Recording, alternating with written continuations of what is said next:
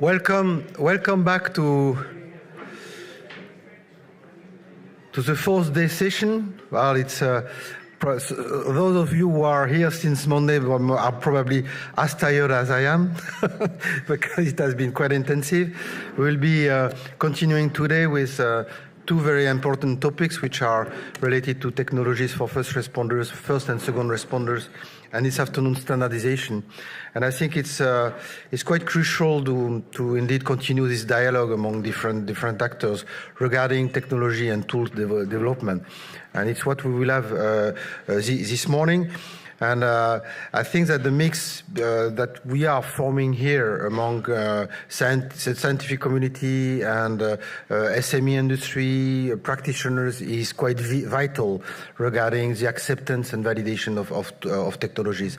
So, well, we'll have actually 4 projects being representing this morning in the first session, and then networks which are also quite important. For example, FIRIN, networks of practitioners, and other projects that will be presented at the end of the morning. I will leave actually the floor to the moderators of this first part of the session. Eleftherios and Tassos will be guiding you in this first session, and I wish you a very successful meeting.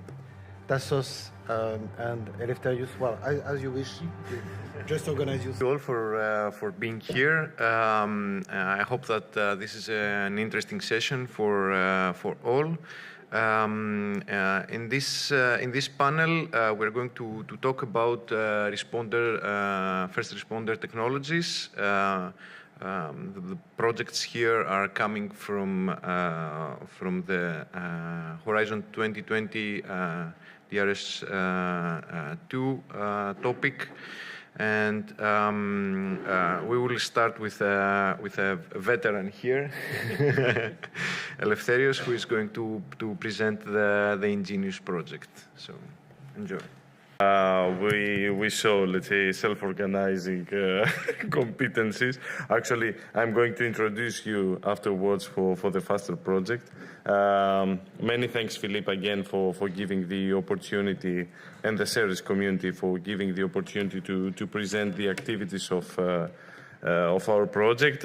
Probably it's going to be the last time, at least for Ingenious, to participate, because in February the project will end, although, as you saw also yesterday, we are trying to follow CERIS activities with other projects like Nightingale. Not to lose time, quick facts about the project. A big project with a vast representation of several countries in Europe, with 6 end users and first responders, 6 specialized SMEs and industries, 1 organization focusing on legal, privacy and ethical aspects, and 10 RTOs and universities from 13 countries, in total 23 partners. As I said, the project duration has been extended by 6 months and is going to end by February 23, and the overall budget was almost 9 million.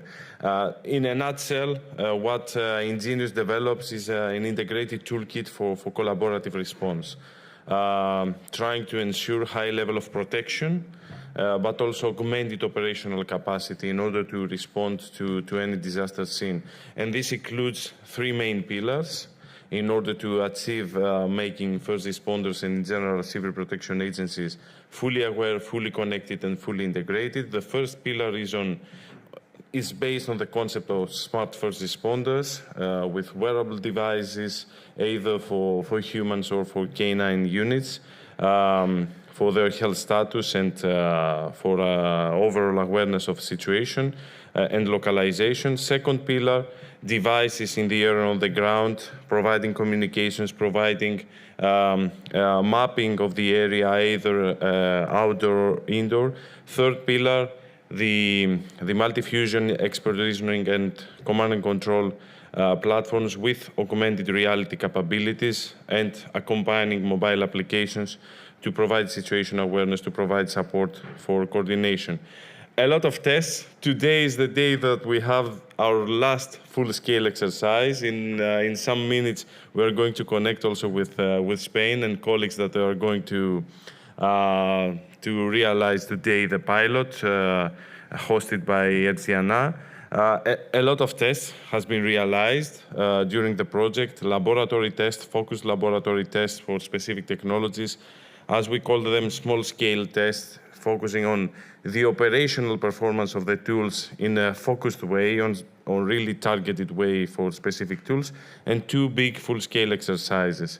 A lot of photographs for this event. I know we don't have the time to go into details. You can see here the K9 vest test, for example, with the K9 units, the UAV mapping rapidly an area to provide a map, an updated map, test inside debris for localization and indoor spaces, and some photos from the first full-scale exercise. And I believe that it's better, instead of showing photos, if we can have the video about the first full-scale exercise and what has been realized, following the suggestion by Valeria to provide nice videos about this activity. So if we can have the video, please.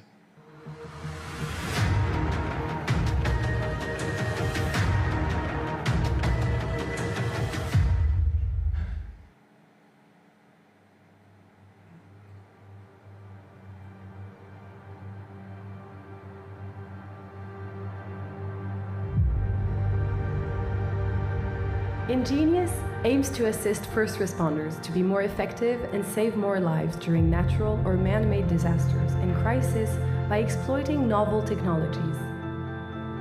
Ingenious is developing, integrating, testing, and validating a next-generation integrated toolkit for collaborative response.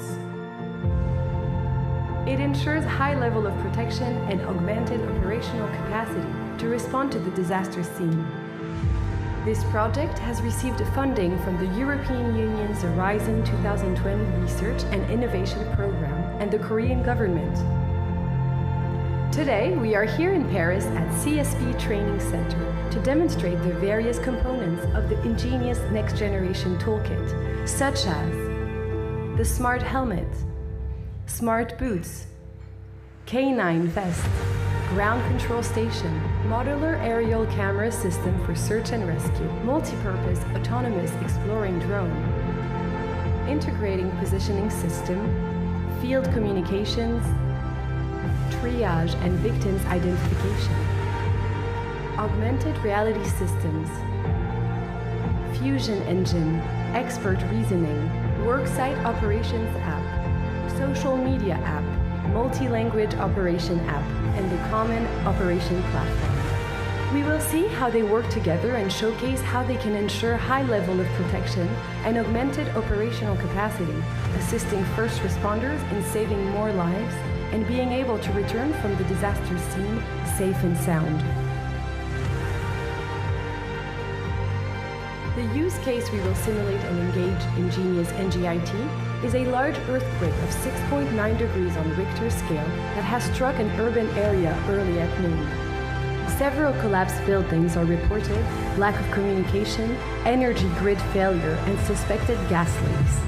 A number of victims is expected to be mostly localized around and inside specific buildings that have collapsed partially or completely.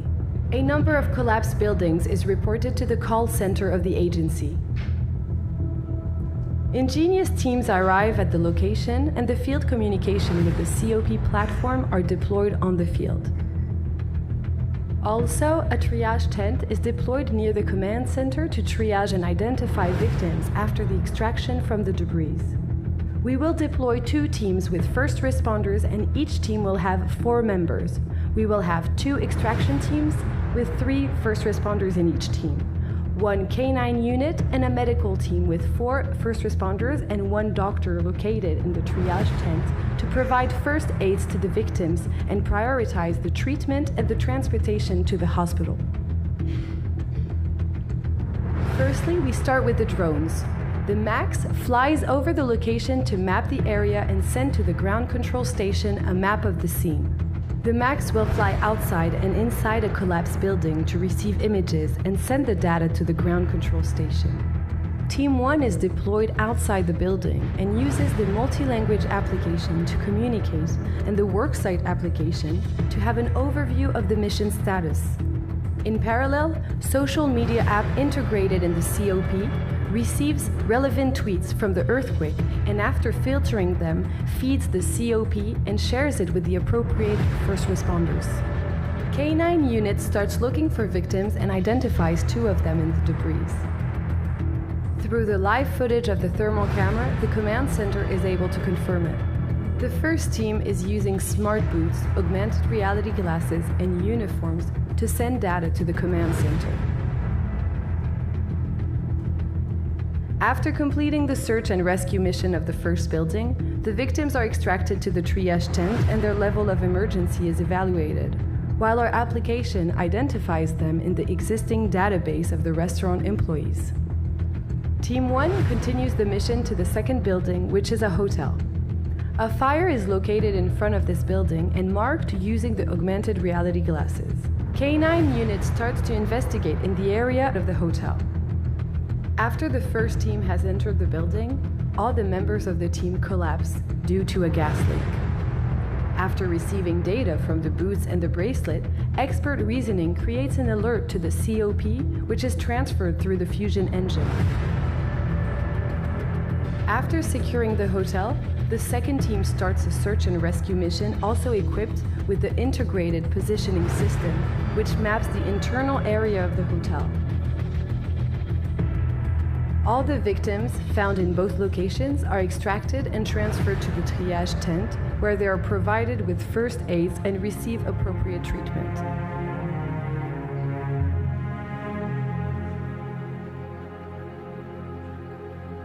The first full-scale exercise was successfully completed, and we are very satisfied by the operation of all the Ingenious next-generation integrated toolkit that were tested. It has been very exciting to see the tools deployed and used by the end users, collect their feedback, and adjust our tools based on that. I was very excited to take part in such a large-scale test because we could demonstrate our components in realistic disaster scenes, and also we can talk about our experience to first responders face-to-face. Actually, it's true that it's the first time because we had a COVID period that made it not possible to have together the exercise that we wanted to do.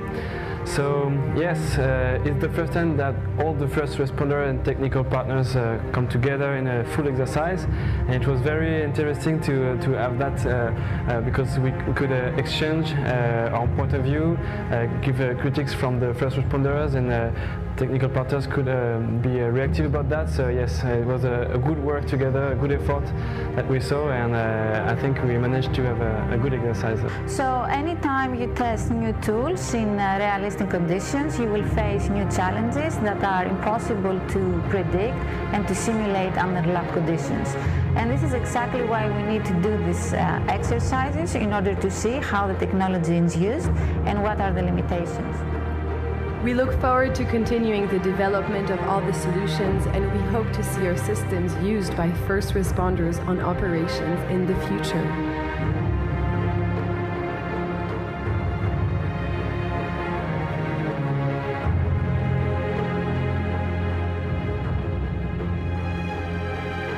Thank you very much for your attention in the video.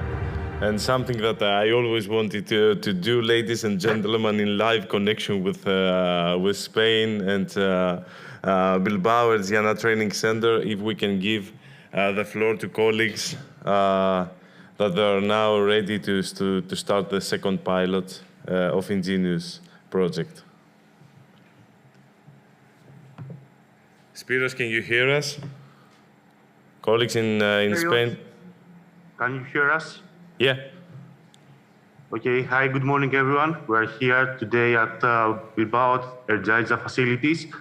I will give the floor to Mateusz Onowski from SBFF, which will be the exercise manager today for our final demonstration, final full-scale exercise. So, Mateusz? Yes. I think this might be better for the view. Yeah, So yes, it's great, Mateusz. Hi. Hi. So today we are doing a last demonstration for Ingenious project. So just show you the setup. So the scenario is a car crash. We have a terrorist attack. Where's the camera? We have a terrorist attack in the car, and there's going to be a lot of different things in the sequence that we will demonstrate how it's displayed in the COP system that we're developing. So here you see a setup of screens, so everyone will see what actually is sent back.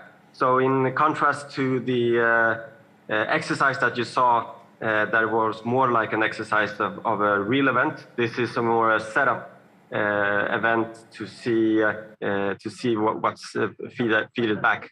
Because if you have bystanders looking at this, it's really hard to follow if you have an exercise. So this way we can see exactly what is going on and what we have developed.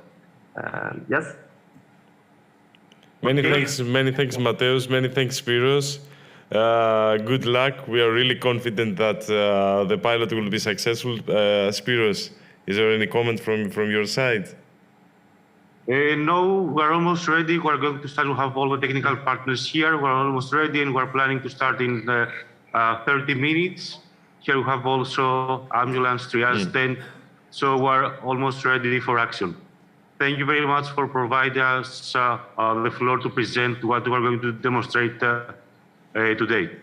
Excellent. Please follow in our social media when we're going to upload all the relevant material and the video for all the activities. Many thanks, Spiros. Many thanks, Mateusz. Good luck to everyone, and see you soon. Many thanks. So thank you very much for your attention. Have a nice day. So it's time to move on, probably, Tassos, right, to the next. Thank you very much for your attention.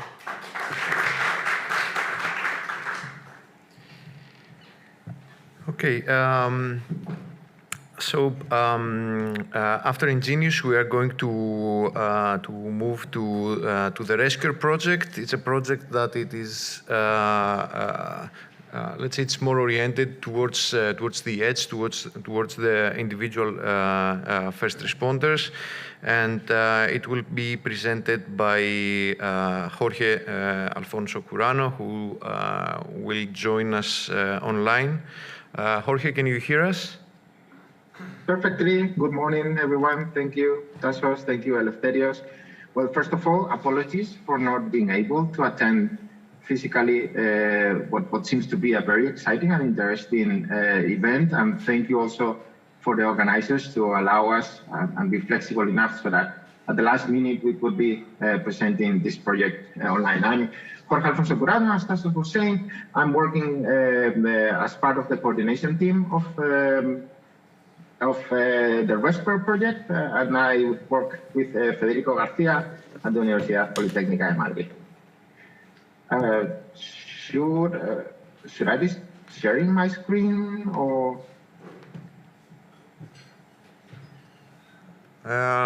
Yes, please. Okay.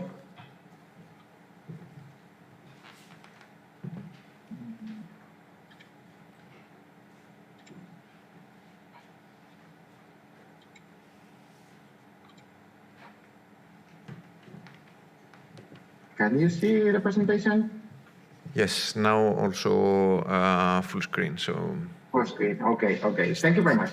I'm sorry for the delay. So I would just say a few things. So the RESPER project started in June last year. So we've been almost 1.5 years into the project. It's relatively small. As I was saying, the project coordinator is Federico Alvarez from the Universidad Politécnica de Madrid. I'm working with him. And thinking a bit about the consortium of the meeting, we have 8 end users and first responders from different countries. And as technical partners, we have 7 research centers or universities, 2 small, medium enterprises, and 2 industrial partners, and then 1 partner in charge of the legal and ethical issues. So this will look very similar to what was presented by the Ingenious project, just 2 principles that we're working or we had in our mind when thinking about a RESPER project is that we have 2 assumptions. One is let's assume we do not have infrastructure for communications, and therefore we need to rely mostly on what the first responder and the immediate surroundings of the first responder are, and maybe the pair, the team, we have been working in different scenarios. And then the second assumption or principle that we're working is that we want to focus on the whole chain of thought and processing about the individual. So that gives, as a result, that as the RESCO project focuses in these 4 areas. So the sense augmentation, precise self-positioning of individual first responders, the cognitive support, and intra-chain communications. This comes down, you can see there a few of the specific tools, but it comes down to 3 basic ideas that we wanted to push to this project. Is that the toolkit, the different tools that we provide should help the first responder, as I said, the individual first responder to see better or sense better what's happening in the immediate surroundings of the first responder. Second, process that information better, so meaning have a better understanding of what is around the first responder, and second, being able to interact better with different elements of this environment. So we have the sensing part, we have the processing and cognitive processing part, and then we have the interactions or sending information to other elements. This is basically the same 4 principles again. So again, improving the senses. So we have enhanced vision, we have enhanced hearing, we have enhanced olfaction. In my mind, I put localization more or less in the same place as the senses, so that using GNSS technologies in the toolkit or visual supported indoor localization, tools like that, the first responder will have a better idea on where he is within the specific scenario. The cognitive support is the group of tools that I mentioned would help to take all that information that was collected in terms of the senses and in terms of the localization, and then prioritize that information so that the first responder will not be overloaded with information, will be given just the meaningful information that the first responder requires to perform better the operation. And then we'll also be supporting in deciding what to redistribute to other elements of the team. Would that be the pair that is working within the same team? It could be the command and control center. It would be could be even the interfaces of the first responder team of herself. And then finally we have the that situational awareness again is like aggregating all this information together. Okay, to take a more practical look on how this toolkit looks like, what we can see in the left half of the circle would be the sensors and the devices that we're using for those first two steps that we saw before. So collecting information and enhancing the senses of the first responder and providing a better idea of the localization. So we have head-mounted camera, we have the smart helmet, we have the HoloLens, which not only provides information as a user interface for augmented reality, but also allows us things like gaze following or gaze tracking to assess the cognitive load, or that's what we are exploring. And then we have the positioning, we have biometric sensors, we have detectors of the gas and so on. All that goes then to the, let's say, the center of the circle with well, we just put the aggregation and communication gateway, but in reality, what happens there in the center is that from all the information that has been captured by the sensors of the different devices, this information, as I said before, is going to be prioritized according to different parameters. So where in the operation we are, what is the actual location or the current location of the first responder? Do we have anything that has been detected that requires immediate action from the first responders? And so it's about organizing this information so that it can be sent back in the most meaningful way back to the responders through the user interfaces and then to the other say, elements of the operation. It could be the command and control center, you can see there in the upper right, and it could be other elements of the operation. Like, for example, it could be the pair, it could be another first responder is close by, it could be something else. Again, we're working on the assumption, this is important, RESCO project operates on the assumption that we do not have network capabilities at the moment. However, having said that, it is true that we're also exploring, of course, the possibility that in the cases where we might have access to an external network, of course, we will take the most advantage of that fact. So again, this is the expected progress on the different tools in terms of TRL advancement. Here is important that, as we have seen, we're working with a number of first responders, and from the very early stages of the project, even before the project started, we have been in very close and continuous contact with them so that we end up with a realistic view of what they expect the tools to be doing or to be capable of doing in the test, and we adjust continuously what we expect to be the outcomes and the final results and prototypes of the project. So again, this is basically the same thing as we have been commenting about this. So these 4 areas of the tools: so the positioning, the augmented sensing, the perception, and then the communications.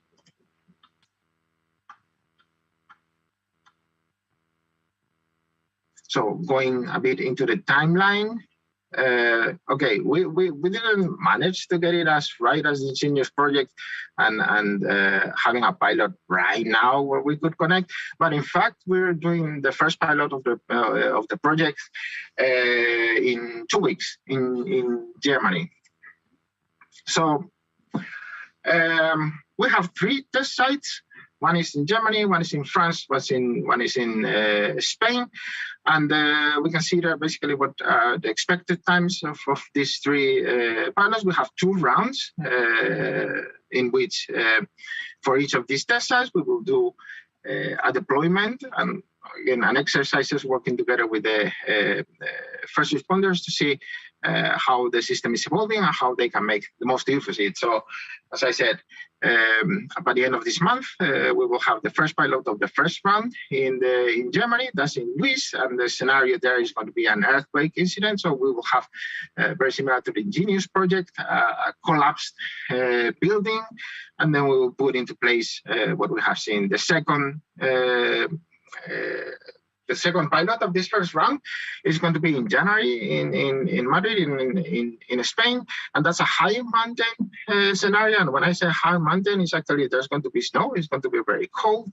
Again, it's high mountain, so we will not have easy access to external communication. So again, that's why this location was chosen for the pilot, and we think it's a very, very good showcase to the different tools and final objectives that we set for the prototypes. And then 2 months after that, by the end of March, we will have the third pilot of the first round, which is going to be a tunnel close to Moran in France. So this is a collision inside of vehicles inside a tunnel. So we're dealing here with very limited visibility, gases, risk of explosions, and so on. Well, this is just a bit more details of the different pilots. Again, if you're interested, please reach out to us and we will give you all the details that might be interesting for you to assess what we're doing. And I think that would be all on our side. Thank you very much.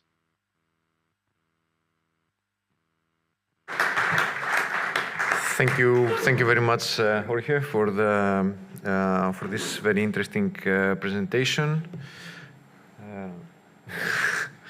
Okay, so well, I will continue myself for the FASTER project. and we will receive some questions altogether in the end for the projects that are being presented. So FASTER is one project that has actually finished in April this year. So maybe you will have another chance in CERIS in the next one. So we started in May 2019. We have a large consortium, 23 partners plus 4 linked third parties. So from many countries in Europe, plus the support of Japan, with a research partner there. So we have, as all the projects, a lot of first responders from different countries: France, Spain, Finland, Greece, Portugal, and of course our first responders that came from that were brought by our Japanese partner. And Italy, I forgot Italy, sorry for that. So FASTER aims to improve cooperation and interoperability between first responders, to improve also the ergonomics of the tools. We know that first responders usually have a heavy load on them. Resilient and trusted communication, improve the operational capabilities, and provide risk assessment and anticipation. And all this is wrapped up in a situational awareness platform where we have a common operational picture, both for the command and control center, but also for the first responders on the field. So I will give a short overview of the technologies that have been developed. So we have, you see here the common operational picture. There is a 2D version for outdoor events, where you can see the marked area that is the area of the disaster, and then we have pinpointed the position of the different first responders and the resources, but also the events that are happening. But we have also developed capabilities about operating in indoors. So we have a pilot in Finland where we have a terrorist event in a school, and the whole organization of the mission is done through this part of the common operational picture. Different unmanned vehicles have been used, both ground and aerial. So we have also different sizes, from small UGVs to bigger ones that can also include and carry people. And also we are using, we have used drones that are also capable of a payload from our partner Drone Hopper, that have the ability to reach a payload up to 400 kilos. So using the sensors that are on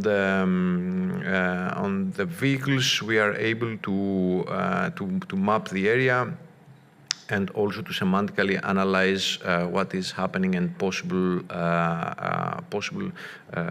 locations where either critical infrastructure or signs of life that we could trigger an intervention exist.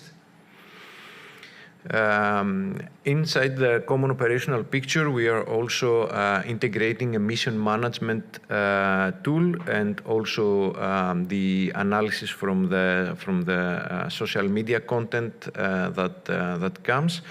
Mission management is done through a chatbot, so we do not request from the people to have yet another application, but they can use their existing chat applications. And this is also very well positioned in order to facilitate volunteers, either organized or spontaneous volunteers. And we have also created an application for a smartwatch where we can easily distribute tasks and mark the accomplishment of those, as well as collecting information. So wearables were also a part of FASTER. So we have wearables that are for first responders and K9s. Here there is a vest that is worn by the first responder, and it is monitoring their vitals. Taking into account also the GDPR regulation, this is we are locally processing and transmitting only in the case of an emergency to the common operational picture. And we can also have sensors about the outside environment. For the dog, we have a different type of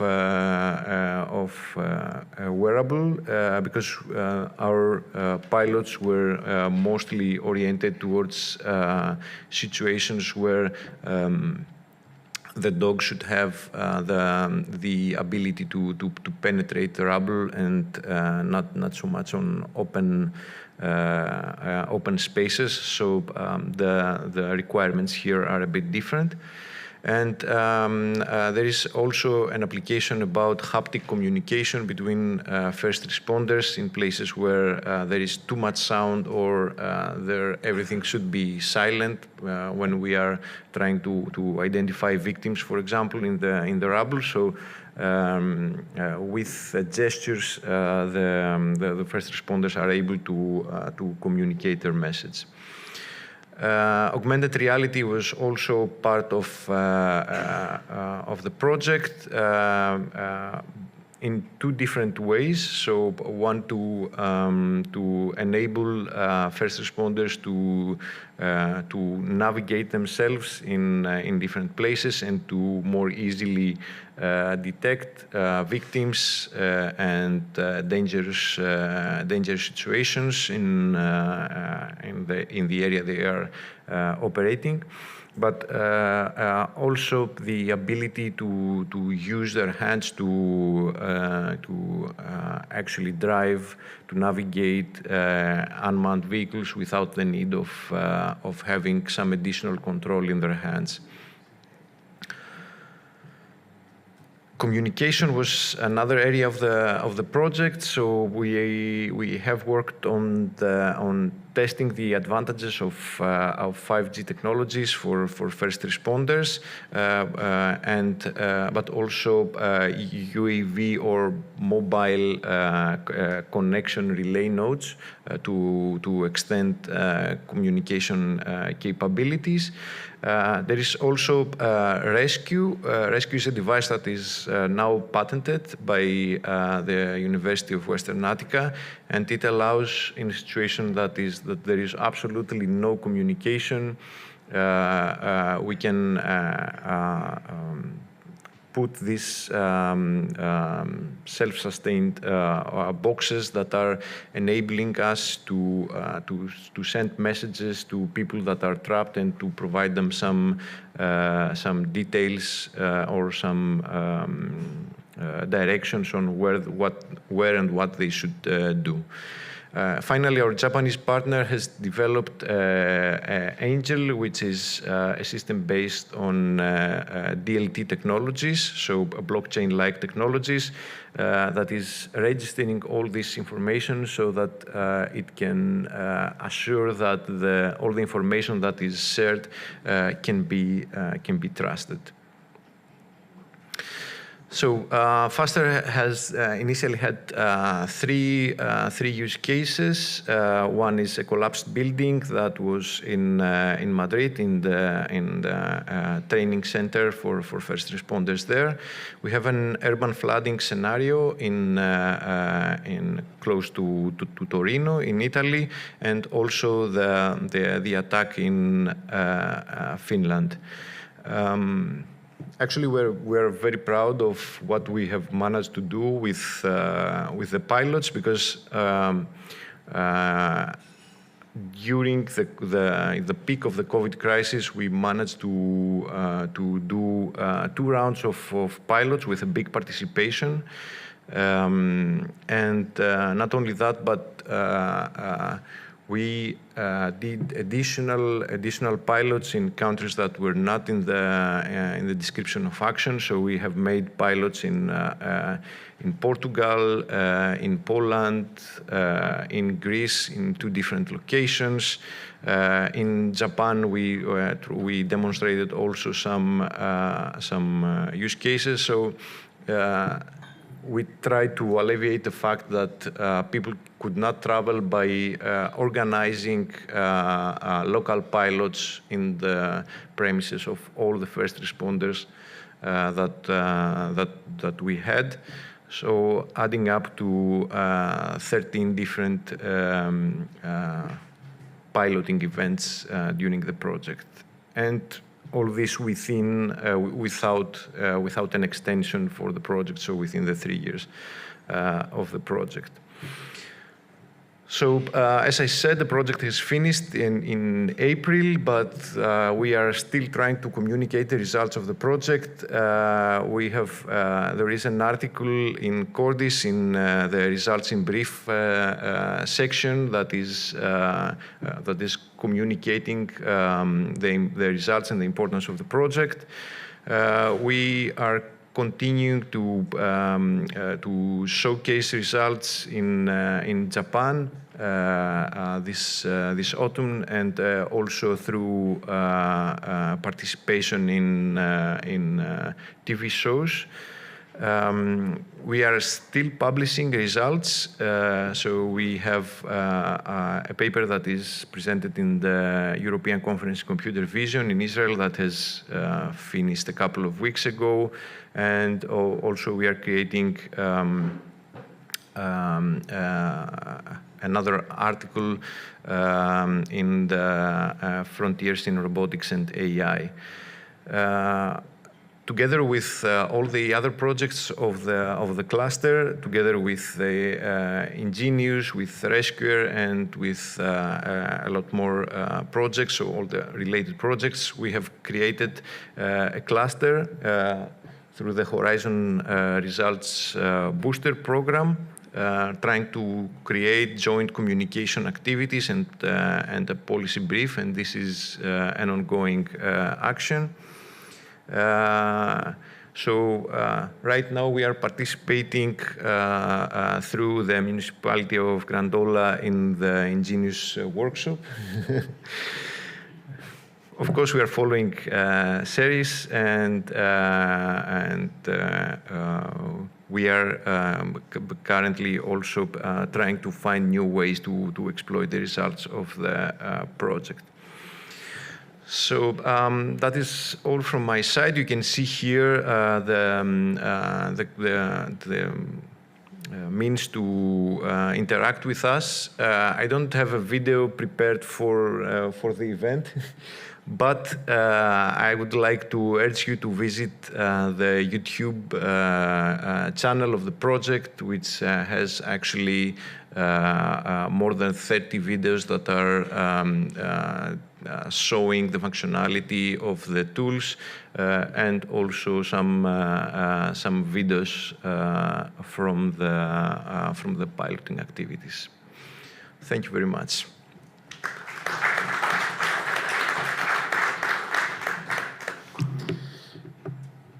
Okay, now next I would like to invite John to present us the TeamAware project. Normally this should have been done by Monica Florea, who should be online with us. Hello, Monica. John, please.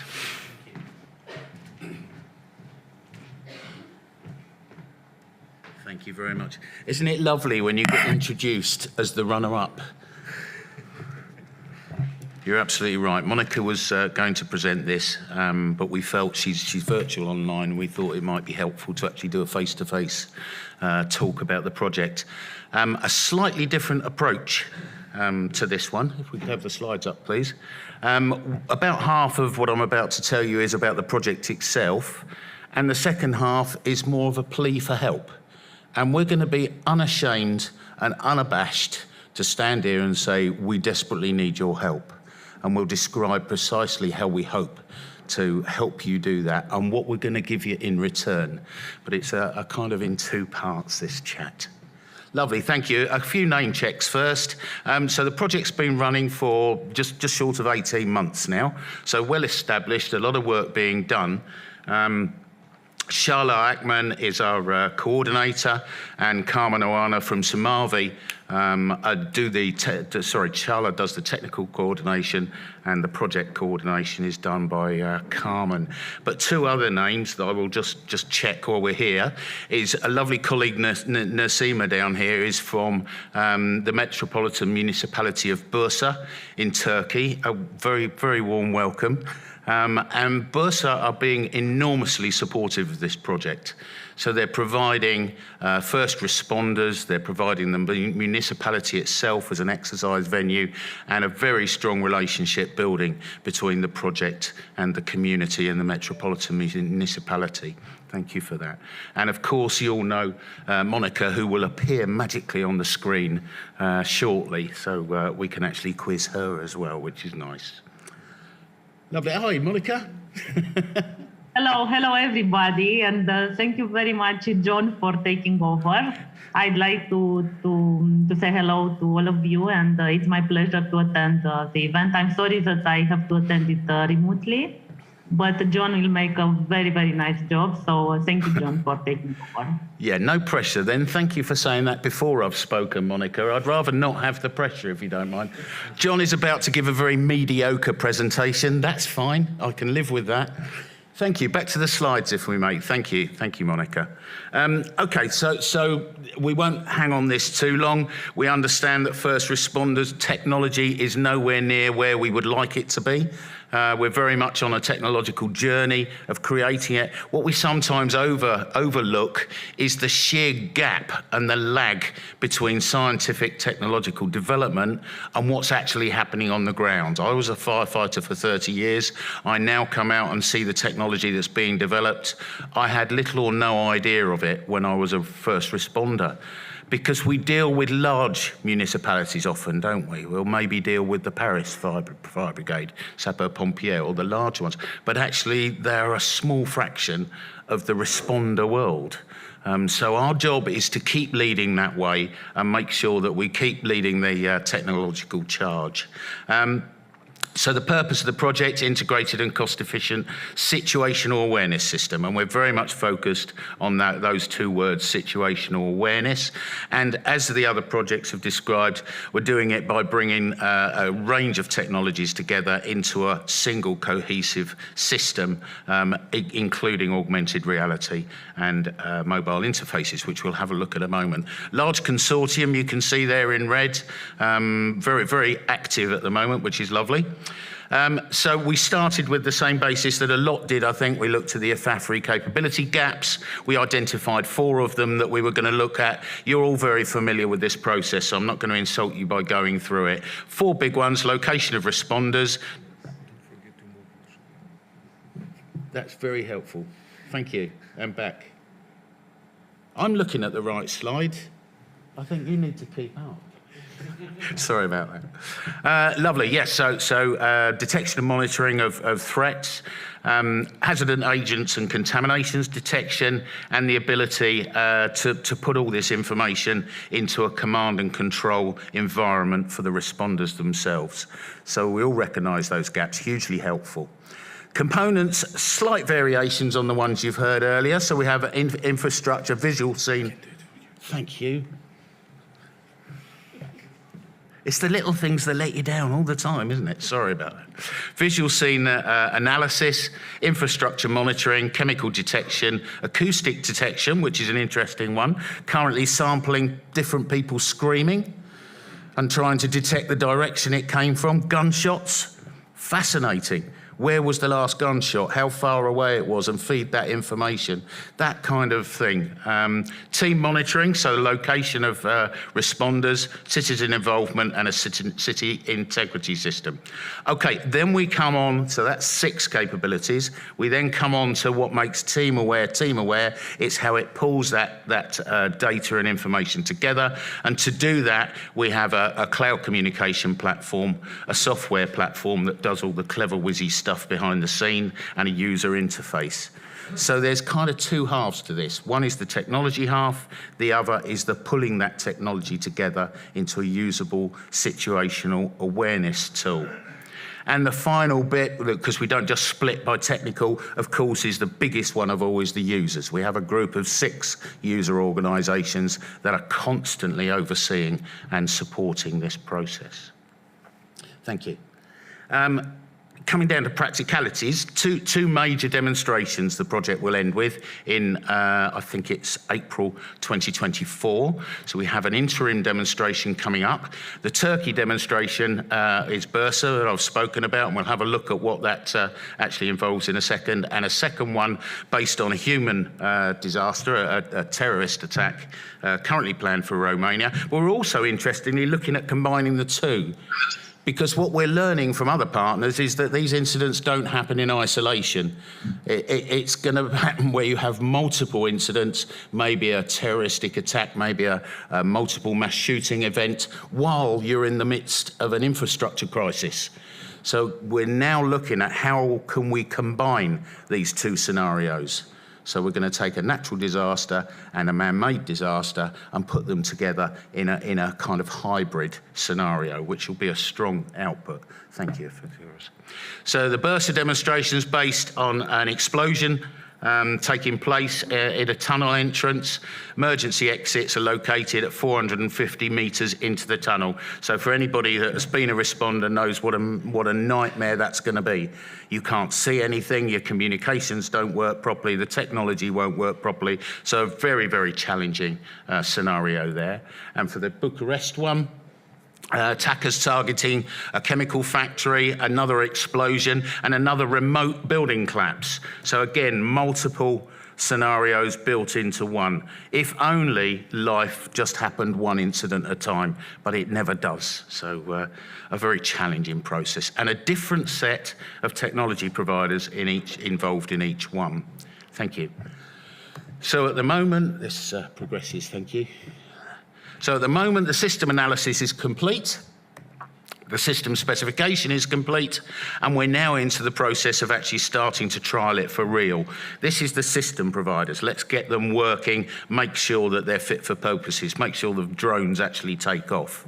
But there is another piece of work that comes later, which is where we do the final demonstration, and actually we run all the systems together with the platform itself. So the exercise we have coming up in November is very much about the individual components. And then next year, we do the major demonstration where everything comes together. So quite a challenging time. Okay, that's pretty much all I want to say about the project. So moving on is my plea for help. We desperately need your help. We can't operate in isolation, and the more I sit here and watch the presentation of others, we know, by goodness, we're facing exactly the same problems you've lived with for the last 3 years, and some more. So we would very much like to use CERIS as the vehicle to make sure that this isn't an annual event. Actually, it's almost a monthly event where we bring the technology partners together and the projects together. We heard a fantastic phrase just now. Thank you. About, yeah, that's the one. No, that's my notes. Don't worry. I've got a big banner across my screen that gives me the theme of this slide. So we're looking at different things. So we understand a cluster, and it was fantastic to hear that a cluster is being formed for the Horizon Booster submission that's going through. So our hope is that we can help create an ongoing and almost permanent cluster of projects that have an interest, not necessarily all from the same DRS schools. Sometimes they will just have an interest in particular components, but we have a dynamic cluster that can actually talk about its issues. So there we've tried to describe what a cluster is: informal, voluntary, free. It's an opt-in process. So it sits there, it runs constantly, it has its meetings, but you dip in and out of it as you will. We're having some remarkable success at the moment. We've created one in the Disaster Resilient Societies area. So this is 8 projects of sponsored, if you like, come together to form this cluster. It actually had a full day of presenting on Tuesday. Those of you, some of you were here, I know you were. But it made a massive difference when they were presenting in a holistic environment, not just this is what my project's doing, this is what my project's doing. You very much got a feel of this is what our projects are doing. Always in the context of a specific project, but actually far better contextually understanding what other research was going on. So we have a model, it's working well, and we're hoping to be able to support with that. In pure, what does it mean? Well, we now, through Team Aware, we're proposing to provide a facilitator or a secretariat. We'll create the structure and we'll maintain some basic web resources through CMIND that can actually be accessed by everybody. So that's our plea, really, and it may sound as though we're trying to create something purely for selfish reasons. You'd be absolutely right, because we're recognising the gaps in Team Aware. So this has got a very, very selfish motivation. But we think it will deliver very real mutual benefits for all projects that choose to jump in and out when it suits them. Shared knowledge and opportunities, shared dissemination opportunities. Maybe you don't have to create your own glossary every time you start a new deliverable, because we have a master glossary that will be built by all of the projects. That kind of activity. So hugely exciting. I hope the projects in the room will join and feel that there's some benefit to have. But really it is a plea. Come and help us, please. Thank you very much.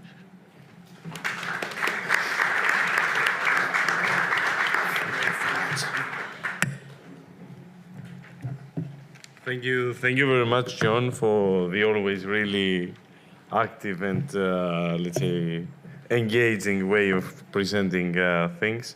It's time for some questions, if there is for any of the presentations that were given before.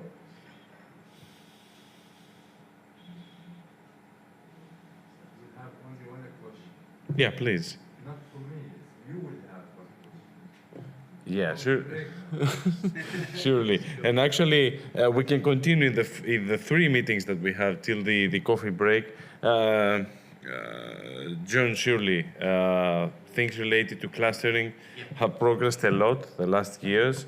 We started in this DRS02 cluster with a lot of projects. We even reached this milestone of go together to the Horizon Booster, which, okay, the first time that I heard that, you know, I couldn't imagine how this could happen. You know, even inside the exploitation of the projects, we are facing issues to understand what are the backgrounds, the foregrounds. So it's a big milestone that has been achieved. Now, when it comes to the continuum of this process, and as you mentioned, we all identify, and the case also in the Horizon Europe, maybe even, let's say, progress towards this way, that we cannot cover everything.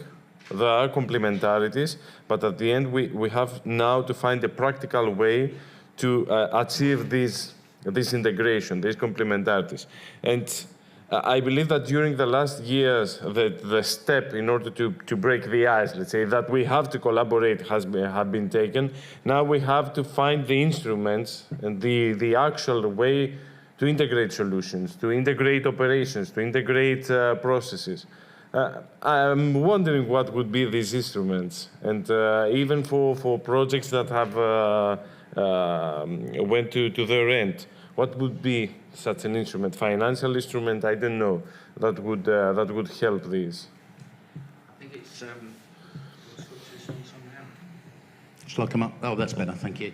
I think it's interesting when we immediately think that others should support us with policy or regulation or rules, when actually the reality is it sits in our hands.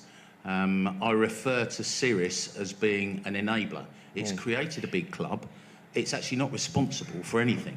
The responsibility lies entirely with the individual projects, with the desires and ambition of the project officers to steer us. But actually, it all sits on our shoulders. And I'm rarely convinced that we need a framework or something to do it. I think if we get together, we'll create a hippie cluster that will benefit the members far more than anything that's described in statute or regulation. If it doesn't, then we failed. But I'm not sure, beyond a few notable exceptions, I'm not sure we've even tried yet. So I'm hopeful that actually we're seeing the start of an enabled process through CERIS that will give us a chance to show what we're good at together. That's the theory. Any information that you can disclose on what you are thinking about CMINE and how to facilitate this process? That's kind, yeah. CMINE, you all know CMINE because you're wearing the tab and we're the facilitators of the group here.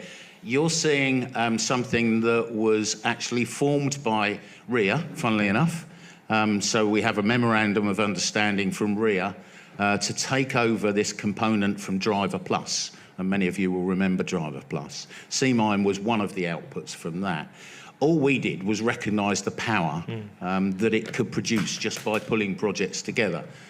So we took it over under a memorandum of understanding, and we've been really lucky that we've embedded it in a few proposal bids that have been successful. One of which is Team Aware, which explicitly says we will use CMINE to actually bring projects together. That's what it says in the proposal. So we're now empowered and funded through that to try and do a bit of good, which is really helpful. So it's funded by the Commission, it's enabled by the Commission, but actually it's a voluntary activity that we just try and deploy for good. So we can use it for structural things like providing a facilitator and providing web resources and document repositories. We can do all that sort of thing. We can organise events, as you've seen. Hopefully this one's been a success. So you kind of have a free resource in CMINE. It's not free because it's already paid for through the projects, but the one we're talking about today is Team Aware really is the enabler, financial enabler and structural enabler of that. Does that answer? Yeah, John, I was thinking about, some collaboration campaigns that might be there, triggering, making actually requests to community members to join and with a common target, let's say, a small exercise, even a remote one, even, something simple that might not cost, but will keep the pace, let's say, in this collaboration. Let's build it together. That's surely, fantastic. Surely, John. Yeah, lovely. So, many thanks. Many thanks to everyone for your attention. Now it's time for a coffee break, right, Philippe? And then the panel session on responders technologies, moderated by Olivier Salvi, will follow up. So thank you very much.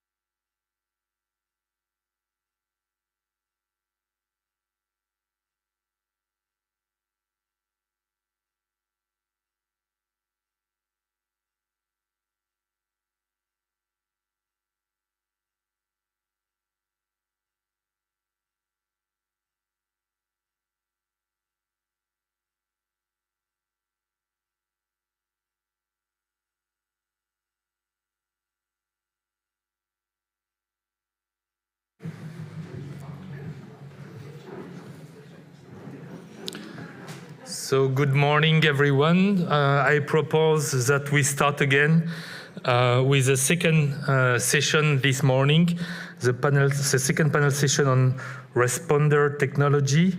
My name is Olivier Salvi. I work for Ingenious Development in France, and I represent here the FIRE-IN project, which has been completed at the end of last month, so in October. But we think it is important to continue and to continue to disseminate the main outcome of the project, and that's the reason why I am here today with the first presentation. During this session this morning, we will have 5 presentations. 3 of them will be online, but the first one and the last one will be here in Brussels. It will be the opportunity to learn about several projects and continue to discover interesting technology that help the mission of first responder. So without waiting too much, I propose that we start with the first presentation, which will be my presentation. I will explain, as I said, I will present some results and the main outcome of the FIRE-IN project. You know, it has been a project dealing with fire and rescue, a network of practitioners with the objective to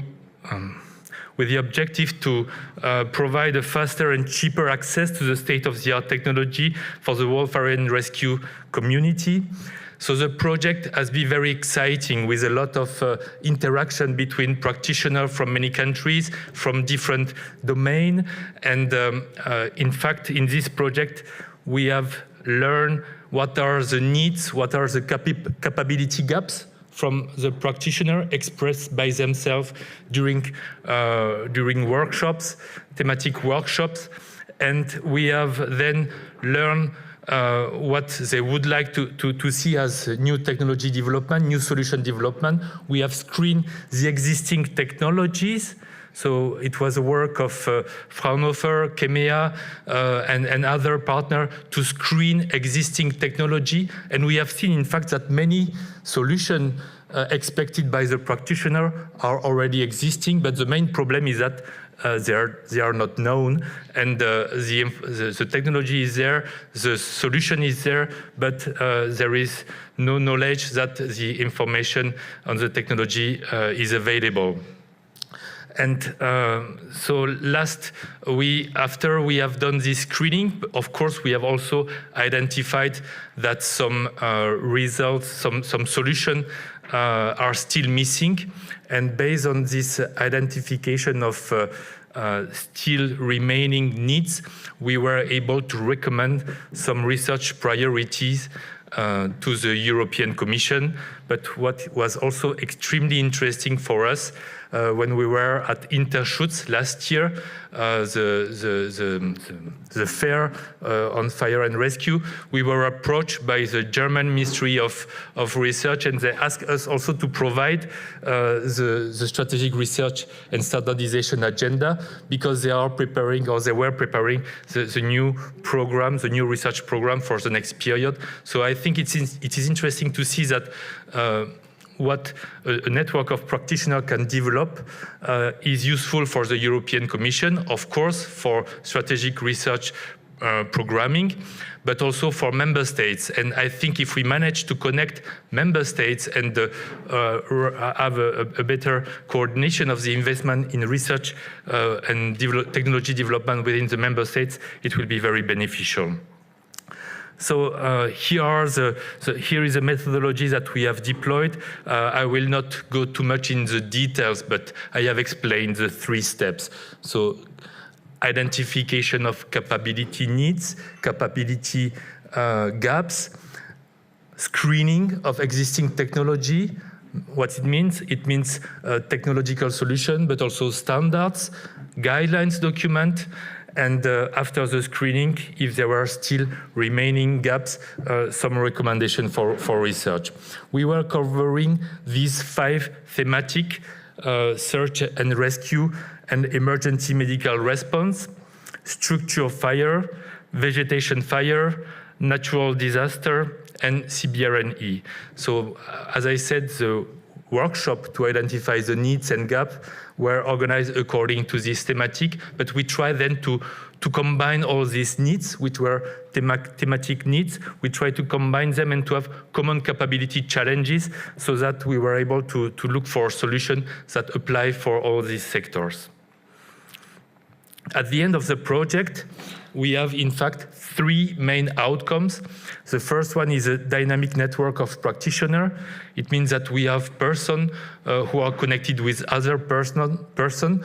Some of them are connected with this group in Brussels and learn from the top research which is carried out to develop new technology. But some other are connected with colleagues who are facing and working every day, saving life and rescuing other people, but who have not the chance to come to Brussels. And what is interesting is to have this different connection between people. This is a matter of connection between people. And for us, what is really important is to identify the mechanism to bring the information that is available to the right person.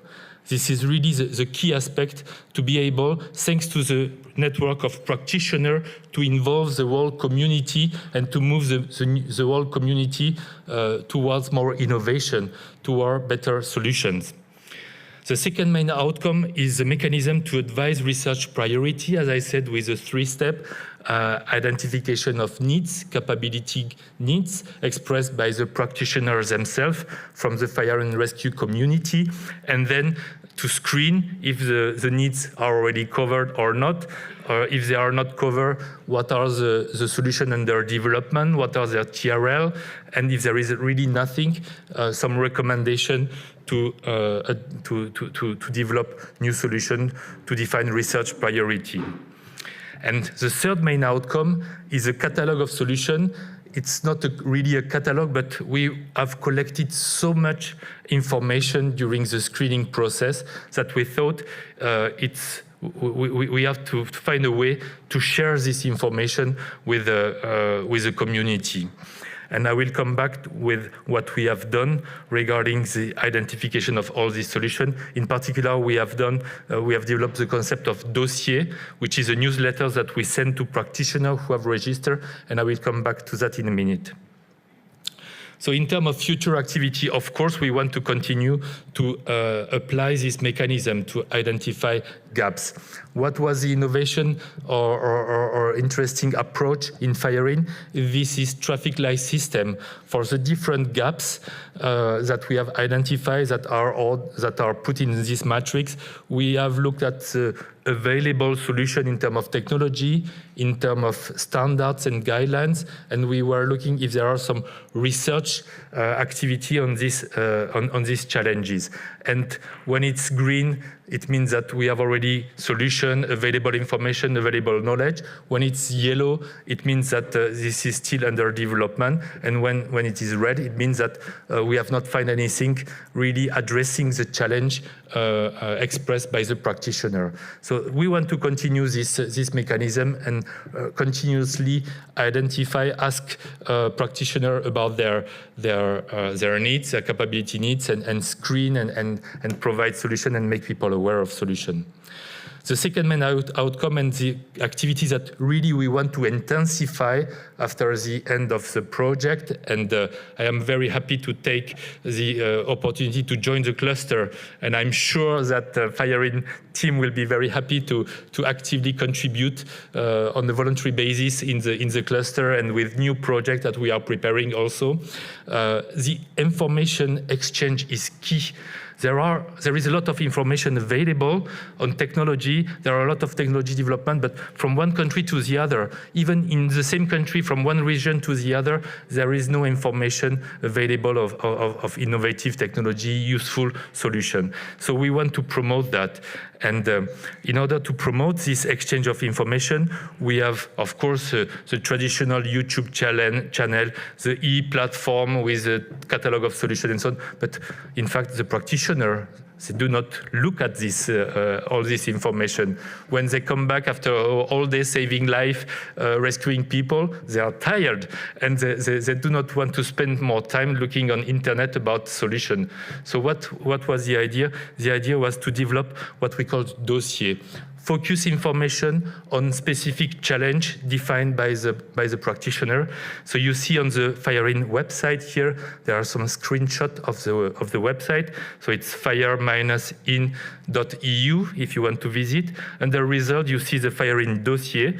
There are at the moment 3 dossiers, and by tomorrow there will be a 4th dossier addressing some challenge. The first challenge was quick situation awareness. The second challenge was about develop public self-protection and awareness. And the third challenge was to create certainty and shared vision of emergency. And for each of these challenges, we have a sort of 10-page document summarizing what is the challenge. So here we have a summary of the challenge with some keywords, so something easy to read. We also mentioned that using the feature of the system we use to send this newsletter, you can translate it in any of the language. So all the text that we provide in the dossier can be accessible in Spanish, in French, in Greek. So it's very, very easy and very convenient to reach everyone in Europe and also outside Europe. So then we have a first part in this dossier, which is a short presentation of some technology that are already available on the market, TRL 8 or 9 or plus, so technology who are already available on the market. We have a short text, we have a link, we have a contact person. It's to raise awareness. If someone is interested by the technology, click on the link. Try to know more. It's not enough to know all about, but it's enough to get interest and to go to the next step. If you know someone that is interested by this technology, you forward the dossier to your colleague. And we have seen that we have tracked the use of the dossier, and we have seen that in some companies there were a lot of forward to colleagues. So you have some technology that are presented very in a simple way, not too much text. And for example, in the field of, for the challenge, which is self-protection and awareness, we have promoted the guidance document developed by BBK. It's available in German and also in English. And this was one of the documents that was the most interested for the user. So they click a lot to learn more about this guidance document. So for us, it's really a way to disseminate information, existing information, to people who are not attending this kind of meetings. We have also a section where we present projects to raise awareness of just finished projects or projects that are still ongoing. And so here you see Intrepid, links, and other. There is still the possibility to ask an expert, and here it's Michel Bourg, the coordinator of FIRE-IN, who is ready to answer any question. And we have also we ask for feedback about the dossier to prepare the next one. And as I said, the project has finished last month. Now we have decided to continue. The 4th dossier will be released today, and probably beginning of next year we will continue. And I want to have a chat with John to see how it could be taken over by CMINE, or find a way to continue to use this idea of sending the right information to the right person who are not attending these meetings. So this was the bracket to inform you about this idea of reaching the right person, disseminating to people outside this small community attending the event in Brussels. The last activity that we want to continue also after the end of FIRE-IN is to promote interaction between technology developers, so research organization, industry, startups, and practitioner. Each time we had an event with FIRE-IN, we had this complicity, this opportunity to have interaction and exchange. And when you present a technology in front of a practitioner, you start to ask the question, how it works in this environment. Is it possible to use with a lot of dust or in environment which are contaminated? So you have some questions from the practitioner that help the developer to better define the feature and improve sometimes the technology. So I think we need to stimulate this possibility to co-develop technology, not that it's only by chance or because of a proximity between a research lab and a team of firefighter, but really to organize it in a way which is more efficient. And this is what we have in mind also in the preparation of future project. So during the last run, we follow also the recommendation of John Hall, who was attending the meeting in Marseille in October 2021. He said, spend your last year to connect with other people and see how you can find a way to deliver your legacy to other projects, to other initiatives. And this is what we have done with CTIF in particular. At the last, so in the meeting in Marseille, you see here Tore Eriksson, Vice President of CTIF. And we had in the closing event of FireIn in Nîmes, Milan Dubrovac, who is the president of CTIF. And really, we want to continue to provide to this international association of fire and rescue, to provide them with what we learn, what we gain from the participation in research activity. I do not mention the other, but we did the same with FEU, the European Federation of Fire Officers. We are in close contact with Sensenelec, with the TC391 chairperson, Patricia Compa, who will attend the event this afternoon. Also with the sector, the president of the Sector Forum Security, Perti Wojcik. So we are interacting with them for standardization. And of course with CMIND, but I don't need to say too much about that.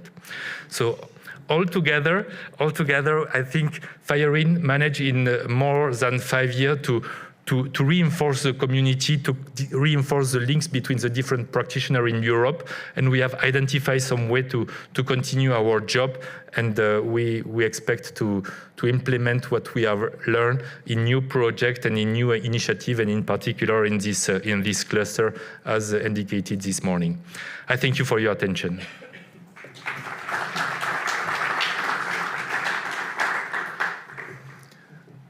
If there is a quick question, I can take the question. Yes?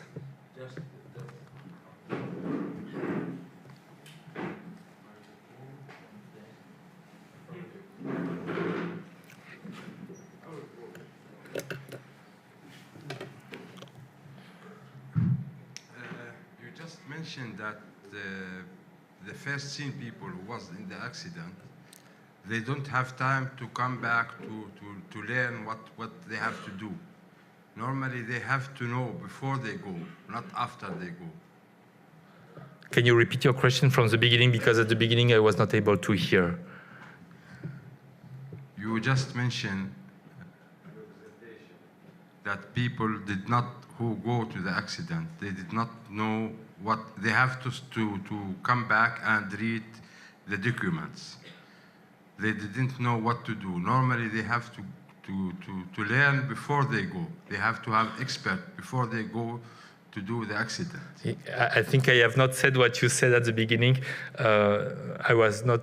Yeah, I agree with you that people need to have knowledge and information and be prepared before they go to. No, you mentioned it 100%. You mentioned that they don't have time to read the documents. They do not have time to read the document when after, in the evening when they come back home, when the rescuer have spent their day of saving life and rescuing people, they do not have time in the evening when they come back home to go to internet to look for information about what we are doing here in the research project. So what I said is that it is important to bring the information to them and not expect that practitioner will search for information that is interesting for them. We need to bring the information to them. This was my message. Maybe it was misunderstood. Okay, thank you very much. If there is no further question, so I propose to move to the next presentation, which is about the assistance project. And I would like to invite Federico Carayal Rodrigo.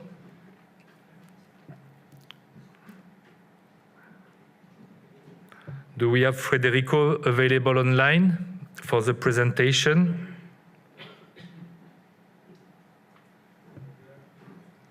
No, he's not connected at the moment. So if if he's not available at the moment, I propose to move to the next presentation and check if Christos and Thanos is available for the presentation. Yes, I'm here. You are here. So Christos, I propose that you make the presentation about search and rescue project, about interoperability among system and equipment, training and awareness for responders. So the floor is yours. Sure. Hello, everyone. My name is Christos Thanos. I am an electronic and computer engineer and a research director for the Decision Support Systems Laboratory of the National Technical University of Athens. I am the coordinator of the Search and Rescue project. The Search and Rescue project refers to emerging technologies for the early location of entrapped victims under collapsed structures and advanced wearables for risk assessment and first responder safety in search and rescue operations. We will briefly see what that means in the next slides. The Search and Rescue Consortium is comprised of 28 partners from 12 European countries, 9 of which are research institutes, 6 SMEs, 5 large enterprises, and 9 end users. The Search and Rescue project develops further advances and combines multiple technologies with varying degrees of adoption for search and rescue operations. Some have never been tested for such a use, and others have already been deployed in field operations. These include the Concord Emergency Management System, several wearables and mobiles, including health, geolocation, radiation, and chemical sensors, and uniforms, smartphone applications, robots and UAVs with advanced sensors. The technologies, tools, and techniques being developed in the Search and Rescue project are validated in 7 use case scenarios and an equal number of exercises on the field. These exercises take place in Italy, Greece, the border between Austria and Germany, France, Romania, and Spain. A combination of technologies has been selected for each since the beginning, but it has also been expanded during planning to improve the validation efforts. Search and Rescue consists of an event-driven architecture, starting from the sensor of the field technologies, the rescue memes, the GPS, to Apache Kafka, in order to store and aggregate the incoming data to the data lake ecosystem. Then the homogeneous data are consumed by the SNR services and the backbone platform Concord. As a final result, the end users can be aware of the situation on the field and make informed decisions on the management and allocation of resources, the appointment of responsibilities, the mobilization of resources, etc. To make this work, we need to establish a service interoperability framework. On the left, you can see a unique point of access called the service bridge. Since most of the components use different protocols, we also implement a protocol bridge that translates the different protocols to unify the different service protocols used in this heterogeneous ecosystem. So it does that into ones that are predefined for the search and rescue platform. This way, we detach the development of the core services like the situational awareness components, the image recognition and detection systems, and the decision support systems from the integration of new services and technologies. This is done from a single point of access for all services. On the right, you can see it is a little bit more involved than that, and there are several data flows for it to work efficiently. But the service interoperability framework bridges data interfaces and various APIs. In search and rescue, the training of the first responders that we also mentioned beforehand is quite important. Is done through software demonstrations, simulations of exercises using augmented reality and virtual reality technologies, a dedicated e-learning platform for the safety and security management at operational and strategic levels, and of course the use cases exercise we saw earlier, both for the exercise itself, but also for the preparation as well as the feedback sessions that always follow. To increase the situation awareness of first responders and volunteers, the centralized platform can be used to send notifications to the registered mobile phones from the culmination of data in the platform. You can follow our project's developments on Twitter and LinkedIn, as well as through our website, search-and-rescue.eu. On behalf of the project, I would like to thank you for listening.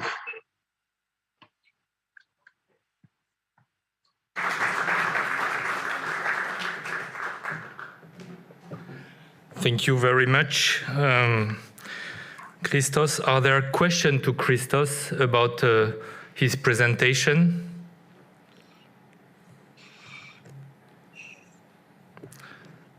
No question on the presentation? So thank you very much, Christos, and I propose we move to the next presentation, which is also delivered online by Cleo Varianou for the Respond A project.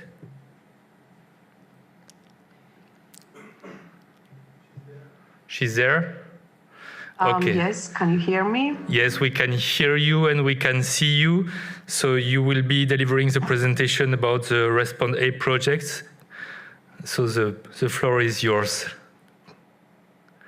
Hopefully Great. You can see my screen as well. We can see your screen and and see you also on the screen displayed here in Brussels. Thank you. So, good morning, everyone. Thank you for the invitation to participate in this interesting event. I will present today Respond A project, and here you can see the coordination team from European University Cyprus.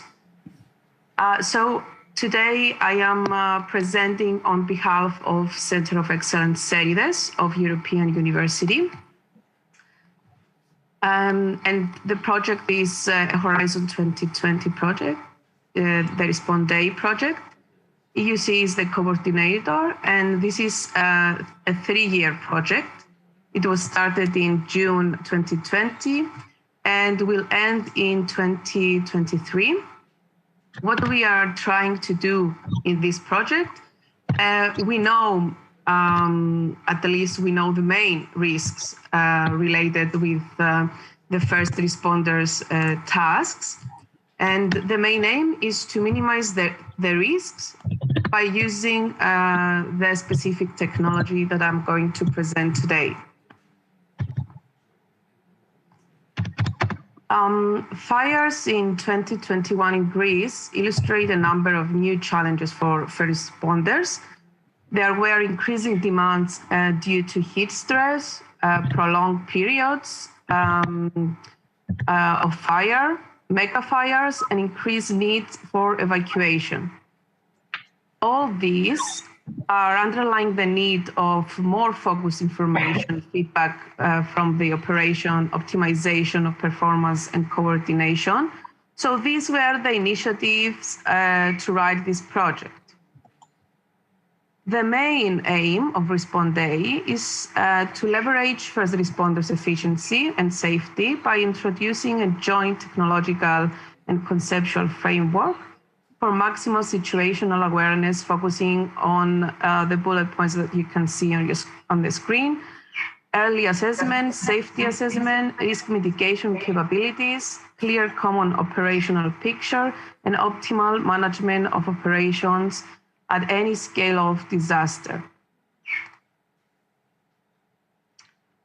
As an output of the project is the development of products and services related with these 4 main categories: augmented reality, sensor and wearables devices. I will present it the next slide. Mission critical communication technologies, robotics, and unmanned vehicles.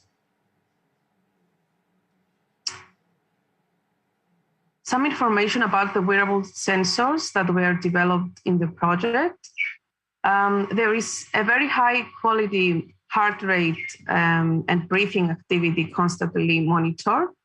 Physical signals of the first responders are constantly monitored. The parameters are provided in real time by the system through the data locker to the control command center. First responders' vital signs are always analyzed to allow prompt reaction and intervention in case of first responders' critical condition. And why we actually need all this? We need them to avoid two of the most common risks for firefighters: the heat stroke and the carbon monoxide poisoning. To control the risk of carbon monoxide poisoning, we must control CO concentrations and exposure time. Currently, the CO sensors are designed for industrial environment, but not for firefighter environment, where CO concentrations are very high. And here is the device, and actually the wearable sensor.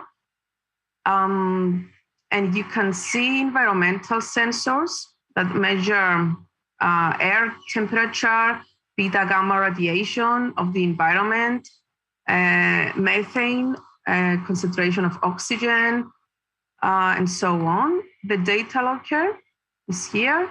It's attached on the jacket. As you can see, it receives the data from the sensors, and it transmits all the data through a 5G technology to the command and control center.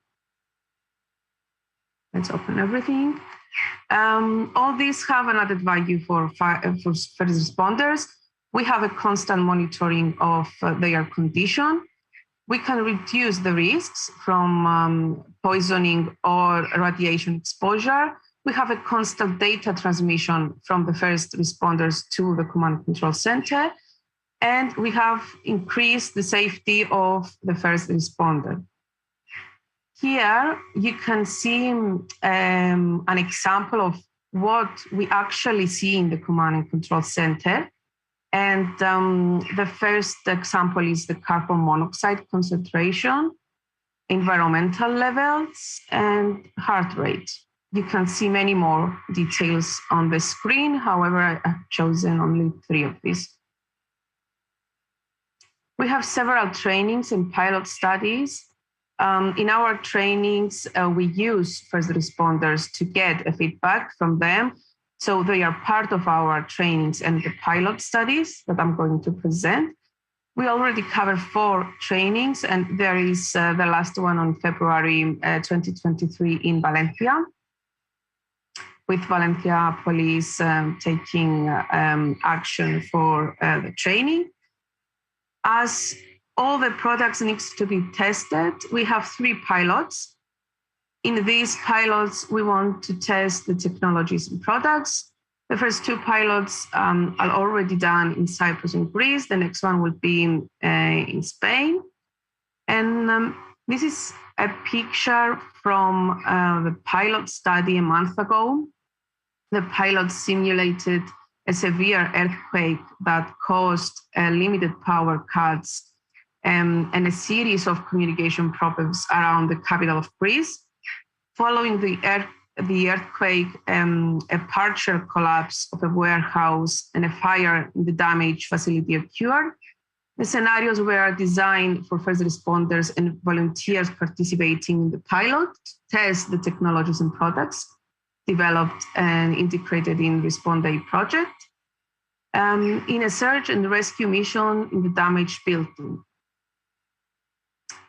So technologies tested were 5G, thermal cameras, wearable sensors, mission critical communication, autonomous ground and aerial vehicles. You can see one of these on your left hand, where you can send this vehicle to the high risk area, and it can measure you. You can get measurements before you enter this area. What else? Mobile command and control center and simulation awareness products.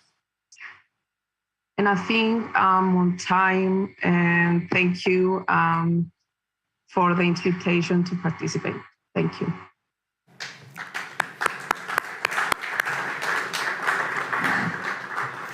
Thank you very much, Cleo. I will ask the room here in Brussels, is there any question regarding the presentation of the Respond A project? No question in the room. So I would like to ask, among the 24 technology that have been tested in the project, as you mentioned, are you still with us, Cleo? Yes. Among the 24 technologies that have been presented, what is the range of the TRL of the technologies that have been tested, so developed and tested at the end of the project? What will be the TRL that you expect, the range of TRL? Okay, I'm not the technical partner. I am part of the coordination team. However, we can cover the area of the incident if this is your question.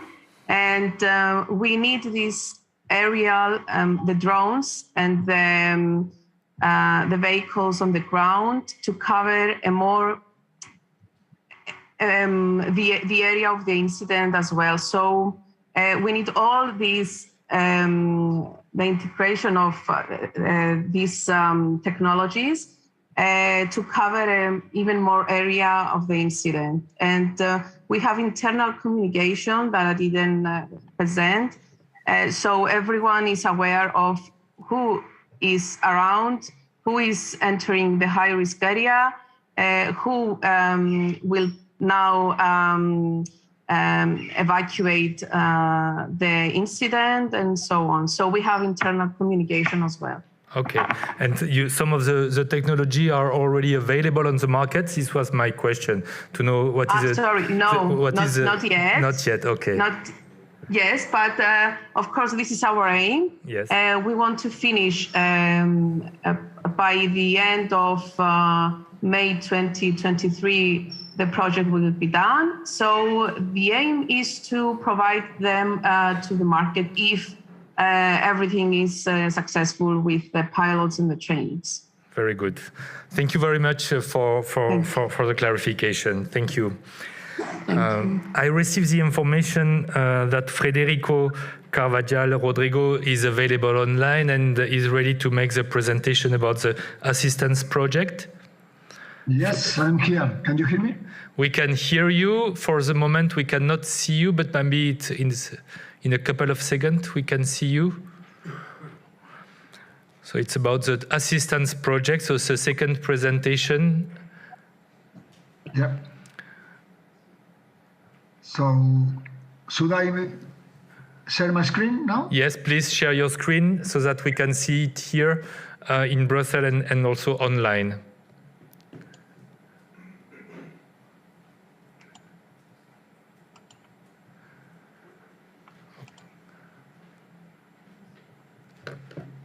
I ask the operator if we will see the screen.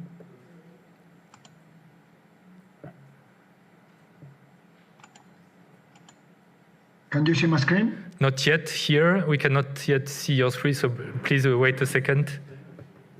Now we can see your screen and we can see you, so you can start your presentation. Thank you, Federico. Okay. Thank you. So I would like to present as quick as I can all the achievements we have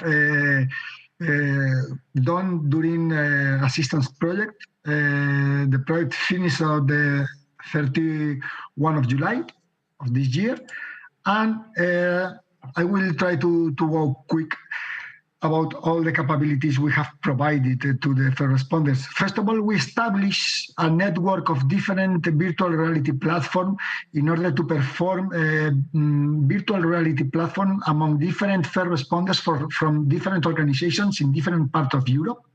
We provide 3 different virtual reality platforms, and all first responders tested them online during the pandemic, and also during the pilots that we performed in January, in March, and also in June. So it was a... Yeah, just a second, Federico. Maybe you can, for the comfort of the vision for your slide, maybe you can go into the presenter mode for your presentation. Okay. Click on presenter mode.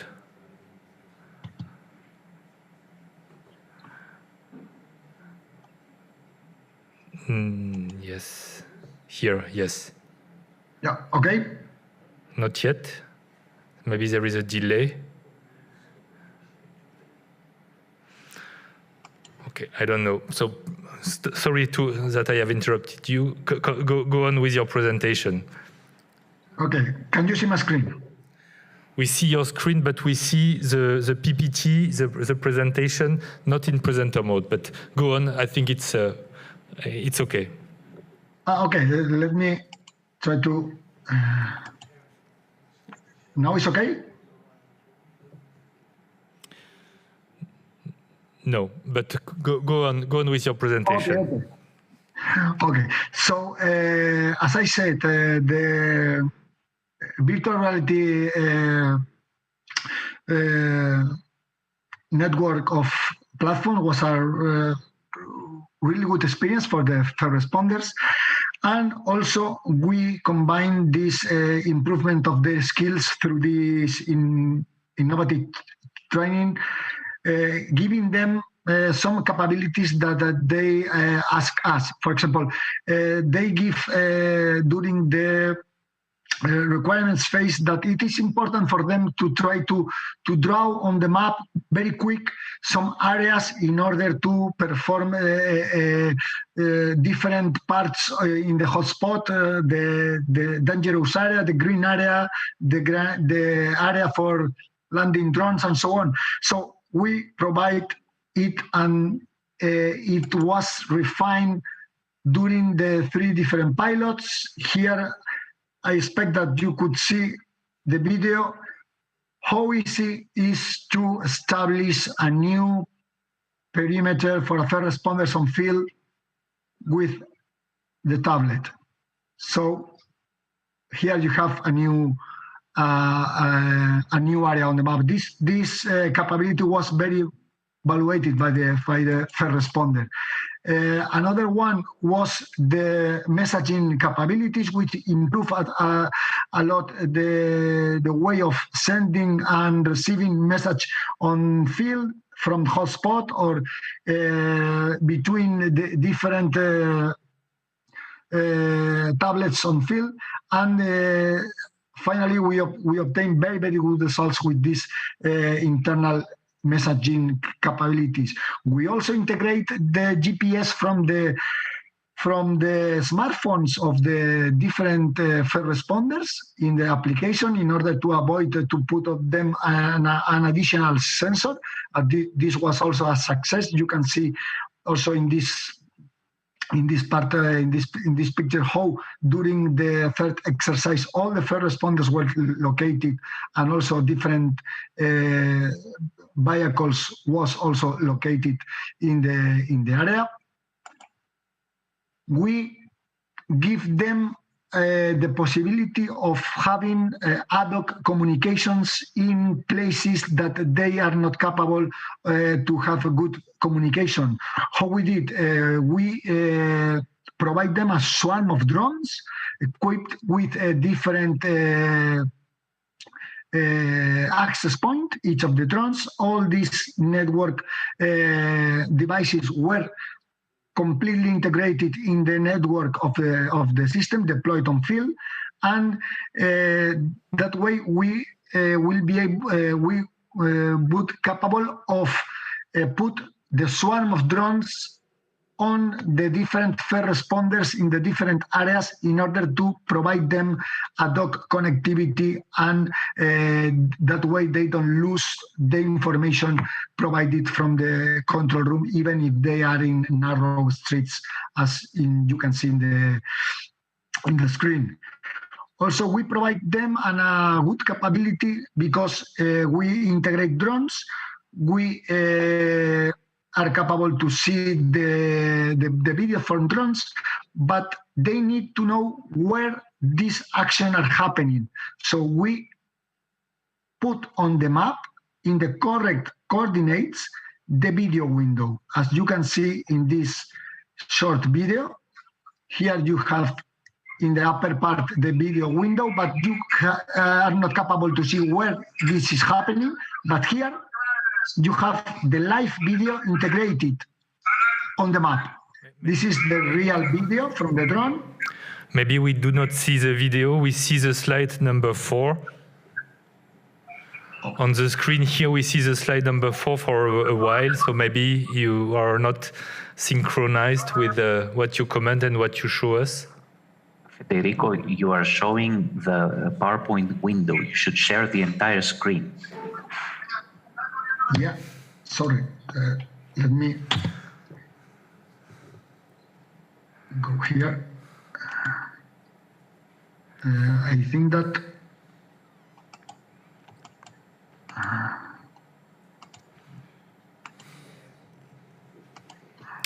I'm sorry about this difficulty. Can you see my screen now? Now we see the slide number, I don't know, the slide number 8, which is a real exercise. Now the 7, okay? Yeah. This is the video I am showing you. Now, okay, now you show the video, okay. In which we put on the map the real window of video in order to give the first responders on field and also in the control room the exact location of what is happening in the video. Not just see the images, but know where is happening directly on the map. Okay, you can see how this is seen here and also in the main screen. So now we also provided them the possibility of use the drones in a innovative way in order to try to capture hostile drones, since drones has been identified by the first responders as a new vector of potential attacks. So we give them the possibility of have a captured drone. That is the big one. The white one is not the hostile. Now the captured drone is waiting, and this is the hostile drone. Now the captured drone, we will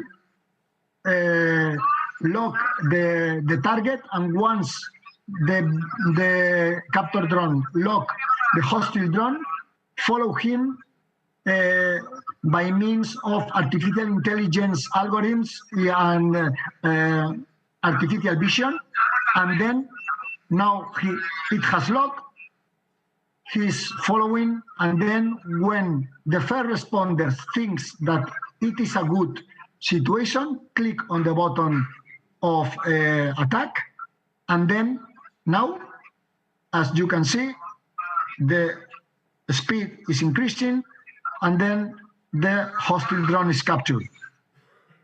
Then the drone is bring to a secure area for further analysis of the first responders. So this was a very valuable capability, for example, for the police officers, since they want to take the drone and put the drone in a secure area, not just to go down the drone. Also, we integrate robots for the first responders. We integrate different kinds of robots for performing different kinds of actions. In this way, to deactivate a potential threat, explosive threat, and also another robot checking a false alarm back on field. We also integrate wearable sensors. You can see in the ear of these first responders, this small sensor is capable to bring us temperature and heart rate, and also another vital signs. We saw these vital signs, and when some of the first responders overcome a determined thresholds that we put in the different vital signs, an alarm appears on the icon, and then in the control room are aware of that this unit has has a problem and can check what are the vital signs, and also to check if this unit should be removed from the field or something like that. We also integrate the performance of toxic plumes with different sensors mounted on the drones. We take measurements on the area, and with these measurements and also with external sources of information, we integrate toxic plumes in the system in order to give the first responders the information if they are inside or outside of a dangerous area. We integrate also, for sure, wearable cameras in order to see what is happening in the hotspot through these wearable cameras. So we also integrate, as you have seen previously, the possibility of draw different areas, the possibility of draw different objects like these yellow points that you see in the screen. These yellow points are the location of a supposed terrorist that has been followed by the drone and that has been transmitted in real time to the tablet on field to the police officers in order to know the exact locations during the escape maneuver of the terrorist, and finally their arrest, thanks to this real-time information. Also, we provide the capability of tailoring the different HMIs. That means each first responder on field has available all this information that you can see here. Areas, locations of first responders. You can see here also secure routes for evacuating the area, for victims, and also for the first responders. All this information is available, and in many times, all this information makes difficult to the first responders to follow the action. So we give them the capability of just put on the screen the information that they need. So as you can see in this very short video, we enter in the system very quick, in a very, very easy way. And now we are going to the tailoring capability.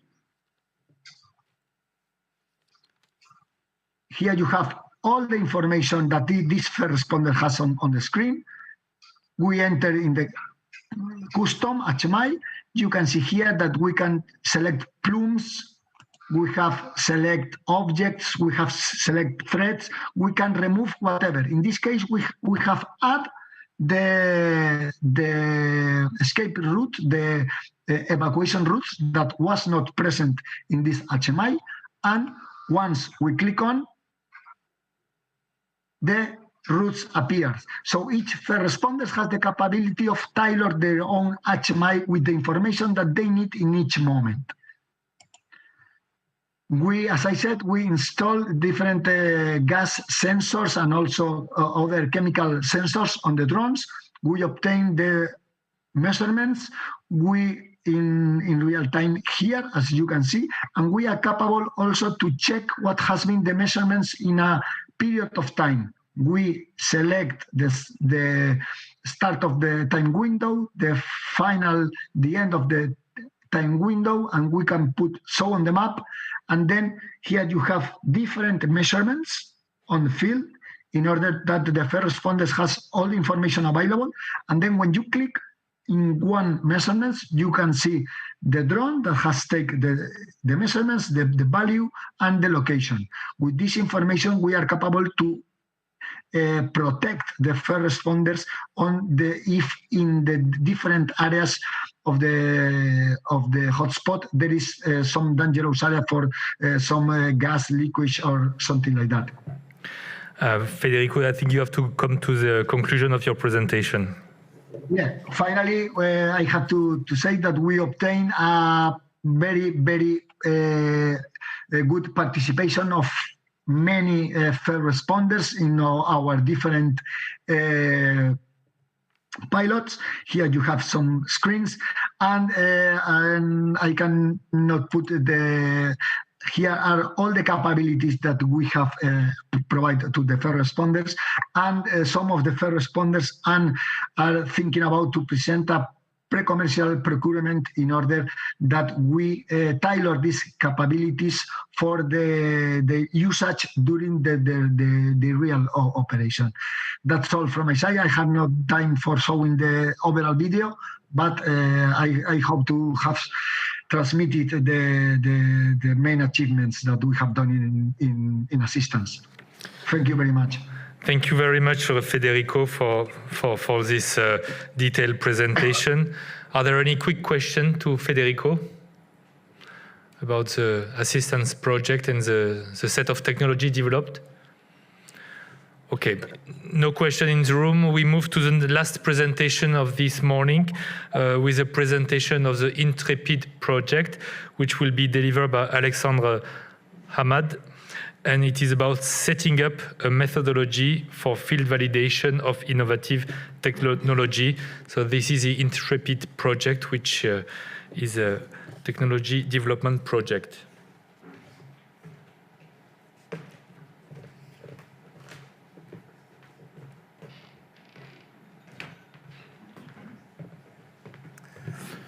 Hi, everyone. My name is Alexandre Hamad. I work for a French company called CS Group, and I'm going to not really present the Intrepid project, but rather one of the outcomes of the Intrepid project. And this is the result of work which has been led by a Swedish organization. So that's the good thing about Europe, is that we have multicultural, multi-languages that create, but the challenge then is the pronunciation of the different languages.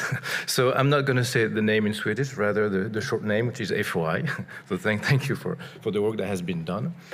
And before presenting the result, I would like to maybe give a short story, or a long story, try to make it short. Actually, it came up to me to reveal this story after all the different talks and what I heard about CBRNE yesterday, about all the social stuff that we heard also on Monday and Tuesday. And so here's the story. Okay. I think the key thing about a story is something that's really the worst, so your story can't get worse anymore.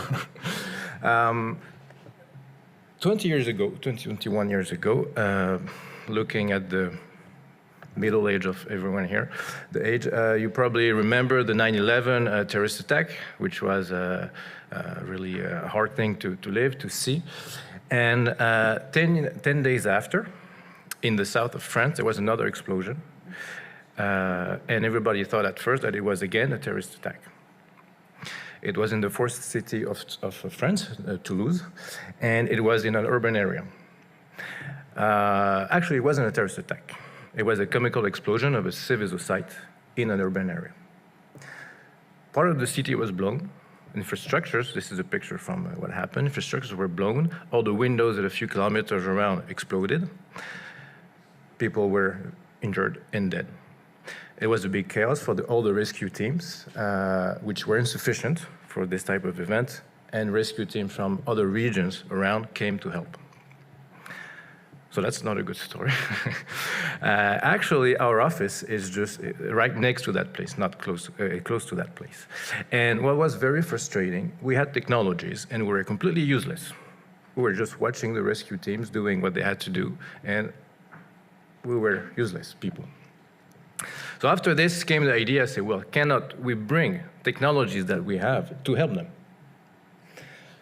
So let's fast forward a bit. Thanks to the European Union and programs, because we needed investments to help us in the construction of new systems, we created a system that is, fast forward 20 years, adopted by almost 40% of the French firefighters, used for the defense protection of industrial sites, of the army too, and it's ongoing. And I think this is a great story of outcome thanks to European projects, number one, with the framework, which I think are good, and also thanks to the end users, the implication of end users, because without them, we wouldn't have this system. Actually, the first thing that we tried was a failure because we didn't listen to them too much, and then when we listened to them exactly to what they needed, so it was a co-creation with them, co-design, then we have this system, which is now used as a mature technology on a daily basis, and all the fires actually that happen in south of France every year are managed with this system. I think that's a good story to tell. Now, no technology is perfect. We have to continue, and this is why we also continue to work with the research and development. And this we have an Intrepid, the idea that the future, this is what first responders ask, is to, in disaster situation like this one, try to avoid sending quickly people, first responders, because we don't know exactly what is the issue. It could be dangerous for the first responders. So is it possible to try to assess a scene without humans, just with, let's say, robots? So try to send UAVs, UGVs, get the sensors, assess victims. What do they have? It's urban area, enter a building. It seems easy for us humans to enter a building, to open doors, but it's not easy for a robot. Some doors are, hard to push. Do you push? Do you pull? If there's a fire in the room behind the door, do you open the door or not? This is protocols for firefighters. They know what to do. A robot, you need to tell a robot to do. This is not an easy task. Well, and robots are there on the scene, but then they have to report the information. Then in those areas, when there's disasters, there's no network anymore. You have special networks, you have an underground, so we have to set up special network, get all that information back to a centralized control center, and then give back the information and let the operational commanders then decide what to do, the right equipment, and send the teams. So that's the goal of Intrepid. I'm not going to go further into the details of the project. I'll just rather detail one of the outcomes. We have a new system. I know we're here for research, but in the end, we want systems to be adopted and bought by end users. Now, I'm a bit pushy here with the terms, but why would the end users adopt and buy our novel, innovative, and let's be objective, we know that it's really a super system. All the systems that all we built in the European projects, they are super. But why should they buy it? And why not? This is a question for you all. Well, actually, if for a second we try to take the costumes of the firefighters or any rescue services and say, why should I buy a system? You all provide systems, why yours? Well, I think it's a hard choice, and basically it's based on opinions of systems that maybe others have adopted. Why? First, when you have to buy a new system, it's expensive, and you have budget, but always limited budget as an end user. The system is already here. You already have a system, but you need to renew that system and train people for this. And there's no good solution because you have money coming from the taxes of the people because it's public organizations most of the time. But you have to make the right choice. Because if you don't, people say, well, what are the public authorities doing with our money?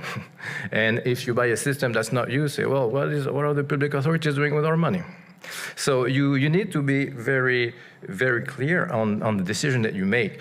And the application can go on for a couple of years. So how to convince them? Thing number one, get a good salesperson. And as I think many organizations, we're always looking for some. So if you have any number, of course, we're open. But solution number two is really to have a system already adopted with, let's say, team workers that people are going to trust, and then say, well, we're going to buy that system. We're going to adopt that system because we trust it. Still, it doesn't answer our question because our systems are novel, so they're not yet adopted. So we need that first, let's say, people that adopt it and say, well, it's a good system. It's still super system, but no one adopted it. Oh, by the way, this is a big, and I forgot. Sorry, I forgot a little thing. talking about super system,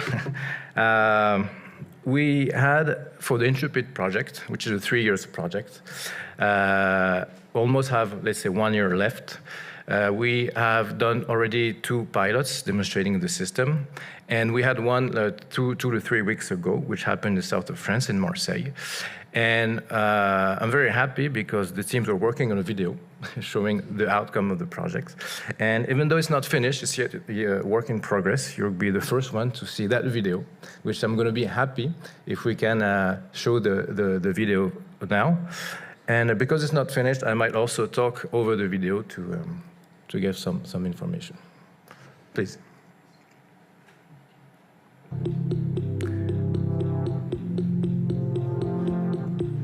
So Marseille is on the Mediterranean Sea, south of France. This was a pilot in the fire brigade, which is a special fire brigade in Marseille. They are civil security, but also military. Military because they also have to deal with nuclear incidents on a marine level, because they are on the sea, like submarines. And they have a special fire training center. Amazing center.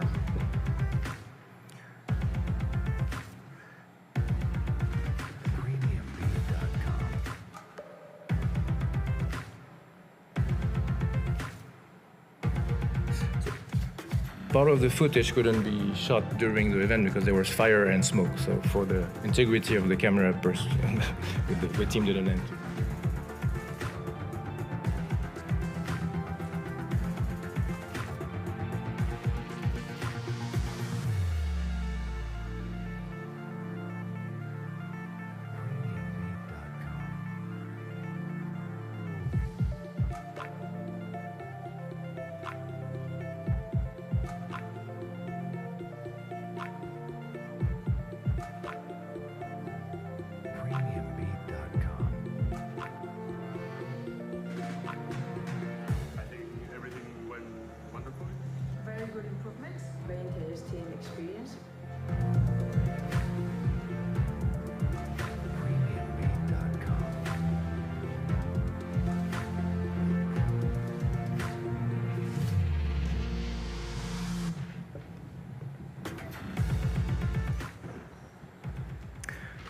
So the project is not over. Stay tuned for if you look at the social networks and also for the video in its final version.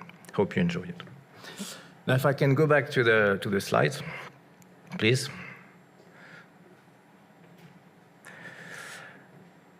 So our super system, objectively. We need to have, maybe for the timekeeping, I might be a bit over. I know we discussed yesterday with the next panel topic and the next moderator, which is me, is that because this is an introduction also to the next panel, so if we go over it, it's okay. So either we find a good salesperson yet, but what we should do is to have information so that end users trust the systems that we built with facts and analysis on which they can rely, that they made by themselves and the analysis that they made by themselves. And this is the goal of the field validation of innovative technology methodology, which is done in Intrepid. So the goal is to have factual documentation, technical manual data that can be provided to the end users within their operating conditions. So how do you create the operating conditions? That's the question. And so we have them, the end users, as experts, so that they themselves make the analysis, so they can trust what they see. The idea of the system is that we want to do innovations. We design a system. We have expected outcomes, but those analyses will reveal real outcomes. Then you can compare. And it's normal for systems to have limitations. They don't work in every stage. However, when you have to use them in operational conditions, you need to know the limitations. So thing number one. So what I'm going to present is not necessarily, I would say, rocket science, because many things that I'm going to expose are what I understand from different European projects are done, partly done. But why we do it and how do we expose it makes a big difference. So first of all, scenario are key. So this is the expected outcomes. So it's a story-driven scenario to recreate the operational conditions. So it has to be plausible. Let's not have like 5 terrorist attacks on top of each other. The goal is to have first responders immersed and not focused on the validation. Immersed into the experimentation. So it comes from the location. Do we have, how do you recreate, let's say, a flooded suburban area?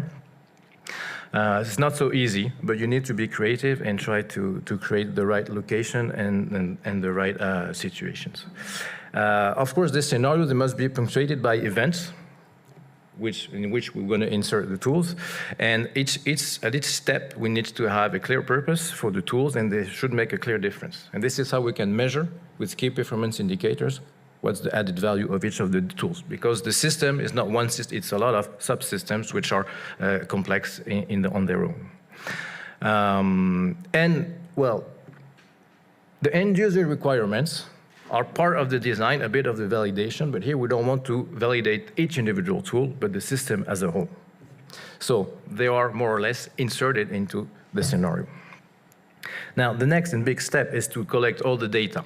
Technical data, like when the event happened, how much time did the response team has taken to be on the scene, different timings about the response they have, about the positions, all the photos, videos that are coming from different sensors, all of this has to be stored, logged in a tangible way, manner. Manual data that we get from observations, from questions that we ask to focus groups, to specific persons, how did it feel, was it useful? That's also important information, but also information coming from observers, which are a bit outside of the training, just try to get some information and get some feedback about what happened, most importantly about the coordination here. So that's mainly sort of the data. You can find more information when the methodology will be out, which should be next summer, 2023, because it's still ongoing with the different pilots. Next step then, and this is made by the end users, is to do an aggregation and an analysis of all the data. The goal is to know all the possibilities and the limitations. And this is now possible thanks to the different facts that we have given to them.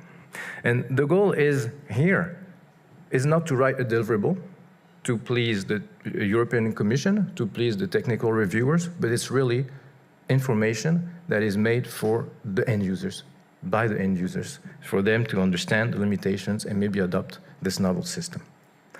They can compare the expected outcome with the actual outcome. That's one of the goals. And now we know, when I say they know, why should they buy or adopt as our super innovative system. Now that was the presentation of the methodology. Stay tuned on the Intrepid website and the social networks. And if you have any questions, I'll be happy to answer them.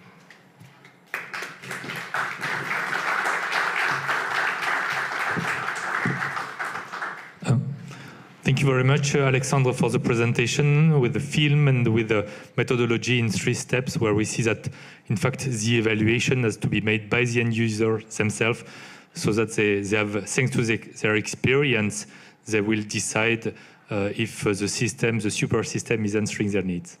Any question to Alexandre? Yes, in the back. There are microphones here and there.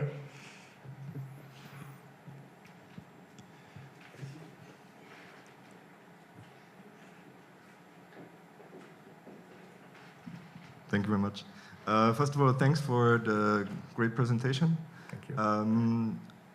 What I'm mostly interested in is, as you know, we also in Aqua Security PCP will at the end run pilots with the 2 final solutions that will be done. So we're currently in the phase in already preparing and thinking about how these pilots will look like. And I realized a lot of overlaps, of course, with what you've presented. So I was wondering, will there be any kind of formalization of this process in sense of that you have document how it was done, or if you have like forms or, you know, which shows the master plan, how we have done it? Because I think we also still could benefit a lot from that. Yes, it's true that, well, it's not I don't know if it's an overlap, but it's there are similarities in the way evaluation is done. Is yes, this methodology will be made publicly available when it's over. It's almost with the end of the project, which is around summer 2023. So this methodology will be out, publicly available. It's not fully yet finished because it's not fully yet approved. We need to wait also for the final pilot in Madrid in June 2023. Thank you much. If there is anything up front that we can share, that would be brilliant, so that we also can learn from your experience on that. Yes, sure, with pleasure. I'll try to see with the project FOI how we can do this with you. Thank you much. Thank you very much. And I think we have a good candidate of legacy for the cluster, as we have discussed this morning also with this method that could be enriched by other project experience. I think we have to come to an end of this session, and I thank you all presenters.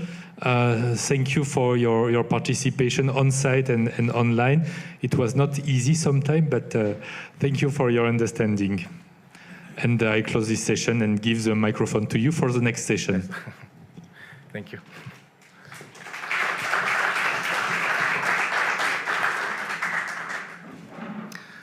So the next session is going to be a panel discussion. So I invite on stage Mr. Dimou, Eleftherios, Olivier also, Bernard, if you can come on stage, and remotely we're going to have Patricia. I don't know if she is connected, if you can check she is connected. I'm connected. Okay, great. Hello, Patricia. Hello. Is it possible to show the difference, the one slide actually, for this panel discussion? So this discussion, we have different topics to address, questions that will be asked to our experts here, which are the best experts probably that we can find, but maybe also the best of the best lies in the audience, without any offense. So if you want to contribute, give answers to the questions, please feel free so we can have some interactive also discussions. I need to take my question. So I think maybe first thing what we can do, maybe we've met already, every people has been presented, but maybe Patricia, who is online, if we can see Patricia, maybe can you present yourself? Hello everybody, I'm Patricia Compard. I work for the French Ministry of Interior, and I'm the chair of the SAN TC 391, which is Social and Citizen Security. Okay. Thank you. Just let me get my questions.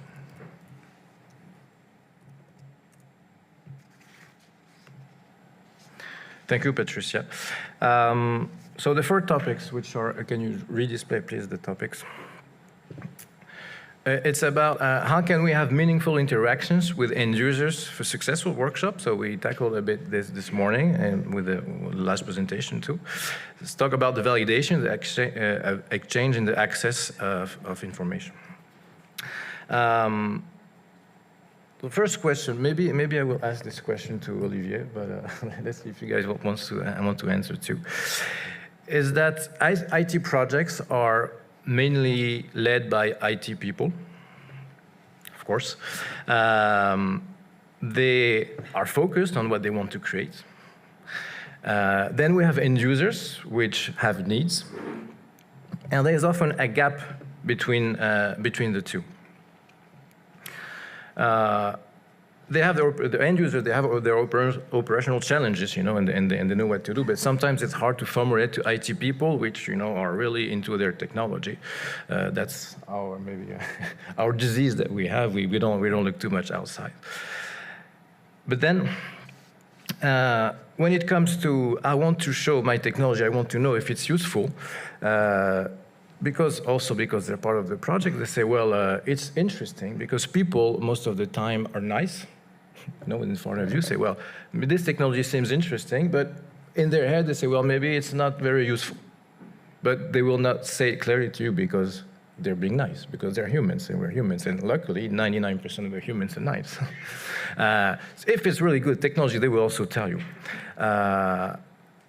So the question is, sometimes it's hard to get meaningful interaction, to get really what they think about the technology that we provide. And can you give some insights of what you have seen in your projects and maybe how to get meaningful interactions? Yes, thank you for the question. And in fact, when it is about co-development or co-creation of technology, you have the one who have a solution in their heads in terms of technological solution, and you have the users, and probably they are not formatted in the same way. They do not have the same iOS or the same system, and they do not think in the similar way. And I think also it's not only a matter of profession which are different, it's also a cultural, there are some cultural differences. There are also some doctrine which are different in the different countries. And if you really want to capture the real needs and the real benefits that your technology will bring to the end user, I think you need to organize it in a way that it is not just by chance that a group of IT persons who are sympathetic meet other firefighters who are also willing to interact, that we should not have it organized by chance, but we should organize it in a way which is coordinated, especially if we want to have a market which is European and not the market of the French department who have contributed to the development of the technology, or the region in Greece which has also contributed to the development of another technology. I think we should think of having a set of mechanisms to identify practitioners who have experience, who have also understanding of what they really need and what they want to solve, so that representative from different culture, different doctrine, sit together with the technology developers, and that through this dialogue we will build systems which are by design more interoperable, more relevant for the different firefighter profile or rescuer profile that we have around Europe. So it's not an experience that I am sharing, it's rather thinking, but I think we should organize this process of co-creation. Anyone else? I would also like to add to that a bit, because we see this a lot in our projects, where you always have these components. You have the end users, which are the experts on the ground, which know exactly what they need, what is there, how the processes work. Then you have the researchers who have, let's say, a bigger picture, try to dive in deeper into certain aspects. And then you have software developers who have their code and dive in deeper on functionalities. And what we see is you need to translate between these groups. So you have to have a matchmaking, and I fully agree with you. You have to put them together, and you have to discuss a lot. It takes a lot of communication, but if you don't do it, you have silos. You will probably have very good research that is done. You would have very good development which is done, but in the end you have an end user who cannot do anything with it, because maybe it has too many functionalities which the end user doesn't need and which confuses them. So the important thing is, and what we try to do in all of our projects, is to exactly have these translation and communication constantly between these groups, and not just up from the start of the project, but actually already trying beforehand. When you build up the proposal, you start with the actual need. So you look not what is an interesting new technology that could be used. You want to understand what is the process which should be improved and where are issues. So I think it's also where it comes from, where you start with the initial idea is quite key, and then also translate between these groups, that they really understand that a software developer, which is not so easy often, but that you also make them understand how do the processes work, how do they use these certain web interface or bracelet or whatever. So, and therefore I think also seeing these exercises is a good thing. Of course, in the project you have it at the very end when you test it, but of course you can learn from other projects, and you can see how is for us, for instance, triage management. We were looking in the first parts of the project really in step-by-step processes, what the end user actually is doing. And often it's not so easy for them to explain to you because it's normal. They don't think about it. It's things they just do. So you really have to invest a lot of time and dive in deeper to understand these are the actual processes that you want to improve. And I think that's key, these kind of translations, and bring everybody in the boat to make this happen. If I could also comment, Alexander, totally in line with what Olivier and Berhard have mentioned. And I tried to mention this also yesterday in the presentation for Nightingale. For example, in Ingenious, we also followed this process with focus groups, having really targeted discussions, even some gamification with some, and other projects that are doing that with some Legos to try to think about scenarios and try to together develop the concept of the solutions. What has been proved quite effective, informative, and being extremely honest, it hasn't been planned exactly as it was implemented at the end in Nightingale, was that we were asked at the end to put ourselves in the shoes of the responders. 1% actually. We were in the safest, let's say, occasion of a tabletop exercise. There were no victims, there were cards, etc. But we participated as observers, and some of us, we tried also to apply the technology really early in the project. The concept was perfect. The whole idea was perfect. We are going to provide the excellent tool. But at the end, it was proved also to our eyes that what we are proposing is not working. Some aspects, not everything, but some aspects, it's not working. And instead of, trying to have this discussion all the time about, you have to understand, I'm proposing to you something excellent. No, you have to understand that my hands is full of blood at this moment, and I cannot use a smartphone. Probably in this co-creation process, we always say end users cannot understand the novelty of the solution, etc., etc. Probably the problem is also the other way around. We cannot understand the challenges. We cannot understand, the difficulties. So my proposal from my side, having this experience, and as I said, we haven't planned this actually, and here is our project officer.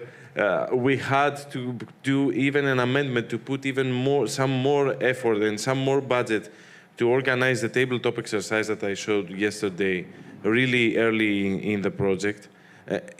What I would like to contribute to the discussion is that we should think about in our project, instead of starting, with the excellent idea of the technological solution, to start with some basic lessons from end user side to technology providers, hands-on lessons.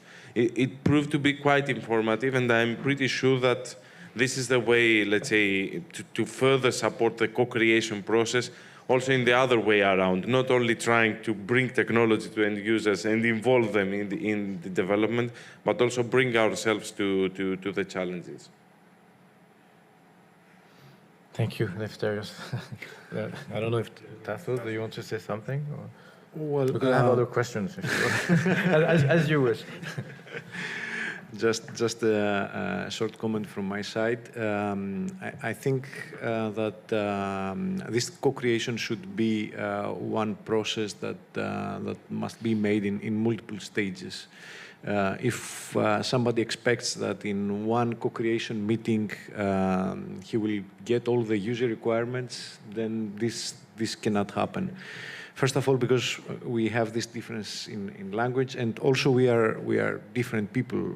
You see different tribes, I would say, of both first responders and technological partners. That some are not so eager to collaborate. Some of them, they just don't care, so they will say yes to everything. So there are different categories, and you need a lot of iterations in this process. And yeah, my experience is that when you do it throughout the whole project and also during the pilots, it has the best results.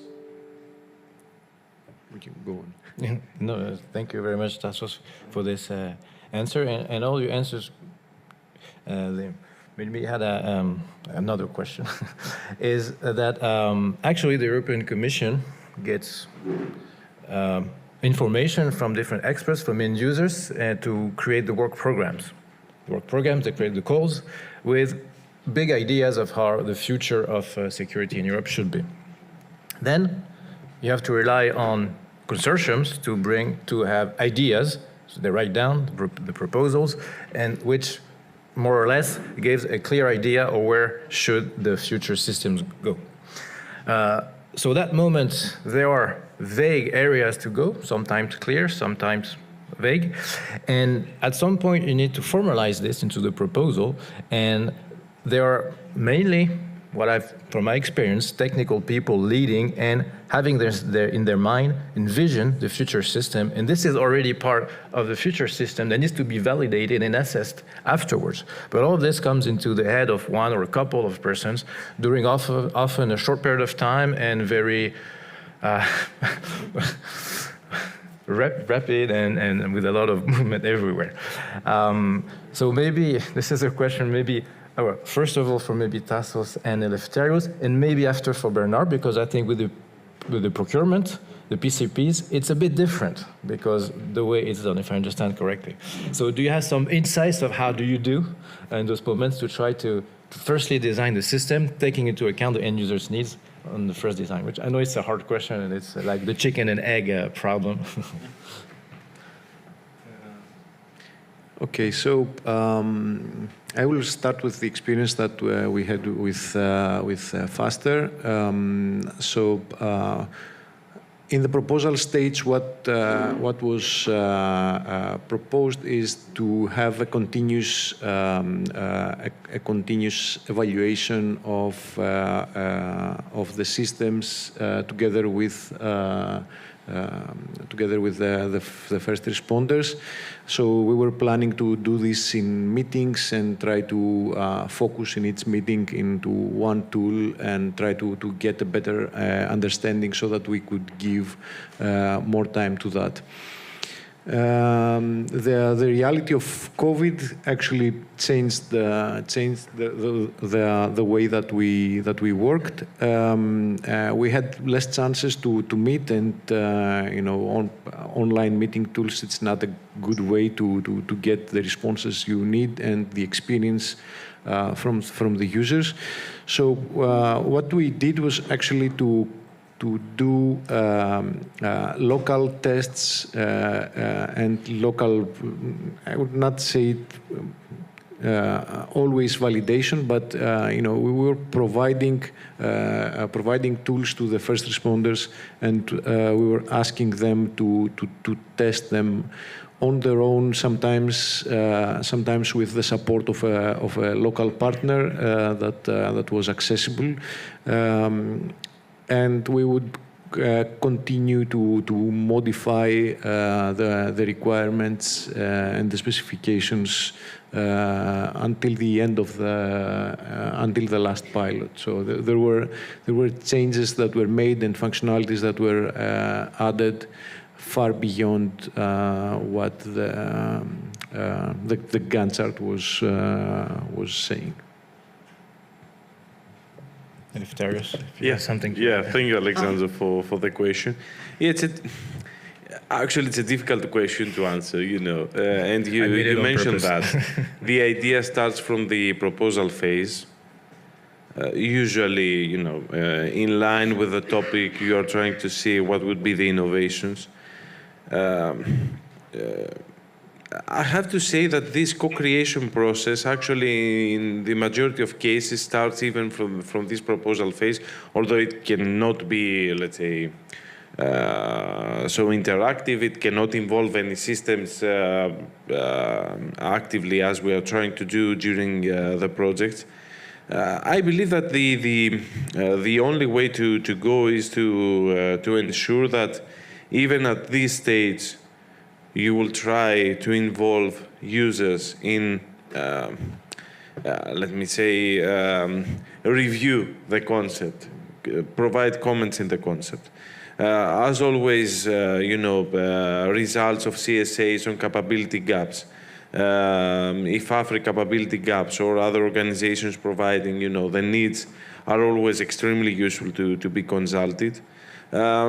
But at the end, you are right. We always have to have in mind the validation plan in front of us. And this is why I have included also the question yesterday, because there's also a special category of projects, for example, related to health applications, related to medical emergency applications, which at the end require not to validate the system of systems, and the information is provided efficiently, but you even have to focus in really small details related to medical devices, etc. My view is that you cannot ever cover everything in just a proposal, but it is good, at least for all of us, and in collaboration with the end users, that they do know what are the requirements in order for these things to be used, any result of the technology, to create a roadmap and show this roadmap, although it might not be part of the project or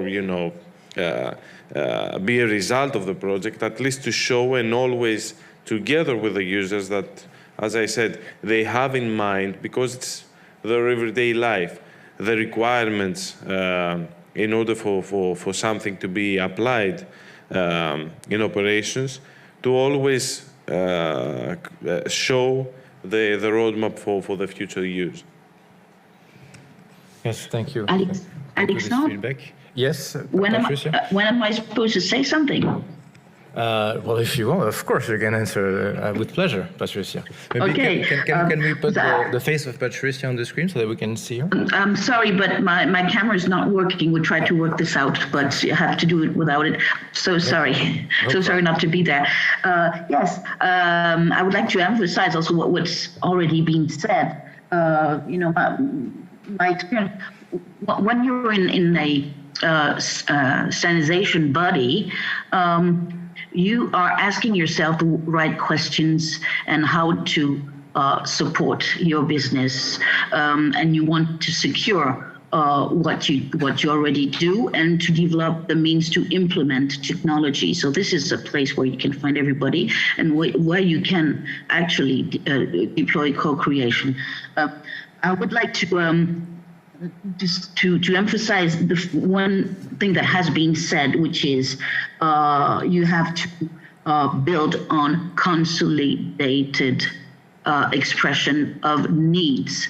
Whatever you do in research projects or development of technologies, if you don't have not just something that you try to sell to what you call end users and what I call users, it's never going to fly, never.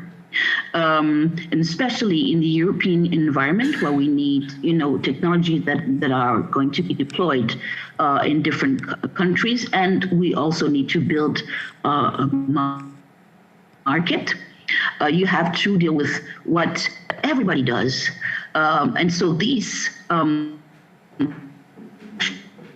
of needs, you can find them.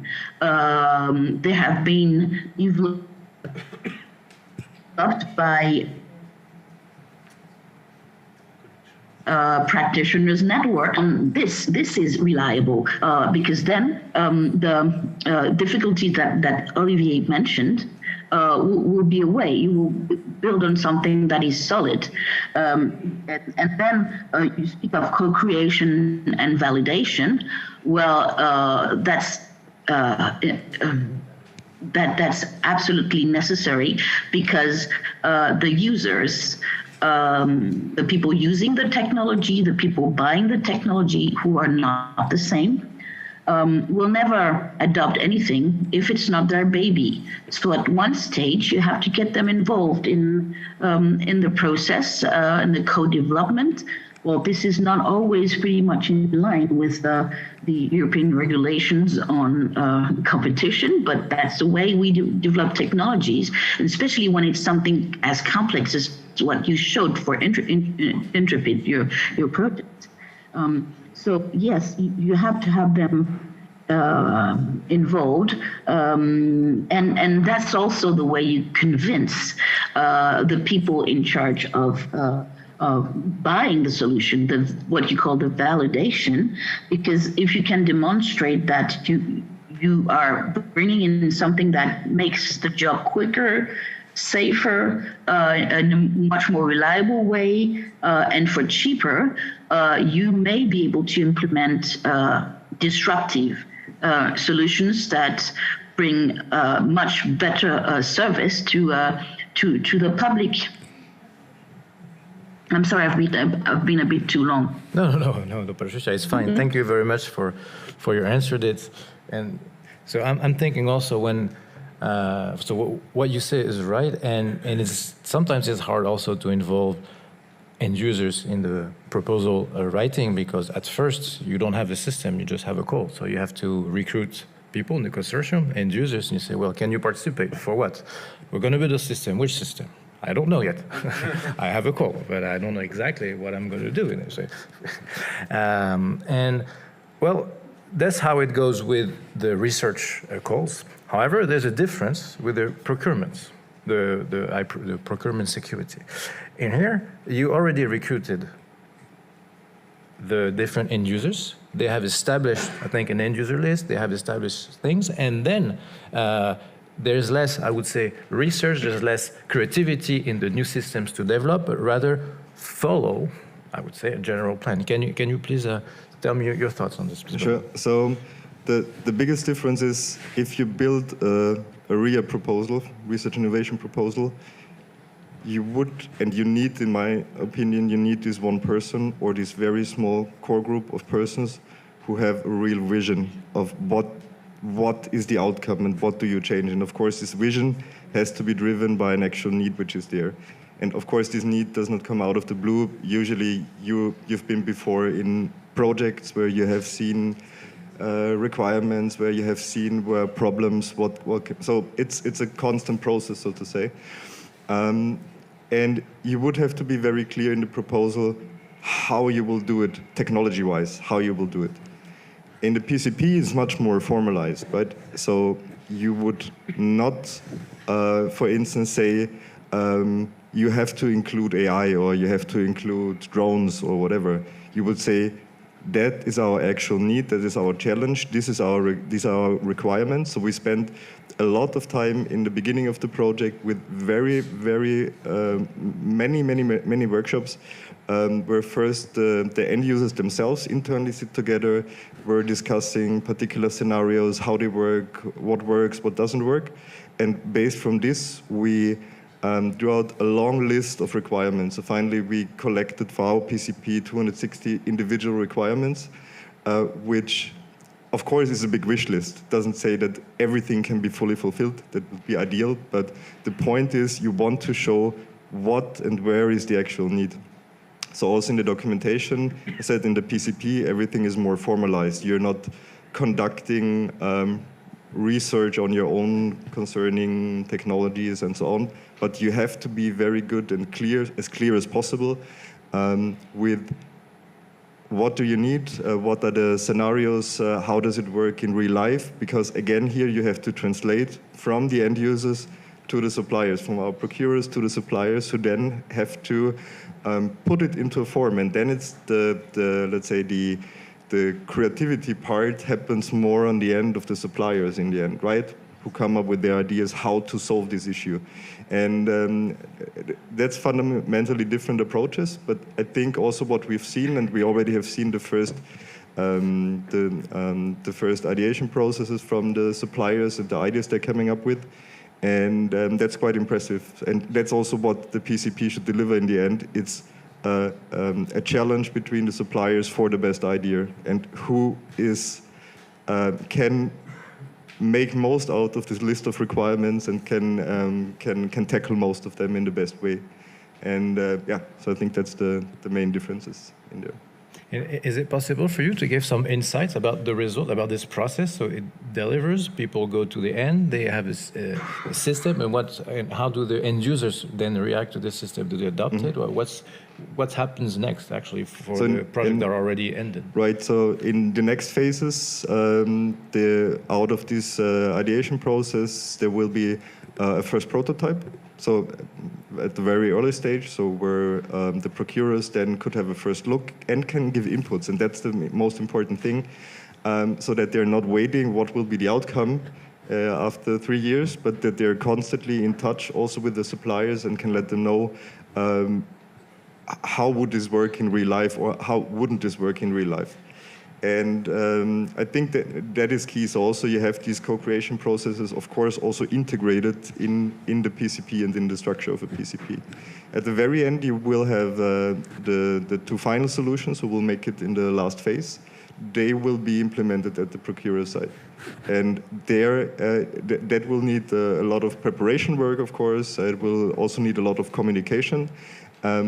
But the idea is there that we are testing these new triage scenario, triage management solutions at big exercises, which are taking place in the particular procurer countries, so that we can actually see how does this work in real life. And again, also once more, learn maybe what still doesn't work that good, because that still should be implemented and refined towards the end. Thank you. And Alexander, I have just a point, let's say, a question to Bernhard. It's pretty clear to my mind that in this framework of PCP, the co-creation is there, inherent there, because you have these two different phases. Right. You have the evaluation between the phases, you have the communication during the prototyping phase or during the pilot application. So therefore, there's, as I said, co-creation is there. Usually, however, at least in research and innovation, we're using co-creation as a process also to define in more detail the user requirements. And in research and innovation, you have already, or innovation action, you already have some tools, you already have some mock-ups, you already have some ideas. How you interacted with the users without having a specific solution or a specific, let's say, idea in order to extract all these really detailed requirements? What was your instruments, let's say, in order to try to explain to them what is the envisioned system? First of all, we let them collect what is there, what they're doing currently. Then we were looking what is already on the market, so to see what are solutions which could be bought already. We were looking at other projects, also insights from other projects like No Fear and so on, to see also if we have covered everything, because we are not that huge, so you always can probably oversee something. And in the end, we had really many webinars and workshops together where we were discussing each and every single point with every procurer on board. Because the point is also that you need the understanding of everybody and that you understand the same thing. And there are many ambiguities that can make it quite difficult, right? One person understands this, one the other, so you have to talk a lot. You have really to play through everything to a very detail, which was a lot of work also for the end users, I have to say. And they have to want to go through this way. And this is often also the case in RIAs. They are participating, sometimes more, sometimes less, depends on the individual ones. In the PCP and also in the preparation for it, they have to be there. They have to have their say. Otherwise, it's not working, because they would get an outcome which probably wouldn't work for them. And they know that. And it's also probably a bit a different mindset, so to say, that more work is from them expected, but in the end, they will also have a direct benefit out of it, because the idea is, as I said, something that is actually to be bought after the end of the project. But Thank you very much. Which brings me to the next topic and question. It's for you, Patricia, I think. We heard you. Yes. Is that by design in the PCPs, you have a community of users. They are here from start to the ground and at different phases, which is good, which is a bit different, I would say, in research innovation actions, is that the consortium, the one who proposed, they have to bring in the end users and they have to decide how to involve them. Even though there are common frameworks, it's up to the decision to the consortium how to work with the end users. So it can be from the co-creation to validation in between. And Patricia, what are your insights on how to create a community of end users, as you say, you're right, keep them afterwards, because when a system is adopted, you need to let's say, to keep this community, to exchange good practices. Can you give some insight, Patricia, on this? Yes, thank you, Alexandre. Yes, indeed, it's designed not for them, it's designed with them. And co-creation is something very, very powerful. Well, it depends on what you're trying to do and what you're trying to sell, of course. But there already is a huge legacy of very, very strong communities and engagement. I would insist on this word, engagement. If you want to people just to know about what you're doing, and then get involved in your research, and then get involved in the development of what you do, and then figure out maybe we should buy this because this is particularly well matching our needs and our practices, and we can afford it if we develop a program or something like that. You have to build not only on what I mentioned, their needs, their standards of procedures, but you have to build on community that already exists. I mentioned the practitioners networks, which there are quite a few, not just foreign, and there are lots of them who are specialized. We also mentioned No Fear, Ileanet, Dernet, there are many very interesting ones. Exeter on the risk of explosions. And there's also iProcureNet, which is a network of public procurers buying security solutions, and they've done quite a good job there. So. And there's also of course, the CERIS community and the CMIND community. And so what we're doing, of course, as I said, all these people can, gather within standardization bodies, the people with the needs, as well as the providers, as well as the scientists, together in order to, find out the way to achieve good solution, good result. But we also have developed a project that is just starting, and that you will hear about this afternoon, which is the Peers project. And this project plays like a operative system to what's already there. Gathering the communities, engaging, developing, knowing what's there, what's available, what has already been tested and approved by the users, developing testing, engaging in, we are going to see if we can adopt this and this or that. We bring in the good information and the tools in order to go further, and just be able to coordinate enough to say, okay, we want to build this and this and this program to implement this and this and this solution. and we will build on success stories, but there are already so many important needs that are not covered. There are so many emergencies that we'll probably start very quickly with some technologies that deal with the cybernetic risk, because this is the one that has to be addressed in priority, because we really have to get well organized in advance and not just wait for the problem to occur. So this is one of the other way, of course, being the standardization bodies that everybody can join in order to enforce processes that and the technologies that work for everyone. Thank you, Patricia.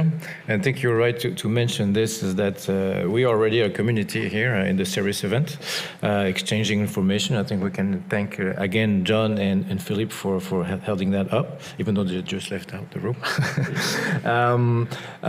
Time is running. I think we can give you the microphone, Olivier, and if someone, maybe we can take one question yes, by elected people. but before, we're going to give the mic to Olivier. I wanted to make a quick remark, because listening to Bernard and to Patricia, I think at the end what we want to have technologies that answer the needs of practitioners or users, that are adopted because they are good and they are useful. And in fact, listening to you, you said we need to have people speaking the same language. You use these words, and I think standardization help to speak the same language, to agree, to be aligned in first from the point of view of the technology developer. I think as soon as a technology is emerging, it is important to agree through through a process where we will formalize the key features that are important for a certain technology. What are the key elements, the key feature, and to have a technical specification that describe what is expected from a certain technology. So at least we have a sort of minimum requirements for all type of technology. And regarding the user point of view, I would like to say that we may have different usage in the different country of the same technology, because as I mentioned, the culture, because of the practices and so on, the environment also is different in the north of Europe and in the south of Europe. So I think we should also agree through standard on testing protocol that the two aspects are important.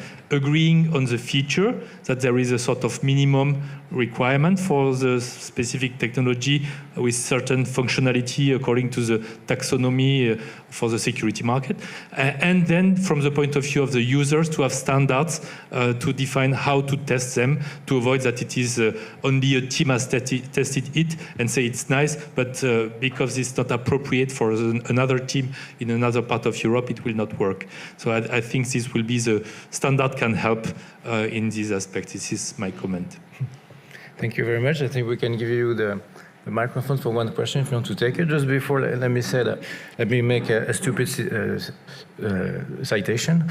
Dumbledore from Harry Potter said that words can have a magical extent.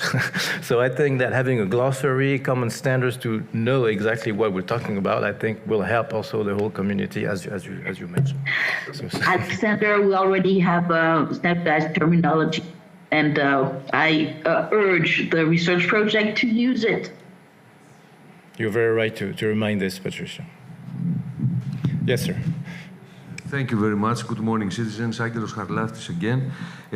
Of course, the question was meaningful interaction, and the citizens here, they are like you. You have 1+, but they are like you. And we are promoting this in Europe, at least, democratic procedures. So what I would like to contribute to your beautiful community here is that when you say validation, how to assess that the technology is useful and will be used, you gave a good perspectives, but I'll get you to another point of view. The open source communities. I'm also a stakeholder and a consultant in open source communities, which they can service your needs as you want. Because the classical programmers, ICT guys, who are from Microsoft or from a profitable sector, let's say it in this way, but also in the open source is profitable sector. They can hear you and they can make the programs you want according to your needs, and they can be nearby to you. You can communicate also with them. It's open to your abilities also. And another thing is Copernicus. We have the Copernicus. In Greece, they have for the disasters, they have Charis Kondoes or the National Observatory of Athens, who they are, with the satellites, they see everything. So why don't you use Copernicus? There is a very good team. I think it's called the Coastal for Disasters, ECFAS, something like this. And it can give you a lot of information for free. Ending my interference to your work, I would like to say the last time your community here, some years ago, decided to open this cluster or what kind of organization you are, to the citizens. I hope you haven't done it yet. Me as an advisor, I'm ready to contribute as a volunteer way at this field as an advisor to assist your community.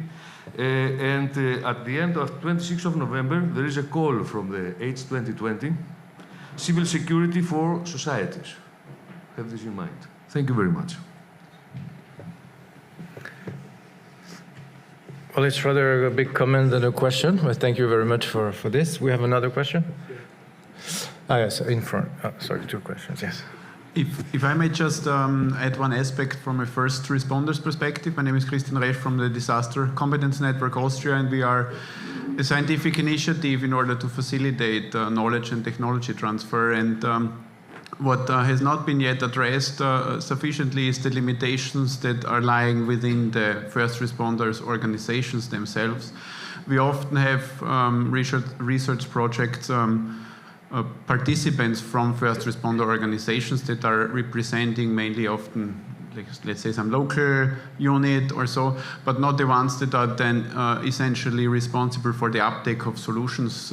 They can perfectly well identify the user requirements, but the organizational learning is in fact the limitations where we should also, I think, look more deeper as an individual research project.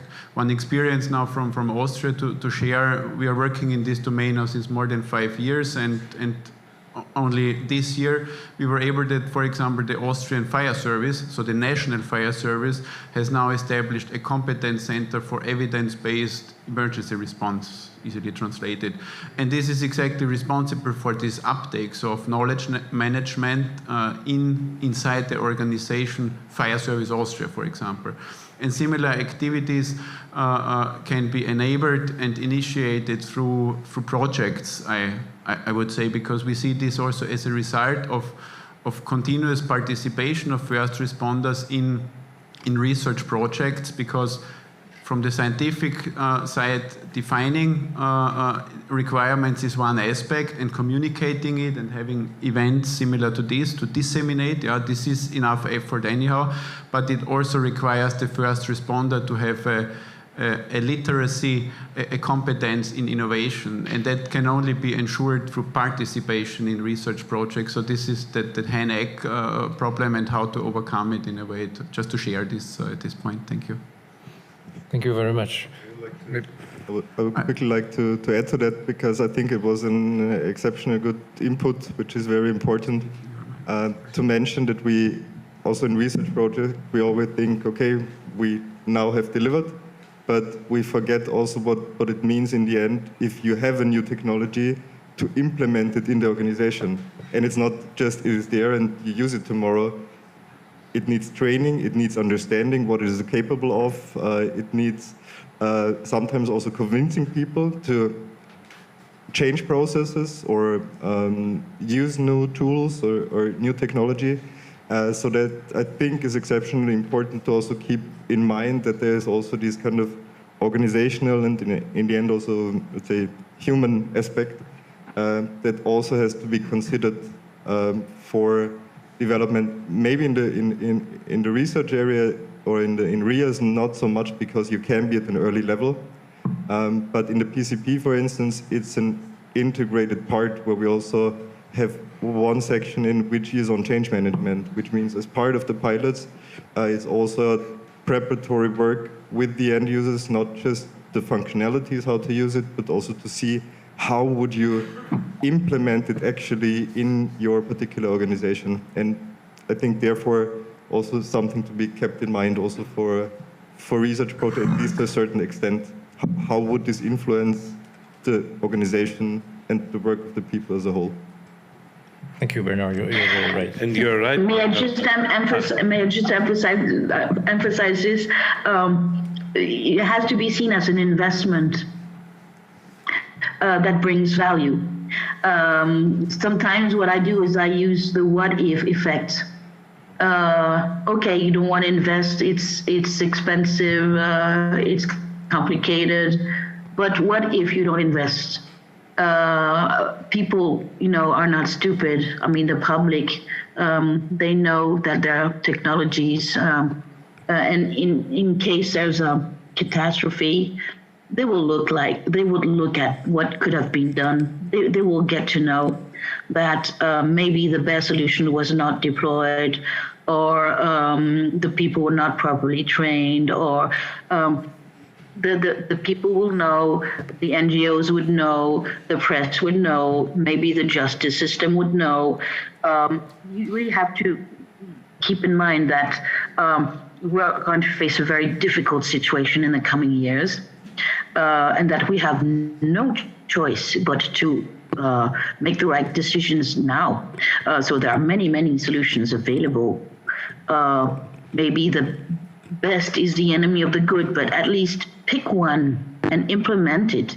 What I think is important here is to be able to achieve effectiveness, because this is what the public demands. Thank you very much, Patricia. Yes, I think effectiveness is a good ending point. If you have a quick question, because we're over time, and starving people can make a war. So let's go for lunch. I'm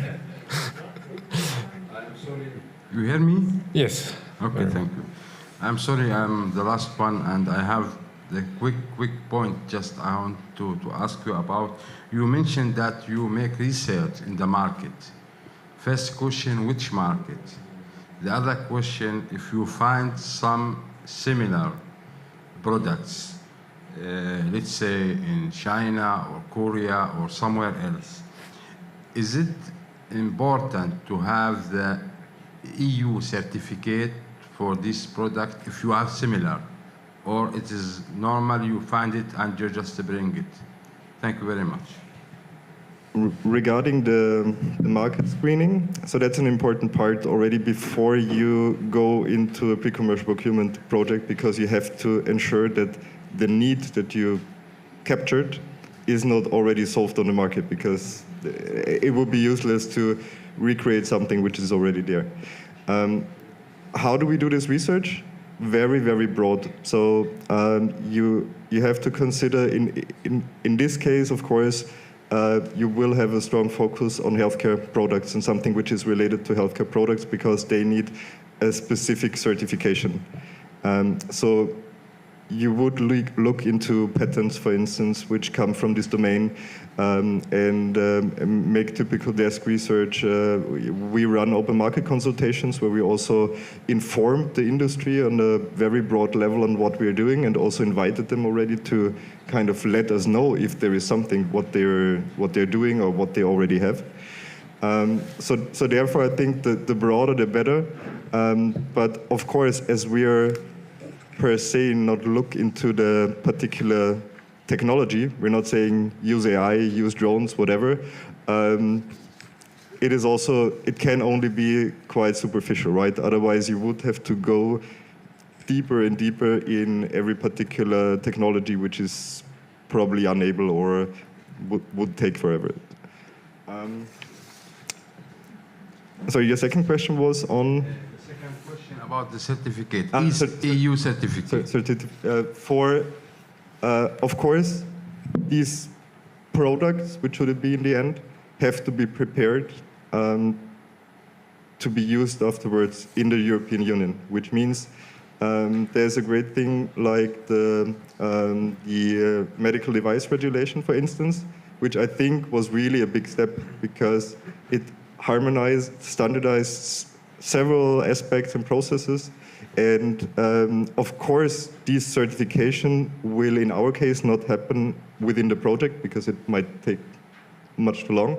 But of course, the suppliers are aware of that they will have to deal with it because otherwise it makes no sense. So it will be also a part, and the procurers will also look into that, how well the particular suppliers are prepared to fulfill these upcoming steps. Because otherwise you fund something which you can never sell or buy in Europe, which also would not make any sense, right?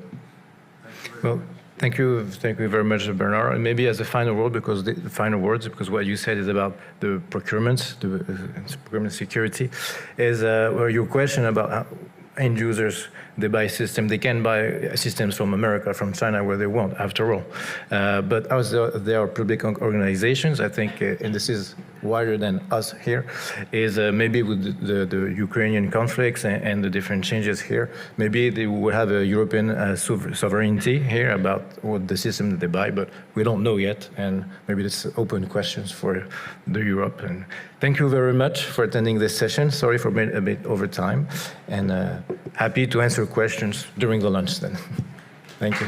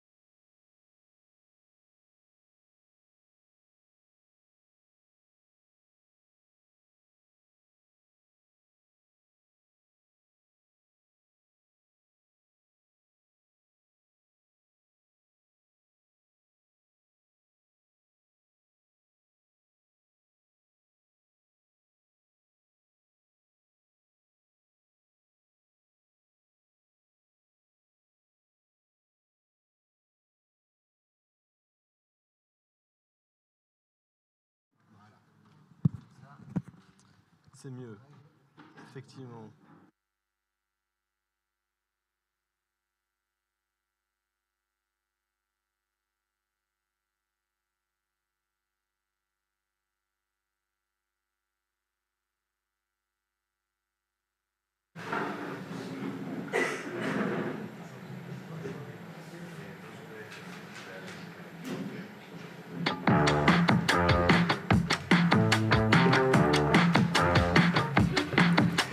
Well, thank you to be back. Well, I will be your moderator. You know, I'm so proud to be moderator of this session this afternoon. Bill is online, but I told him that it's better as a moderator to be physically here because you know what happens with speakers. You need to get them, you need to look at them in the face and so on. So you cannot do that online, just to control the system. So I will be happy to do this job. And I would like to say, is Tom here present? You are here. Tom, I agreed with Bill that he will make a short introduction of peers just before you, online, so he will make a short speech, and then you continue with the presentation. Is it okay? Thank you. This is a democratic decision. And with this, I would like to introduce then the first speaker with Janice, if I don't... Yes, about the strategy project. So it will be really about standardization this afternoon. Please, the floor is yours.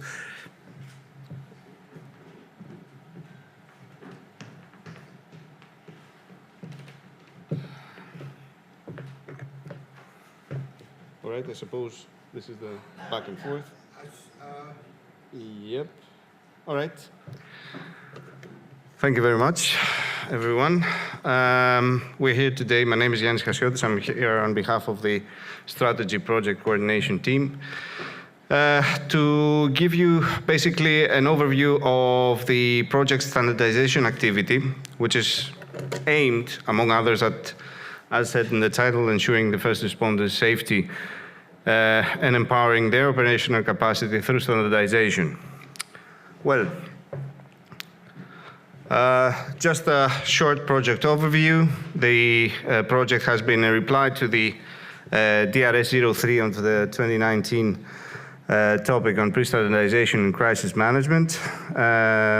It has an overall duration of 36 months. It started in September 2020, meaning that we will be ending approximately in August 2023, an overall budget of 7 million and a consortium of 23 partners spanning over 14 European countries. Now, given the pre-standardization nature of the project, we are lucky to be supported among the consortium by 5 national standardization bodies who are here to ensure the procedural soundness of the project implementation. Regarding the co-creation aspect that was discussed previously, we have also the participation of end users that are engaged in the process, throughout the process basically, for bringing in this end user perspective to our standardization activity. And of course, any technological aspects that are being addressed in the project are, let's say, covered by the participation of SMEs and RTOs in the, let's say, project consortium. Now, what is strategy in a nutshell?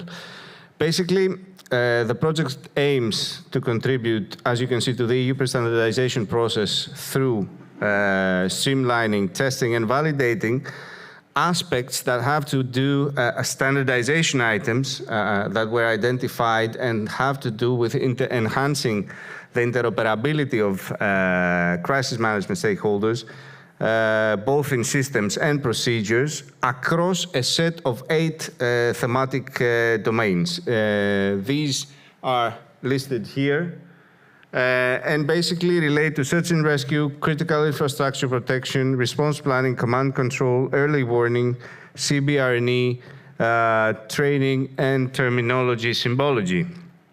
So across all these thematical domains, specific work has been completed on identified needs and gaps that have to do with the, let's say, that stem from the existing standardization domain, as we are going to explain later on, and let's say select those items, select and, of course, elaborate those pre-standardization items that would best serve those needs and gaps towards enhancing interoperability. Now, this is a graphical representation of the main challenge of the project. Basically, as said, we are in a very complex, we envisage, let's say, a complex multi-stakeholder environment where all of this complexity is graphically depicted here. And for basically optimizing the efficiency of the response in a given, let's say, operational situation like this, we employ pre-standardization into, let's say, getting the first step, taking the first step towards ensuring what I heard earlier today about, the correct term was the common language.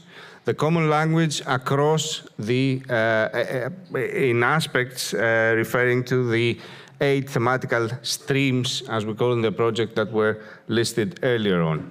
So all this aims to enhance interoperability that in turn will expectedly optimize the efficiency of the crisis, of the response and the crisis management in overall. Now, how these, I'm not going to stay too long in this graph.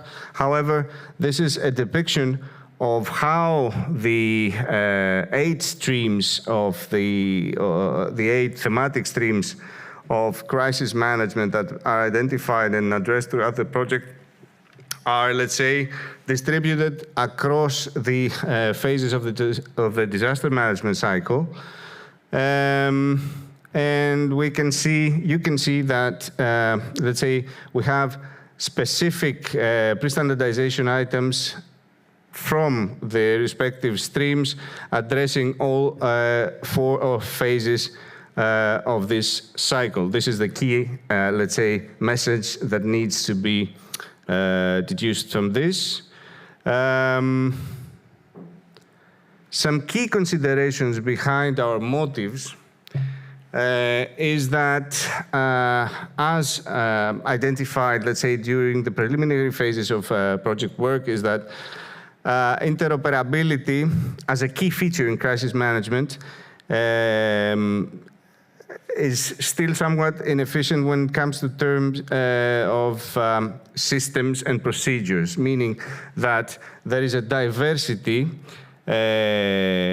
of both systems and processes that are being used by stakeholders on a regional, national, or international level that increases, let's say, complexity when it comes to jointly responding to a multi-stakeholder event. Let's say, the existing of common standards for emergency communication is, there is area for improvement. And among others, let's say, the crisis management of systems and their components aren't yet themselves standardized.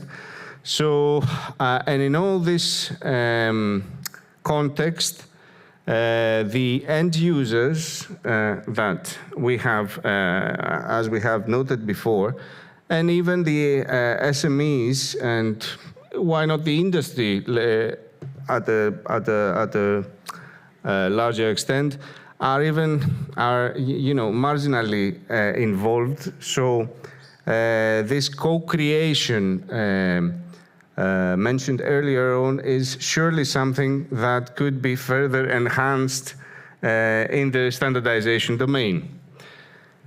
Now, why did we use the CEN workshop agreements as, let's say, a primary standardization deliverable or pre-standardization deliverable for being elaborated as part of the project? Mind you, all these domains and selected, let's say, deliverables that have been selected as part of the early project work and have been identified. They will be, let's say, they were selected and are currently evolving into becoming CEN workshop agreements. Why did we use that? Because basically, it serves as an efficient bridge between research and the standardization domains. It presents, let's say, it has specific characteristics. Basically, it is an agreement developed and approved by CEN CENELEC workshop that is open to direct participation of interested parties. It is highly supervised by CEN CENELEC Management Center, so it has, let's say, the institutional coordination or monitoring of CEN CENELEC. It is basically a normative document that is obtained in a faster manner and a more flexible manner compared to the formal European standard setting process. And it's open basically for the Research and Innovation Consortia or, let's say, any other market representatives or even the end user to participate within, their elaboration process. And of course, it's, let's say, time requirements in order to be completed allow its incorporation within the duration of a certain research R&D project. So how are we going to, let's say, deliver our project work? This is part on the right of the screen, on the left of the screen, sorry. There is a sequence of steps that have been followed as a conceptual methodology throughout the project. In this regard, we have started through the investigation of the standardization universe across the considered thematic streams. And the specific standardization gaps were identified against, let's say, the expressed needs of end users. On the basis of these needs, there has been a certain prioritization performed primarily, again, from end users into trying to identify the most important ones as to the operational impact that they are expected to have, these pre-standards. The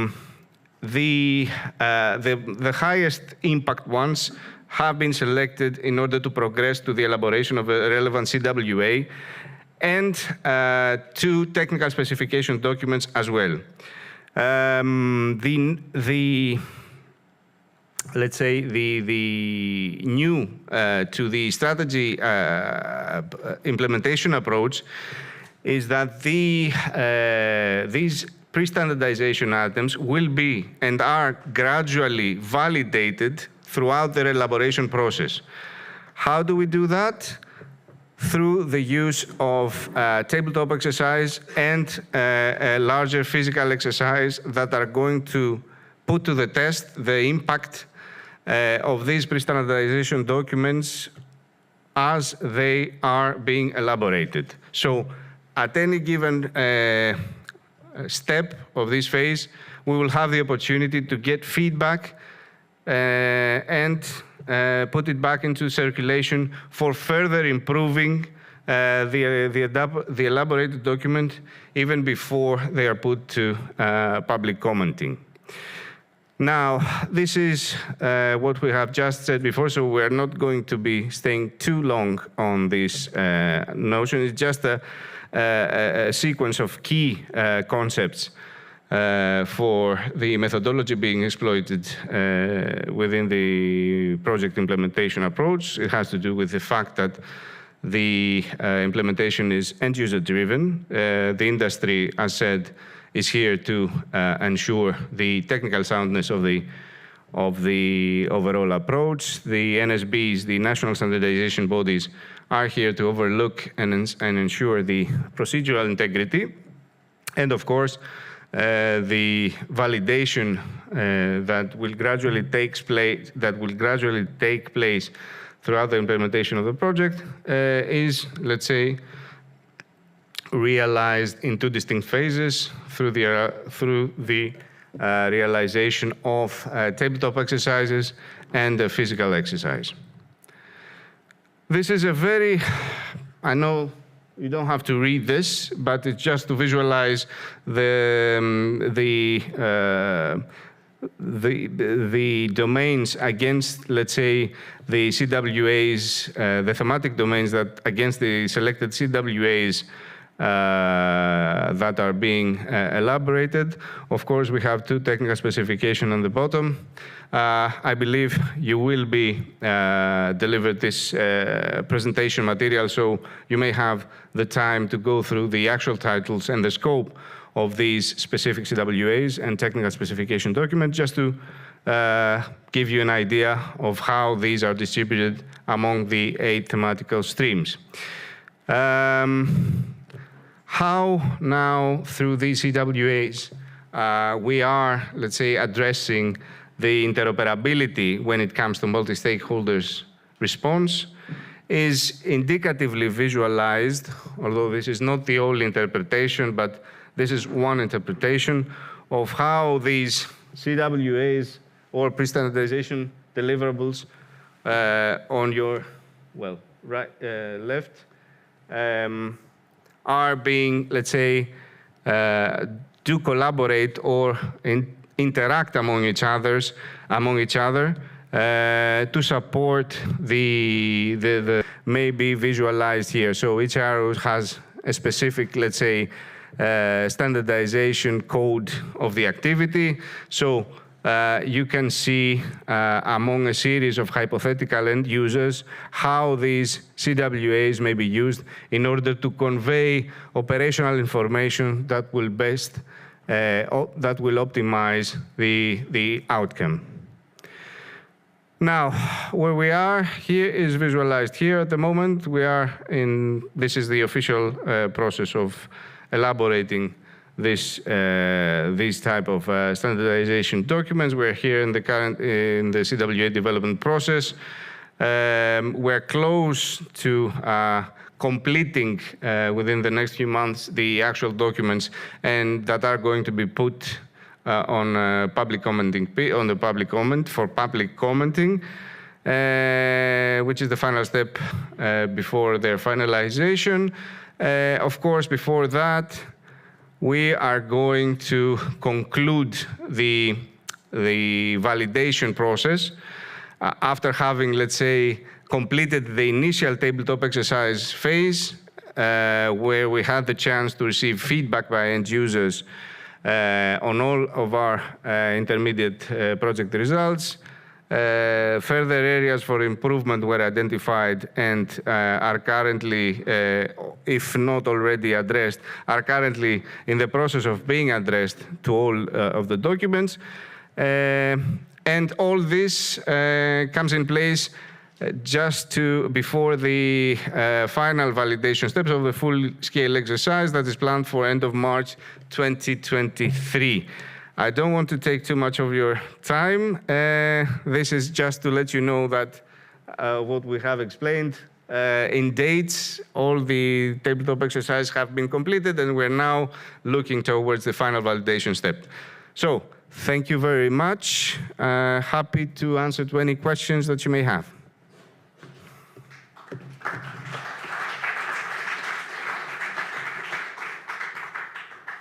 I will open the floor.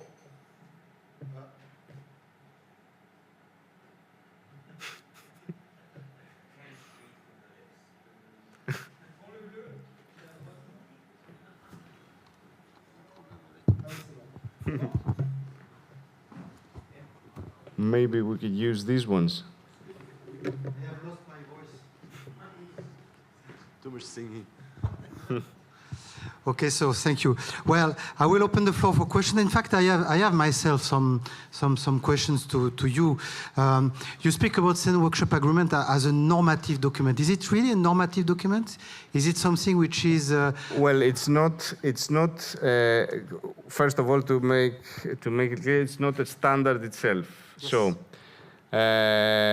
From this point of view, it's not an obligatory implemented document. You don't have to, let's say, implement or endorse the propositions of a CWA. However, it's a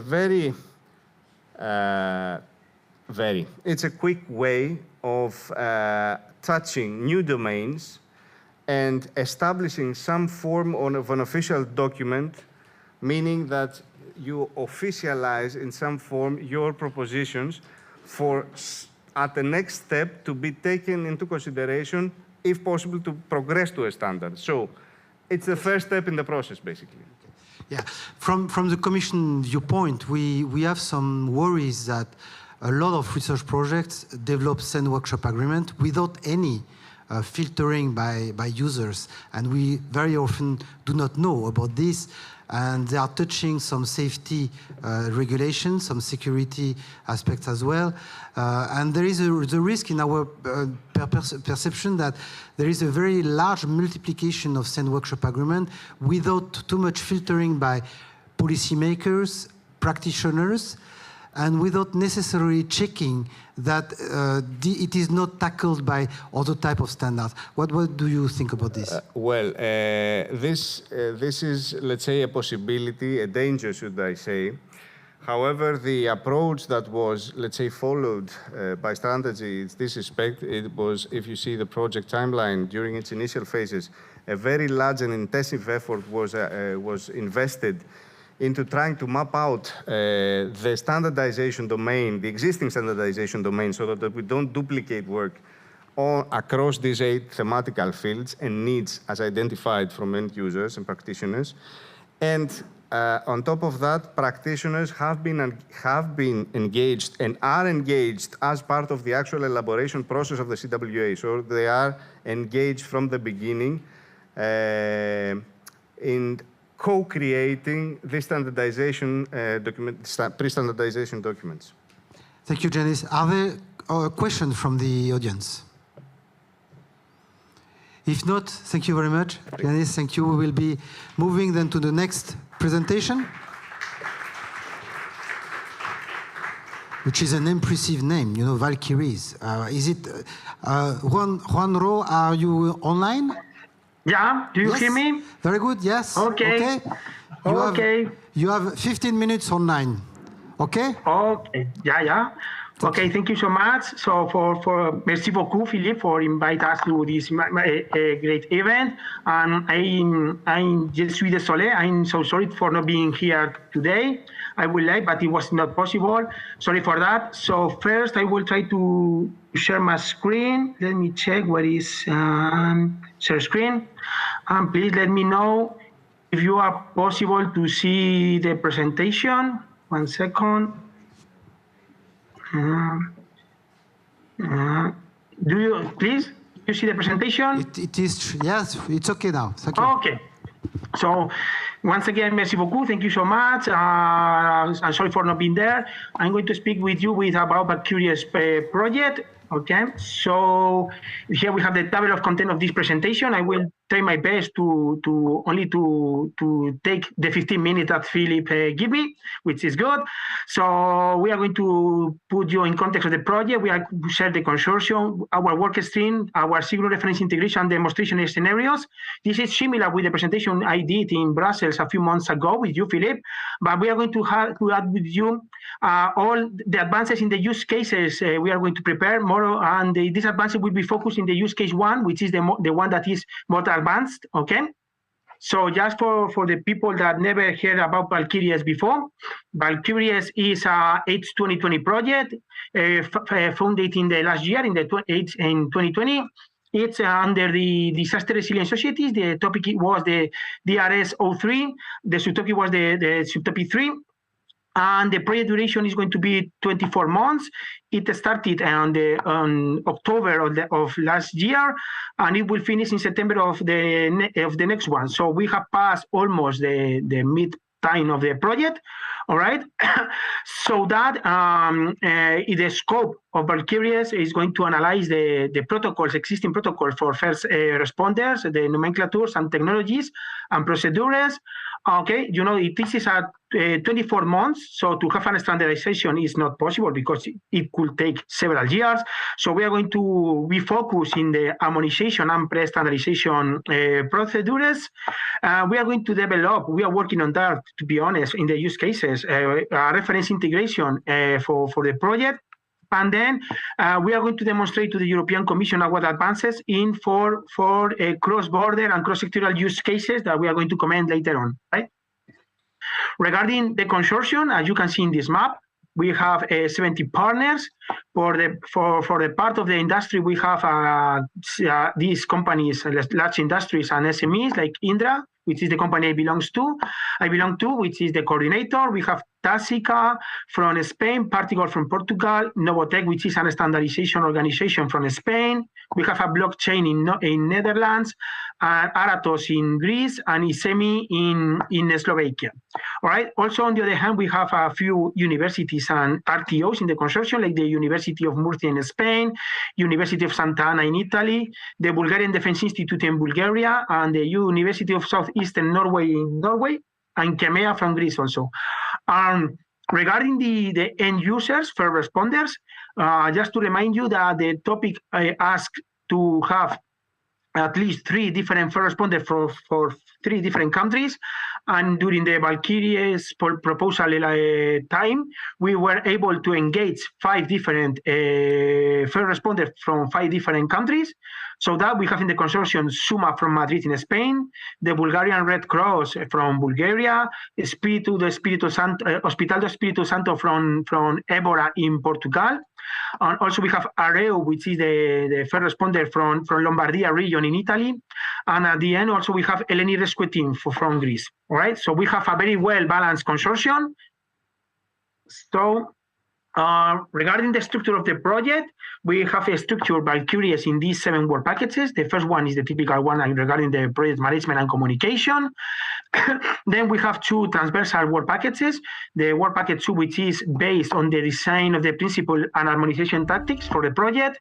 And the work package 3 is regarding the responsible innovation, certification, and exploitation of the results of the project, right? Then we have 3 different pillars. The first one is based in the technology, is the equipment and ICT enablers for first aid responders. The second one, which is the second pillar, which is the work package 5, is based on practices. So we have here analyzing the common practices and operational procedures for first aid responders. And then the last one is based on the training of the first responders. So is the cooperation and education and training for these first aid responders. And at the end of the day, we are going to test all these things in the work package 7, which is the reference integration, evaluation, and demonstrations. Right? So these work streams, any of them all of them are related with one specific work package. We have the work stream CARA, which is for technologies and equipment for first responders, which is the work package 4. ERHA, which is the procedures and operation for first responders corresponding with the work package 5, and the AIR, the collaboration and training for first responders, which is the work package 6. Also, we have the main one, which is SIGRUM, regarding the work package 7, which is a reference integration that we are going to use. Is the place where we are going to take all the outcomes coming from CARA, ERJA, and AIR, and we are going to create a reference integration place where everybody can share the needed information between all the people involved in a disaster. Okay, we are going to comment more about this in the use cases explanation in a few minutes. All right, so the names CARA, ERJA, AIR, and SIGRUM comes from Valkyries' name, from the Norwegian and Northern Scandinavian mythology. To be honest, I don't remember what are these names. These names are related with their area, but I don't remember exactly what is who was CARA and ERJA and AIR. Okay, but if you look for in Wikipedia, you will find out for sure. All right. So, as we have commented before, we are going to have 4 different use cases in Valkyries. All of them are cross-sectorial and especially cross-border. And the third common feature of all of them is they are multi-casualty incidents. I mean, they are very important incidents involving very people injured. Okay, the first one is the use case 1, which is the simulation or a big fire in the border between Spain and Portugal, in the region of Extremadura in Spain and the region of Portugal close to Évora. So the idea is to check how the first responders can collaborate in this scenario. Secondly, the second one is the use case between Slovakia and Italy. Okay, we are not crazy. We know that Slovakia and Italy has no border in common, but we are going to simulate the collaboration between these countries, Slovakia and Italy, since we have partners of these countries in the consortium. This case will be based on a disaster in a toxic plant, and so that the water of the river Danube will be not very well, and also there is some kind of toxic cloud affecting the area, so there are people affected with these toxic things, and the people from CBRN needs to interview to be part of the situation. All right. The third one is to simulate a big earthquake in the border between Bulgaria and Greece. So that in this case, the idea is how the partners of this country will collaborate and will attend the multiple people in Europe in this scenario. And the last one is the use case 4. This will involve a maritime disaster in the sea, in the international waters between Norway, Netherlands, and Denmark. In this case, we are going to simulate that there is a petrol that has an oil spill, and also there is a crash between this petrol and a cruiser with tourist people that is going to be injured. And the idea is how to face and to help the people injured there. As you can see, both of them are involved in different countries and also different kind of big disasters. All right. So, for instance, we are trying to cover most of the possibilities of big disasters. Each of them have their own special issues. The Spanish-Portuguese one with the fire, the Italian one with the CBRN component, the Bulgarian Greece with a very big area affected, and the last one, for instance, the first responders that will go to the disaster area is the first ship or the first boat or the first vessel that arrives in the disaster area, because there is no specific, maybe the specific medical people will take more time. So in a case of disaster in the maritime area, the first responder is the first any other vessel arriving there, because all of them will include at least some kind of people, doctors and nursery people and so on. So they are covering different issues, all right? So, as you know, maybe you sadly know that last year was a very bad year in the region of Spain and also in Portugal and even in other countries like France regarding the fires during the summer.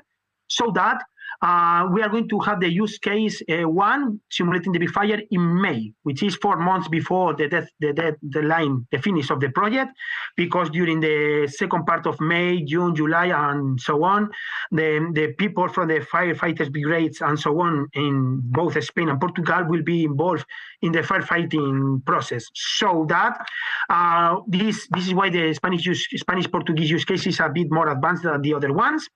So here we're going to present you the common functionalities we have identified for the 4 use cases.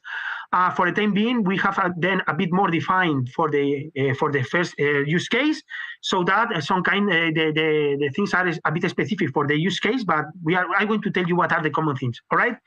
So what are the things we have identified for the time being with the information coming from ERHA, EIR, and CARA? Okay. We need to use the digitalization to share the information. For the time being, as some of you will know, in the triage part, for instance, they are using paper and pen, and the communication is voice communication. So we pretend to digitalize this process in order to help the sharing of the information. For that, we have defined a minimum data set, a common minimum data set that everybody that wants to be part of SYNCHRO needs to know. And we are going to provide the way that every first responder can share the needed information to the SYNCHRO platform, all right? Other important thing, what we have identified is the patient traceability.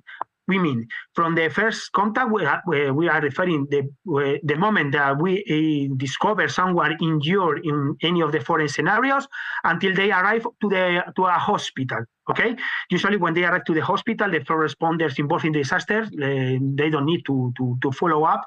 Okay, they can, but they don't. It's not mandatory. All right. So for that, for these needs, we have identified three parts that is going to be common in all use cases. We are going to have the common part of the triage in all use cases, the common part of the GDPR and management of the information, security and so on, and traceability and the audit.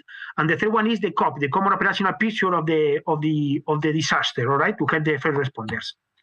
So when we did this digitalization process, we want to have is a way to receive a first picture of the incident or the disaster. It means that when the first responders start to arrive in the disaster area, they can share information to the disaster authorities, so that they have a first sight of the magnitude of the disasters, and they can start to evaluate the resources needed for the disaster. For sure, this will be updated as they receive more information, but they have, let's say, a road of the magnitude of the people, ambulances, and so on needed, all right? So also we have identified the need of a way to register the patient to improve the current way, which is the used cards and voice system, all right? We have identified a way to register this minimum data set in the case of a disaster. We also have identified a way to share the information with the hospital. In this case, we're referring, for instance, imagine that we have discovered that someone has a very important injury in the leg. He's losing too much blood. So we can share the information to the hospital so they know that they need some kind of blood for this person as soon as he or she arrives in the hospital, right? And for sure, we want that the command and control, the C2 and the medical advanced post and so on, receive all the information in real time to know what is going on at every moment, and they can take the better decisions for the disaster, all right? So going in a bit more detail of this, we have in the left-hand side, we have the areas of the incident, and in the middle we have what kind of information is needed regarding this, and on the right-hand side you have what is the more or less the most common way to do that right now, and what is the way that Valkyries is proposing. So, for instance, regarding the incident, the information that is needed for the advanced medical post or for the C2 people is the location of the incident, the extension, the threats, the severity, the number of injuries. Right now, it is done via telephone or something or cards, and this information will be done in a digital way, sharing the needed information, which is the digital minimum data set. All right. Also, the emergency coordination center need to know what are the available resources and potential need of resources. Right now, today is coordinated via telephone, and we propose to have this in a digital and centralized way. All right. For the first responders, they need to know what are the number of color of the first triage. You know, the people is triaged first where they are founded, and then once they are moved to the advanced medical post, they are triaged once again, which is the index column, the next line. Sorry. So this right now we are using telephone Tetran card. We are going to propose to use this in a digital way to share information, the needed information with everybody. Also, they need the 8 number of color of the second triage, same way. The injury transfer, we need to create the evacuation priority regarding of the color of the triage, you know, green, yellow, and red. And also, this can be done in a digital way, so we know who is moved to where at what time of with for instance what kind of ambulance. This is important because sometimes this traceability is lost because maybe sometimes someone arrive at the medical post later and is put in an ambulance that is supposed to be to someone else and is lost. So now we can have this traceability, and also we have the information of the hospitals available in the area. especially for the availability, distance to incident. Also important thing, maybe we can check if the reference hospital for some kind of injury, for instance, people burned, and maybe it's a bit farther, but could be important to move the people for the to the hospital that is the special. Are the best in this area. So we have this information right now shared in a digital way with the advanced medical post and the command and control or in the center of the people coordinating the emergency. All right. So for that, and this is common for all use cases, but a bit based for the Spanish-Portuguese use case. Here we have the Sigrum platform, which is the place where everybody is going to share the information. We're going to implement MQTT to share the information via messages. Juanjo, all right. You will need to conclude very quickly. Okay, Thank you one very second. much. This is technical part. Okay, so here we have we are going to do the use case. The idea is to, while the people from Extremadura and Portugal are doing the typical way of the emergency, we are going to do the same things, Valkyries, and we are going to compare the result of the two processes, all right? So in a global way, Valkyrie will develop a mobile and command control site. Operators will have the command control application, and they can check everything with the command center. We have a triage application from Tasica, which is one of the partners for the triage part, and e-safety, which is from Indra, that to have the COP, the common operational picture of the disaster. All right, and here you have the information if you want to have more about us. And thank you so much. And sorry for the delay, Philippe. No problem. Well, I would like to just, well, it's a very, very ambitious project. I would like to recommend you before the end of a project that is September 2023, not to wait too much to have contact with relevant policy DGs, because here you have cross-cutting scenarios that are in fact covering, for example, on health, DG ERA, DG Santé, on geohazard fire, you have DG Environment, DG Eco, and on marine pollution, you have also DG Environment for the marine strategy and DG Mare. And this will be quite interesting for them to know. So take the time, please, at spring to make a jump to Brussels, and I can arrange for you a 2 hours meeting with policy DGs. You need to speak to them before the end of the project. Okay. Thank you so much. Thank you for your help. I will check internally for sure. It will be a pleasure to be there in person. You are in the Canada. Yes, I was wondering in which castle you were actually sitting. Good question. Is the castle of a small town in Spain where my father was born. It's called Molina de Aragon. Maybe people from Spain know it. Okay. Good. Are there some questions from the audience? Okay. I just paused. No. People, you know, it's the fourth day. People are keen to go back home. You know, so it's. So thank you very much, Juanjo. Yeah. Thank you, Philippe. In any case, I will be here until the end of this slot. So if anyone has a question, I can answer it later on. Okay. And you as well. If you want to intervene, don't hesitate. Okay. So it's my pleasure now to welcome Spiros, who will be speaking about Aqua 3S. So well, this is my favorite field, you know, water, as you know. So I will be listening to you very, very, very carefully, with a lot of curiosity. So Aqua 3S. I will take only 10 minutes. 10 minutes? Okay. I'll try to skip most of them. Hello everyone, I'm Spiros Kigios. I'm a research associate in CERIS, and we are about to end Aqua 3S, which actually it's a project regarding security in water infrastructures, water treatment, and so on.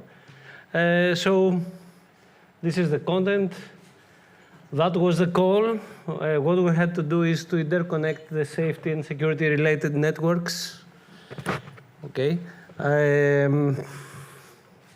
And provide the pre-standardization activities. The project, in a few lines, actually it has to do with the vulnerability of the water infrastructure. So we tried to integrate all the legacy systems, all the existing sensors, and also provide new tools to response effectively in a water crisis that could happen as a terrorist attack or whatever it is. But the water continuity, the freshwater continuity in the society. That's what we wanted to provide, the platform that could be available and easy for the users to respond in such events. The concept, the Aqua 3S encapsulates state-of-the-art technologies. It integrates sensors already existing. We have already integrated 2 sensors, one by ICCS and one by another partner. But we also integrated media crawlers, so they are able to feel, to sense the audience, the citizens' reactions in case of an incident in the water lines. Why to provide standardization actions? Why to standardize when we're building a platform? The advantages of standardization, it's everybody knows at least one of them, but the compatibility and the interoperability of systems when they follow a standard to be built, it is obvious. Also, the innovation, it's the open technologies to standards. How a standard is open to new technologies is another advantage. What were the objectives of Aqua 3S? What are the objectives of Aqua 3S for the next month at least? To identify the relevant standards, we did a lot of work on that. To assess the water security in values and practices across Europe. We have many partners across Europe, from Brussels, from Greece, from Italy, from Bulgaria, and of course to use the relevant the results in the relevant EU projects. We interact with other projects, at least 2 projects and 1 cluster. Okay, what we did, we investigated all the standardization needs, especially in data. A lot of people around the world, they know, for example, the thresholds for the water quality, but at the same time, they don't express at the same format. So we tried and we achieved to standardize, at least in the platform, the way that this data is analyzed, is visualized, and so on. We also were part of the cluster ICT for Water, and we adapted a lot of the results presented in the white paper that ICT for Water had already published through EU, of course. We identified the standards that they are concerning the water quality, the water in general, the water infrastructures, and we focused in the water quality, the general requirements, it's TC 230, Technical Committee 230, and especially for European Standard 70075. The first market feedback through a webinar. This is a webinar that happened to get the first feedback if the platform could be exploitable in the market. It was somehow a presentation of the platform in potential buyers. We got positive feedback, but we didn't get any order of that.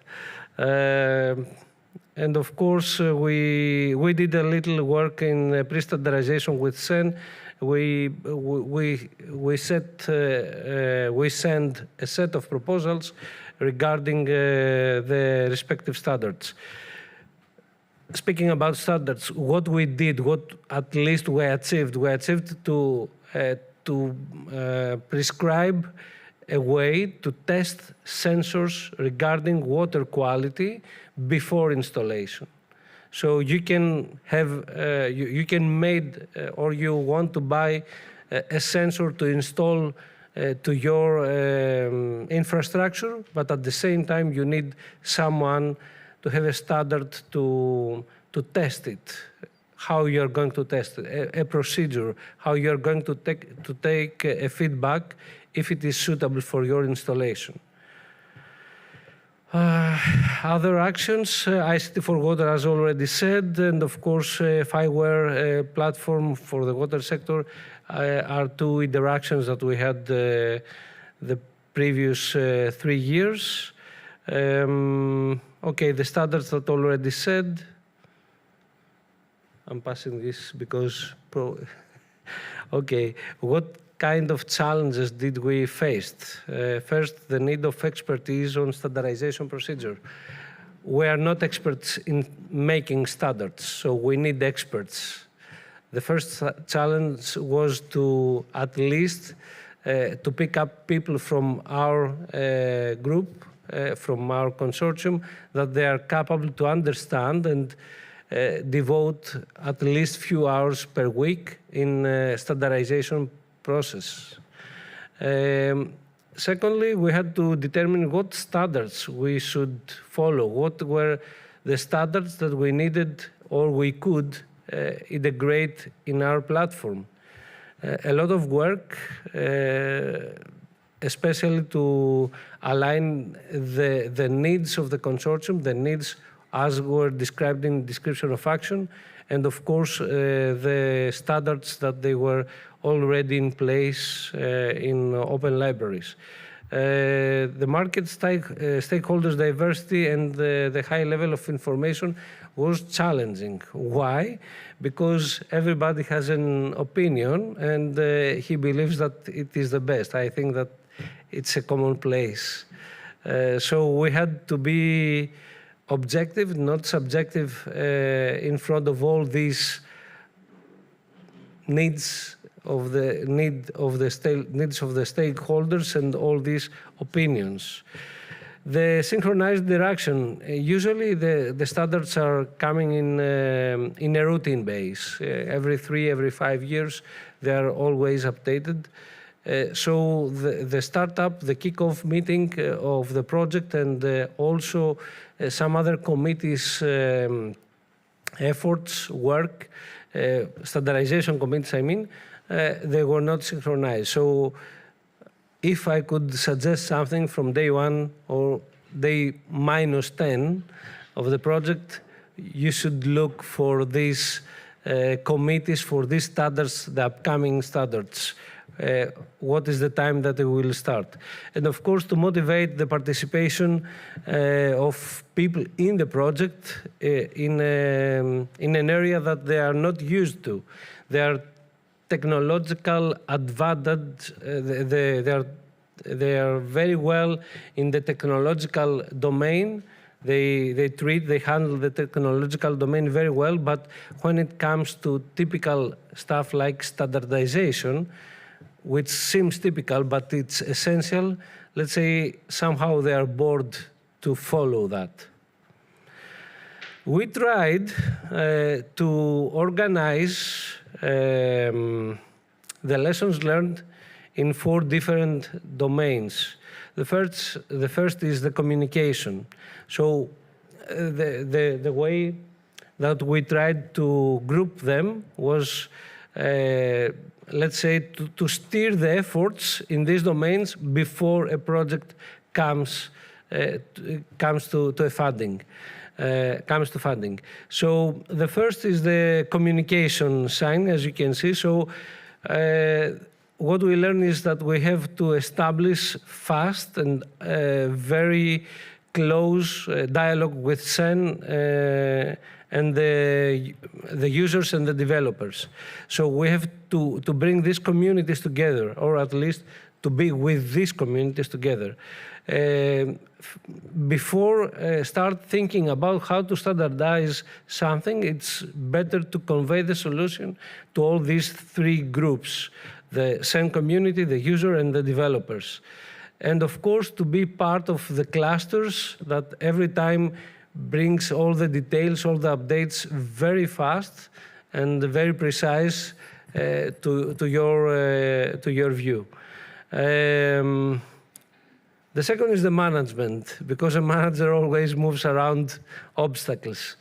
So as a manager, as a technical manager of the project, I could say that we had to run for the prototypes. We have to fast develop the prototypes so we could see how close they are to standards, or what sides of the prototypes could be part of the standards.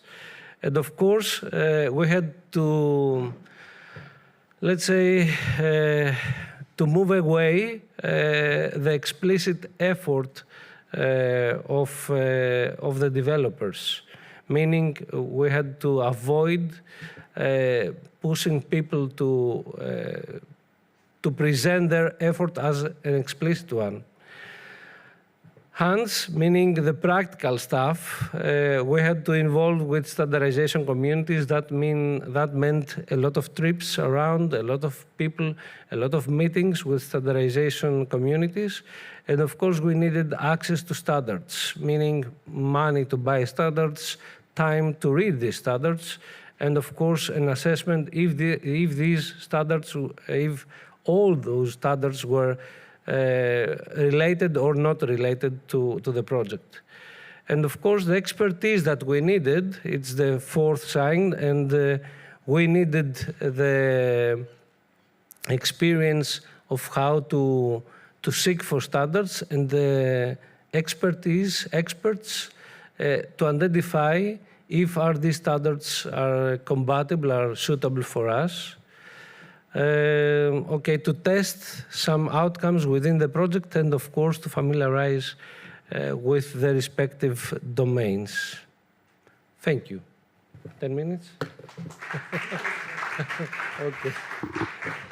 Thank you, Spiros. Well, you know, when I had drafted this topic, I knew that it would be a hot potato for the scientific community. I will tell you why.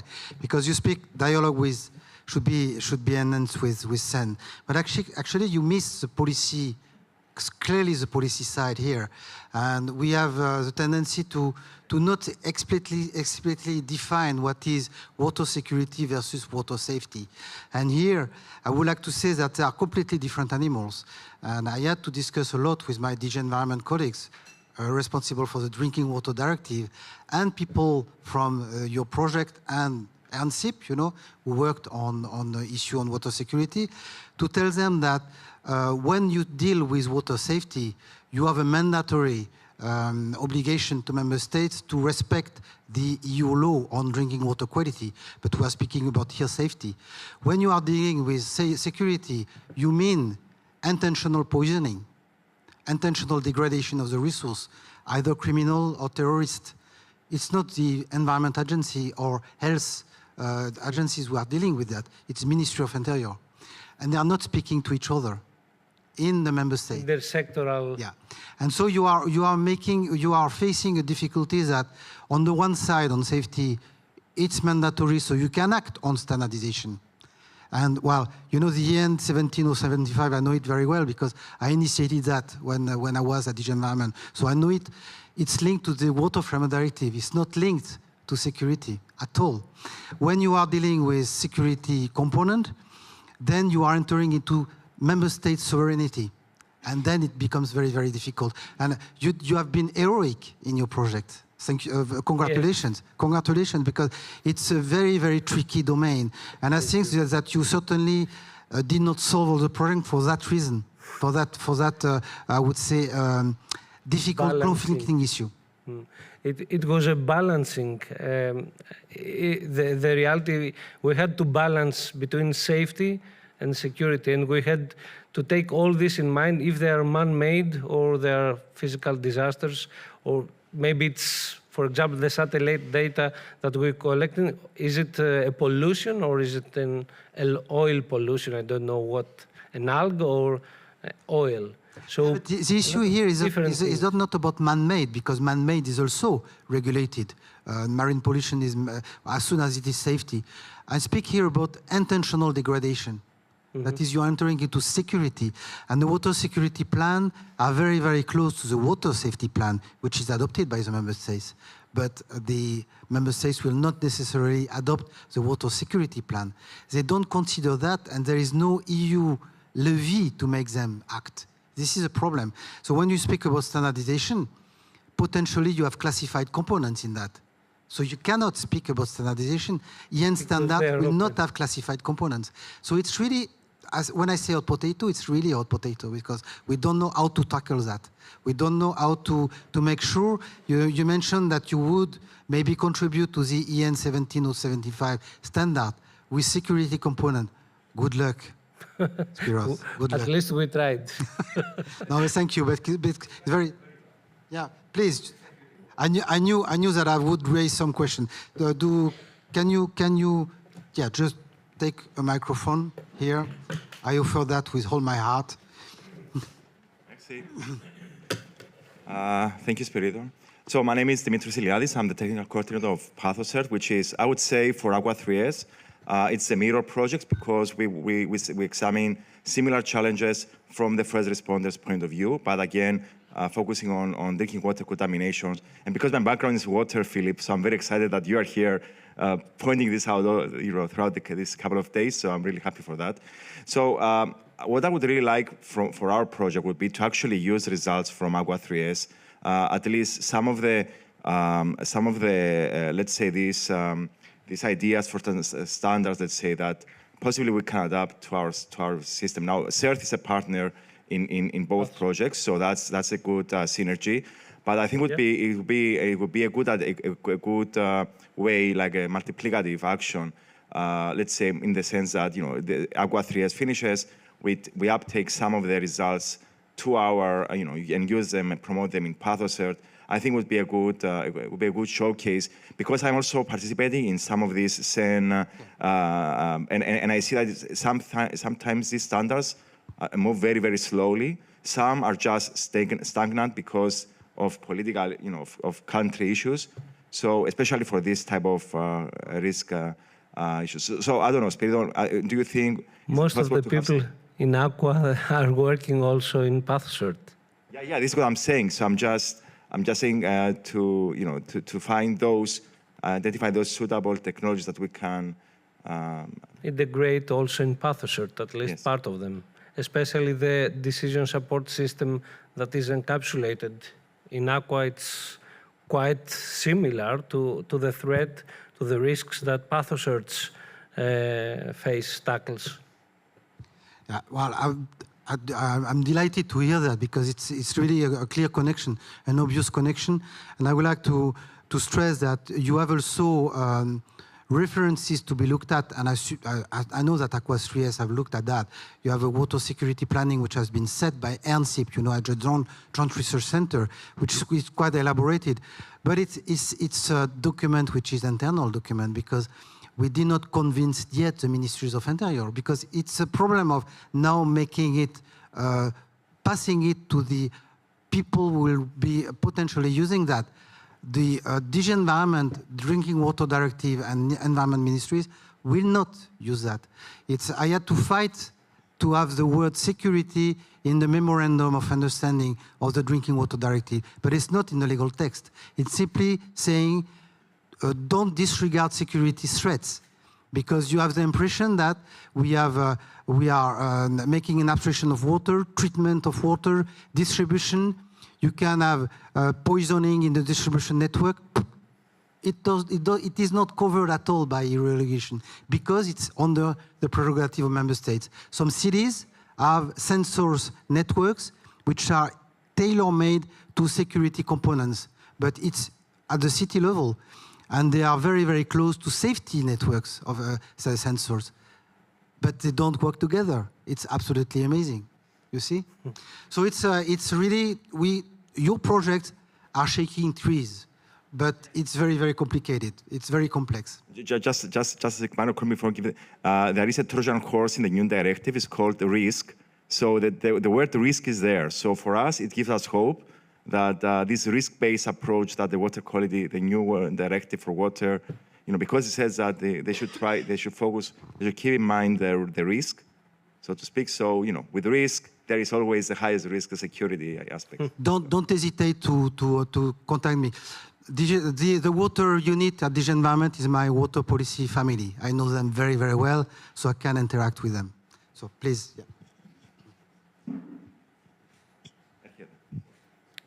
Sorry, Philippe, about the question.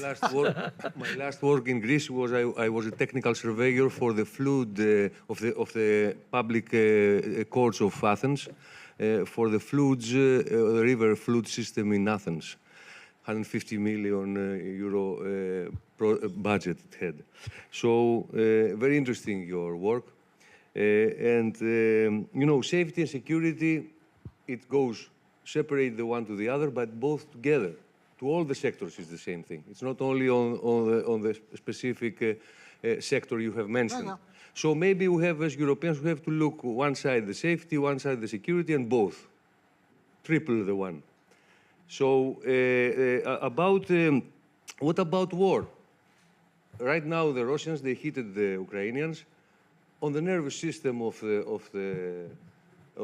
our drinking abilities, the water capacity. Do we study this thing on your standards?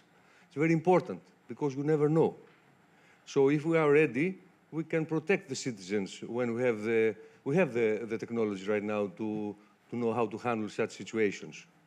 And I'm very curious, what kind of measurement instruments did you use for the measurements you made with the quality or other measurements for the water systems? Thank you. Okay. Regarding the first part of the question, war has consequences, and consequences are considered as crisis. For example, you can have a hybrid war, and you can have fake news that somewhere there is no water, it's a broken pipeline, something like that. We faced that kind of news a few weeks ago with Nord Stream 1 and the explosion. So yes, we have, but we don't have specifically for war. The consequences are part of the crisis management that this platform offers. And the second part of the questions, your question is regarding the sensors. We integrated sensors that they are already in the system, and the new sensors, RI sensor and I cannot recall it was two sensors, an RI sensor and the other was tested in specific laboratory field, but also in the field to examine the accuracy of each sensor already built, the new sensors. So yes, we tested the new sensors according to the procedures. You have a sample, you test with the first, you test with the second sensor, with the existing, and you compare you have a comparative analysis. Thank you, Spiros. Thank you very much. Thank you. Well, I would like now to, thank you very much. Yeah, it deserves an applause, indeed. I would like to give the floor to Bill Hines for the short introduction, 5 minutes introduction. Bill, if you are okay, and then I will give the floor to Tom. Thank you very much, Philippe, and thank you, everybody. Really excellent presentation so far, and ties very well in with our new Peers project. So Peers, the Peers project is looking at the practice of ecosystems for standards. And the project has just started in this month, so November 2022, and it's a 3-year project. So we're really excited about building on our previous work and really making an impact through our peers. I suppose the principal objectives of the project, we have kind of 3 main objectives, aims of the project. First is to advance and reinforce existing policy, particularly through practitioner-driven standard processes. So really bring in the kind of the practitioner-driven processes to the forum here. It also aims to support the effective strengthening of preparedness and response in the fields of disaster risk resilience and CBRN, again through standardization. And then finally, it bringing through an ecosystems approach. It really wants to focus on policymakers, societal stakeholder standardization, and industry stakeholder engagement, strengthening the European resilience from all hazards, again, through this engagement process and through this consultation space. So again, it's bringing together the policymakers, the practitioners, and the standardization developers, and building on and supported by enablers such as technology, existing technology, building on that technology, and bringing in then expertise-based governance systems. So we're, again, as I said, very much looking forward to the development and rollout of the PEERS project. We've got an excellent consortium, and we're actually having our kickoff meeting, our formal kickoff meeting in Brussels in 2 weeks' time. So again, very much looking forward to that process. And I'd just like to hand you over to Tom then. And thank you again very much, Philippe, for allowing us for that introduction. Thank you, Bill. Please invite me to your kickoff meeting. Yeah, we definitely will. Absolutely. Well, I would like to stress that while Tom is coming to present, that this project I've initiated this topic for a very clear reason, that I would like to ensure that future standardization-related research, when we are dealing with research programming, are being filtered by policymakers and practitioners.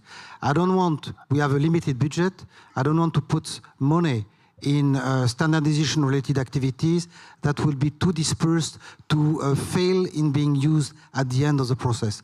So next, I will try, before I will leave, I will try to impulse such dynamics within the program that when we are earmarking a standardization research project, it has been first validated by practitioners and policymakers, and we are sure that it will follow a process that will make it used at the end of the process. Do I summarize the thing properly, Tom? Please, your presentation. Thank you. Can you hear me okay? I guess so. Tom Flynn. I'm very much involved in the PEERS project and actually wrote a proposal with many people. I got many colleagues here, which I very briefly introduced you to John Hall. I got Bertrice. We got Sultan, we got Paul, and we're here not just to give you a presentation, but we're here to talk to you after this takes place. So we want to talk to you. I'm going to go to the next slide very briefly, and it's may I go to the next slide? So I had to go up. So apologies. I thought it was somebody else doing it. Okay, apologies. To continue what we're doing, we will have an event in Delft. One of the things that we want to do is not listen so much to standardization people. We want to listen to practitioners. We want to get to people who really know what are the issues out there. So one of the things that we know is that by dealing with, like CEN and on CEN TC391, which you do with citizen science and security, we don't have enough experts. We have a lot of standards people, but we don't have enough experts. And yet, when you think of standardization bodies, you actually think of they know. In fact, perhaps they don't. It's actually the people on the field know, and we need to get them more involved and go from there. So this is like an event taking place, as I say, on the 30th of the 11th, and we want to get people involved. Not standardization people, we want to get the right people involved. If we go to the next slide, please. Oh, sorry, apologies. Okay, so this is an issue I want to talk to you about. I'm going to spend a little bit of time on this slide. I think it's important. Billy has already briefly introduced you to PEERS, so I skipped some slides. We're going forward. Some perceived issues, and let me just turn this slightly because I can talk to you better that way. Let's go to number 3. I somehow missed number 2. And we have an issue with called fragmentation. And what happens with fragmentation is that existing standards are there. So here you can see the example, ISO 1000, 22300, and it's called Citizen Cyber Security. And then along came a thing called CWA, 17335, and it created its own version of something that's already there. Now, what is the point of reinventing wheels and causing confusion? Because the standard is there, and somehow we've allowed, through a CWA, a redefinition of terminologies to come into it. This is totally wrong. And what is the issue? The issue is that it gets into the market. It's sold by standards people who are basically publishers, and they sell these CWAs. It hasn't gone to a TC, but it's out there. So today, even though fragmentation is there, it's still available to buy these CWA documents. So why? So there's a problem. We should not allow fragmentation to get into the field. And what field are we talking about? Public safety and security. Yet we're allowing new terminologies to somehow creep into the system. And what's the cost of that to the real field? We don't know yet. But clearly, when you buy from a standards body, a CWA, you think it's got some kind of level of authority. You don't. A CWA is purely a working document. It came from a project, most probably from a European project, because that's where most of them come from, and it's there. It has not been approved by the appropriate technical committee whatsoever. So we have created fragmentation, and we have to stop it. And I'm saying to the European Commission, Philippe, I hope you listen to this one, we do not stop CWAs, because they may be relevant. But what we do is that before it goes to the process being developed, we check, is there already a standard out there which is saying terminology, which is the example up there I'm using? If it is, well, no, you're not going to create a CWA, because we've already got the standard. So all you're doing is adding confusion to the field. And confusion to the field could mean, and I hate to say this, it could have serious consequences. We're dealing with public safety and security. So no, we need extra checks in place before it goes through. So this is the first thing I'm going to say to you in this specific point. We go to the number 4. It should be number 3, but we go to number 4. And what does this say? It says it's a rapid way to standardization. No, it's not. When is the last CWA has become a standard? Probably hasn't existed for ages. So they're selling it as a CWA. And remember the word publication, because standards people are basically publishers. They publish documents. They make money publishing documents. If you get onto the fragmentation one, which is listed there, CWA 17335, you can buy it now, even though there's already a standard up there for the same thing. But they're selling documents, and that's their job. They're facilitators and selling jobs. They are not experts. So this system is failing, and that's an issue. We have to stop this, and we have to start now on it. And if we don't stop it, because we're dealing with public safety and security, for God's sake, this has to stop. And I'm asking the European Commission, please intervene in a way that will stop fragmentation going forward. Because I don't believe, even though we have a sector security forum, and it's working and it's going forward, and they are now currently addressing it, because there's been a lot of kind of issues from TCs, because TCs want to work on a new security, but they're spending too much time on CWAs coming at them. They didn't ask for these CWAs. They came from EU projects, which were funded, and they look sexy in the proposal. But who the hell wants them?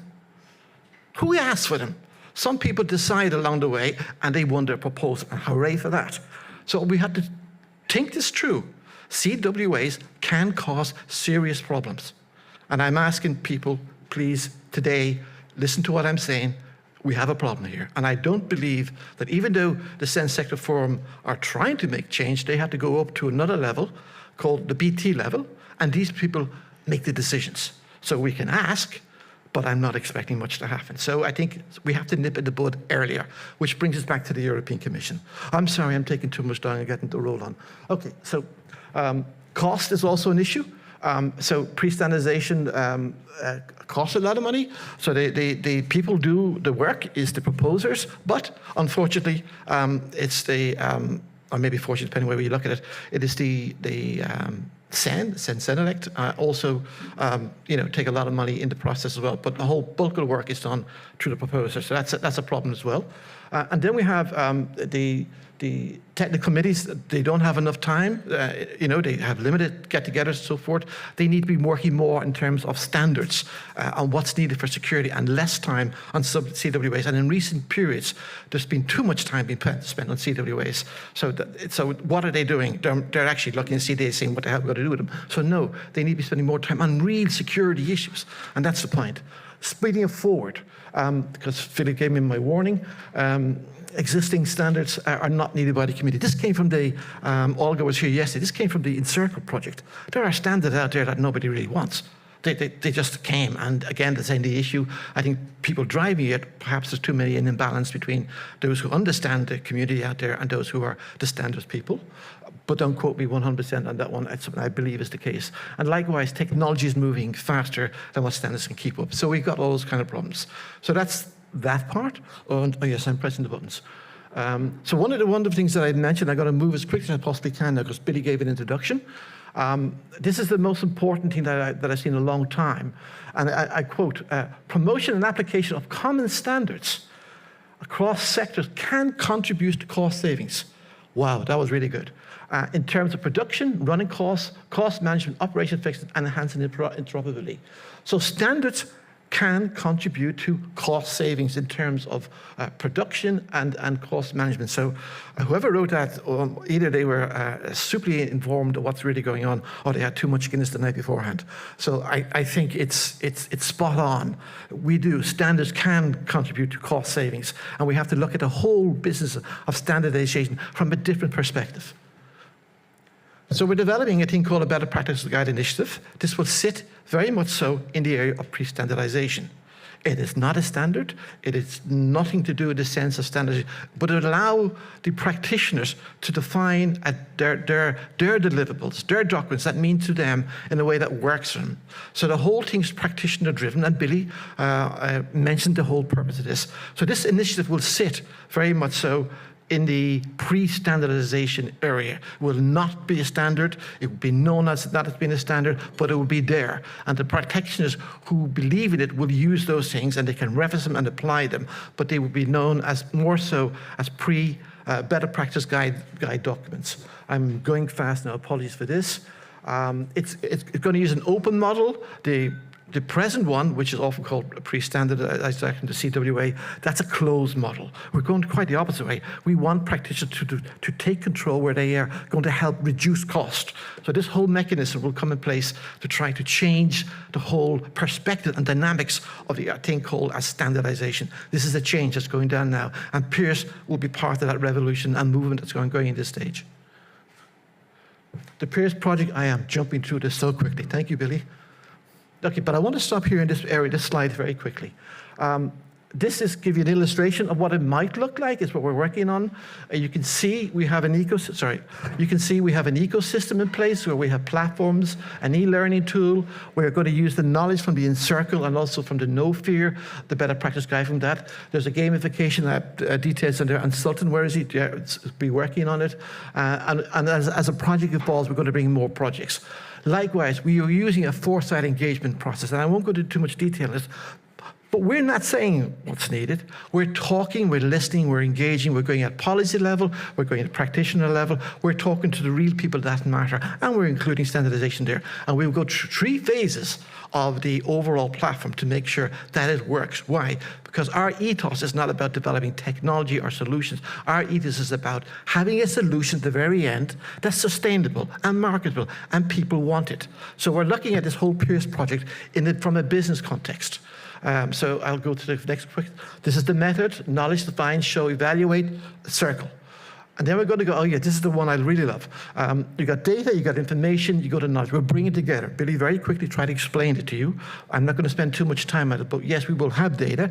Yes, we will develop information. Yes, we'll have knowledge. And somehow we're going to give insights. So whether you're a policy person leading that level, or whether you're a practitioner, you can view it from the way that works for you.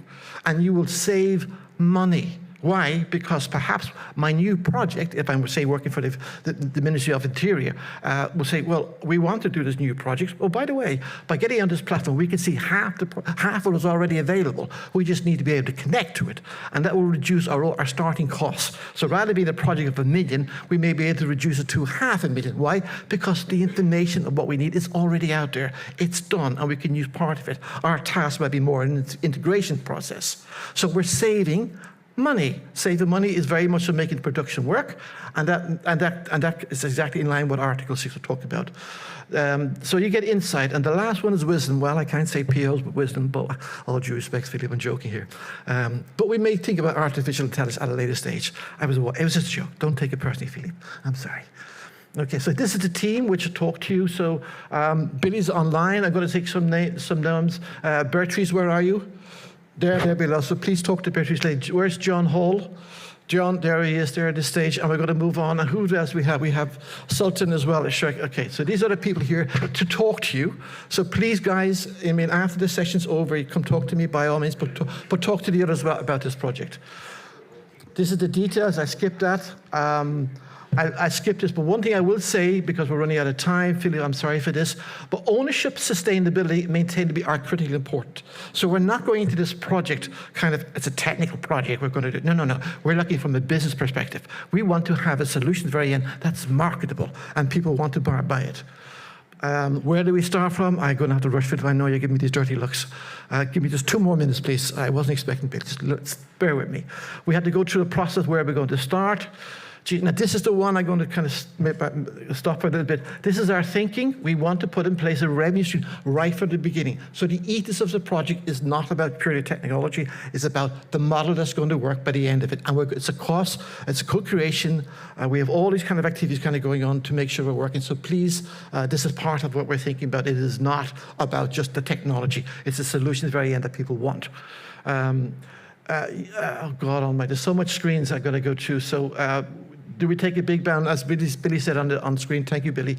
We start on the 1st of November. We have a first kickoff meeting taking place on the 21st and the 22nd of November. I skipped through some screens. I skipped through this. I know I'm running out of time. I think you can pick up where we're going. Yes, this is what I'm going to stop to. So if I was a first responder, I'd be able to come to this portal to give you an example, and I can determine, where I want to go. And this capability of the overall ecosystem will tell me where I can go, and I can see what devices are out there. I can see what research projects will work for me. I can see what standards are going to be applicable to me, and I bring it all together in a way that works for me, the real practitioner. So there's a challenge here as well. Likewise, so you can see there's an example here: what standards are relevant for me, what EU projects, who do I contact, devices, and so the person involved there, what I call the bomb squad, will know exactly what's going on. That saves time, effort, and money by knowing where we're going to go to. And the last screen, I better stop. No need to reinvent the wheel. Thank you very much. This is crew. Skip that. Policymakers, likewise, we've got to make sure it works at their level. So I am running through this quickly because I'm getting these dirty looks again. Okay, I'll stop it there. This is me, last screen. Thank you all very much. Available for questions now. And Sean, I hope you're okay. I hope you enjoy that. Thank you. She's on screen. He's on screen. Sorry. Thank you very much, John. Well, you are so emotional that you want to say everything in 20 minutes. So, well, I would like to say that it's a very, very delicate topic, and we have to be very careful in not raising conflicting issues. I know that you had some difficulties in the past. We should not throw the baby with the water of the bath. So SEN workshop agreements are not necessarily bad. The issue is the multiplication of I would say unfiltered SEN workshop agreement, which creates a problem. So what again I'm stressing again that SEN workshop agreement can fill in a clear role when they are indeed agreed and validated by practitioners and policymakers. It's what you are mostly saying. But don't say, well, there is no black and white. You know that. There is absolutely no black and white. So I would like to say that in some cases, and it's what you stress here, standardization is not a response. Standardization, I would say that EN or ISO standardization is not a response in the security area, because in many instances, you have classified components, so you can't enter into standardization. So here we speak, it's why the topics which led to peers spoke about standardized and harmonized procedures. Harmonized is nothing to do with standardization. Well, it's nothing to do. You have the same process in terms of agreeing to a tool, a method, or whatever, but it will not be formal standard. It will fill in the needs for a certain sector that agree to use this harmonized protocol. And this can be classified as soon as the people who have developed this harmonized protocol have the need to know and have the habilitation to discuss about classified components. And you can achieve this work in a different manner than in formal standardization. So I think it's something that we need to discuss in depth. This is not a forum to do that, because this forum is very, very quick information exchange. It's about networking. I would like to see in-depth discussions over 1 or 2 days next year with the projects which are involved in standardization. And then we speak card on the table, but we do it taking time with no emotion. There's no motion here filled on my behalf, but I understand. May I say one thing as well? Though we talk about CWAs, that's fine. CEN-elect do not allow CWAs into their arena. So that's something to bear in mind. Somehow in CEN we do, right? Now, my only issue is not, by all means, do your CWAs if you want them, but not allow fragmentation get in, and that's the point. We do not want fragmentation, and at the moment we are. Yeah. It's why I speak about multiplication is dangerous, not the tool as such. It's the multiplication, uncontrolled multiplication. Do you have any reaction, question, please?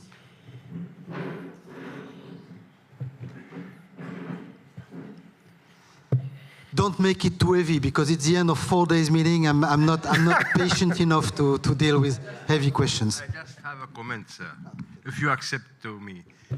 I thank you very much for your good presentation, and I just want to highlight a point which you said, that it is not together. I mean, with my respect of all people who are doing in offices, universities, research, and as I am an evaluation expert, I think it's very, very important to do these jobs together in the office and in the field together with the expert, with the end user, and with all these things.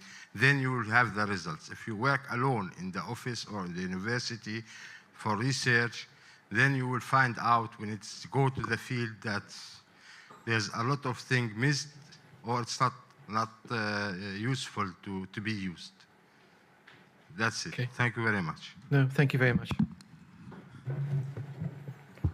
Thank you, John. Thank you, Tom. Sorry. John, thank you as well. Yeah, well, you deserve an applause, John, because you know that he has been behind all the work on registration. Thank you very much. Tom, thank you very much. Thank you. We will now close this meeting just in time. We will not have a project to policy session because, well, we cannot arrange that. So consider that it is the end of a 4 days marathon. It has been very, very rich in terms of exchanges. I would like to stress that soon we will be discussing an agenda which will be certainly for CERIS, which will be a little bit tailor-made. And I would like to rely on what I've heard during these 4 days. I've seen a lot of very, very concrete exchanges among projects via the clusters that you have been forming. And I found that very, very valuable. What I would hope is that this kind of event, I like it very much, but it should not be held more than once a year. It is something where we meet to network. We have exchange of information which are not going in depth because we don't have time to do that. We have exchanges, human exchanges. We have good times, good wine, good food, and so on. This is why we are here. And for me, it's a fantastic forum to hear what are doing 30 projects in a very, very horizontal way. I do not need more than that. If I need to have more, I know where to find you. So I will contact you. So this is really something to be done to put back the human dimension into our work. And we did that. I'm pretty sure that we did that. Now, next year, there will be this kind of event will be scheduled at the end of the year, certainly. But in the meantime, I would really strongly value, and I will come back to you, I will strongly value that in each of the sub-thematic area of DRS, and I speak here about societal resilience, I speak about technologies for first responders, standardization, CBRN, maybe health, maybe integrated disaster management. Each, in fact, areas of the call be gathering projects which are relevant to discuss in depth, and you organize that. You are the ambassadors for CERIS under clusters to organize things wherever you want. You do not need to come back to Brussels. You are most welcome to do it in Brussels, but it can be everywhere. And not multiplying the meetings, but having in-depth discussions in the framework of these different sub-areas. And here, I think that this type of discussion here, it's a little bit frustrating because we don't have time really to exchange, concretely exchange. Here we will take the time to really go in depth in the discussion. So it's my offer. We will have discussions about the agenda with my colleagues because we are in CERIS, we have different thematic areas. You know, you have DRS, FCT, border management, SSRI, and we have also infra, which is infrastructure, which is also ongoing. We need to fine-tune our views. I'm a little bit a free electron sometimes, so I'm dealing with this I would say dynamics which may not be the same as FCT for a number of reasons, because we are not the same, we do not have the same moving feature. And it's true that sometimes it may be a little bit exotic, but it works. It works, and it has been, this is here because in 8 years ago, there were a bunch of crazy people that followed me to develop the community of users. And now it's something which is quite effective and recognized. So, and it is thanks to you. It's thanks to your trust. It's thanks to your the way you have agreed to exchange expertise and so on. And this is deeply human. So I would like to thank you very much. I would like to thank John as well, the team of BAO, which is also very effective and improving also after all the meetings, you know. So it's very good to see. And I would like also to stress that next year, there are some new items that I would like to push, and one of them is to see how we can involve a little bit better city-elected people. That is, people in the cities who are dealing with risk management, who are elected. For example, it can be deputy mayor of a city. I have discussed with some of them, telling me that they are completely disconnected from the scientific community. I don't speak about the people who are working in professional, I would say, risk management structure in the cities. I speak about elected people who have the responsibility. They are not here. And I would like, if you have some recommendations, because there will be a workshop at the beginning of May, where I would like to gather elected people from different European cities, practitioners and the scientific community. So your projects that will be considered relevant, I would like you to come to Toulouse. It will be in Toulouse, in France, at the beginning of May. If you have some people in your projects as partner who are indeed very close to this city risk management, I would very strongly value this information because I will need to figure out. So this is one thing. Second thing is, and I thank very much Jens to be here for the Forehand project. My dream is that we CERIS would liaise with national initiative. And Jens is dealing with Forehand. There is a poster here. If you want to discuss with him, take the advantage he's still here today. I would like next year to have a workshop on seeing how we could link national initiative altogether. Not, you know, I did the mistake in thinking that CERIS could have a kind of facilitating and even funding some links among national initiative. It was not well perceived and I didn't understand why. And after some time, I understood why, because we are here speaking about a kind of sense of sovereignty. And the member states do not want necessarily that the Commission is controlling their activities, which is fully understandable. But we can do it on another approach. We can do it bottom up. We can say, we have Foran, we have the Spanish community of users, we have activities in Austria, in France, and so on. Let's meet together. What are you doing? What can you share? What is your approach? And what is your, I would say, advantages to billing to the CERIS, getting information, and sending us your feedback? And for us, it will be an invaluable source of information because we need to have input for our research programming. So it's something that also will come in the picture, which is not related exactly to one of our sub-thematic groups. But we are well on the way. And I think that what you have shown during these 4 days, it's really amazing. So I thank you very much. And I wish you a very safe journey back home. And we obviously keep in touch. Thank you.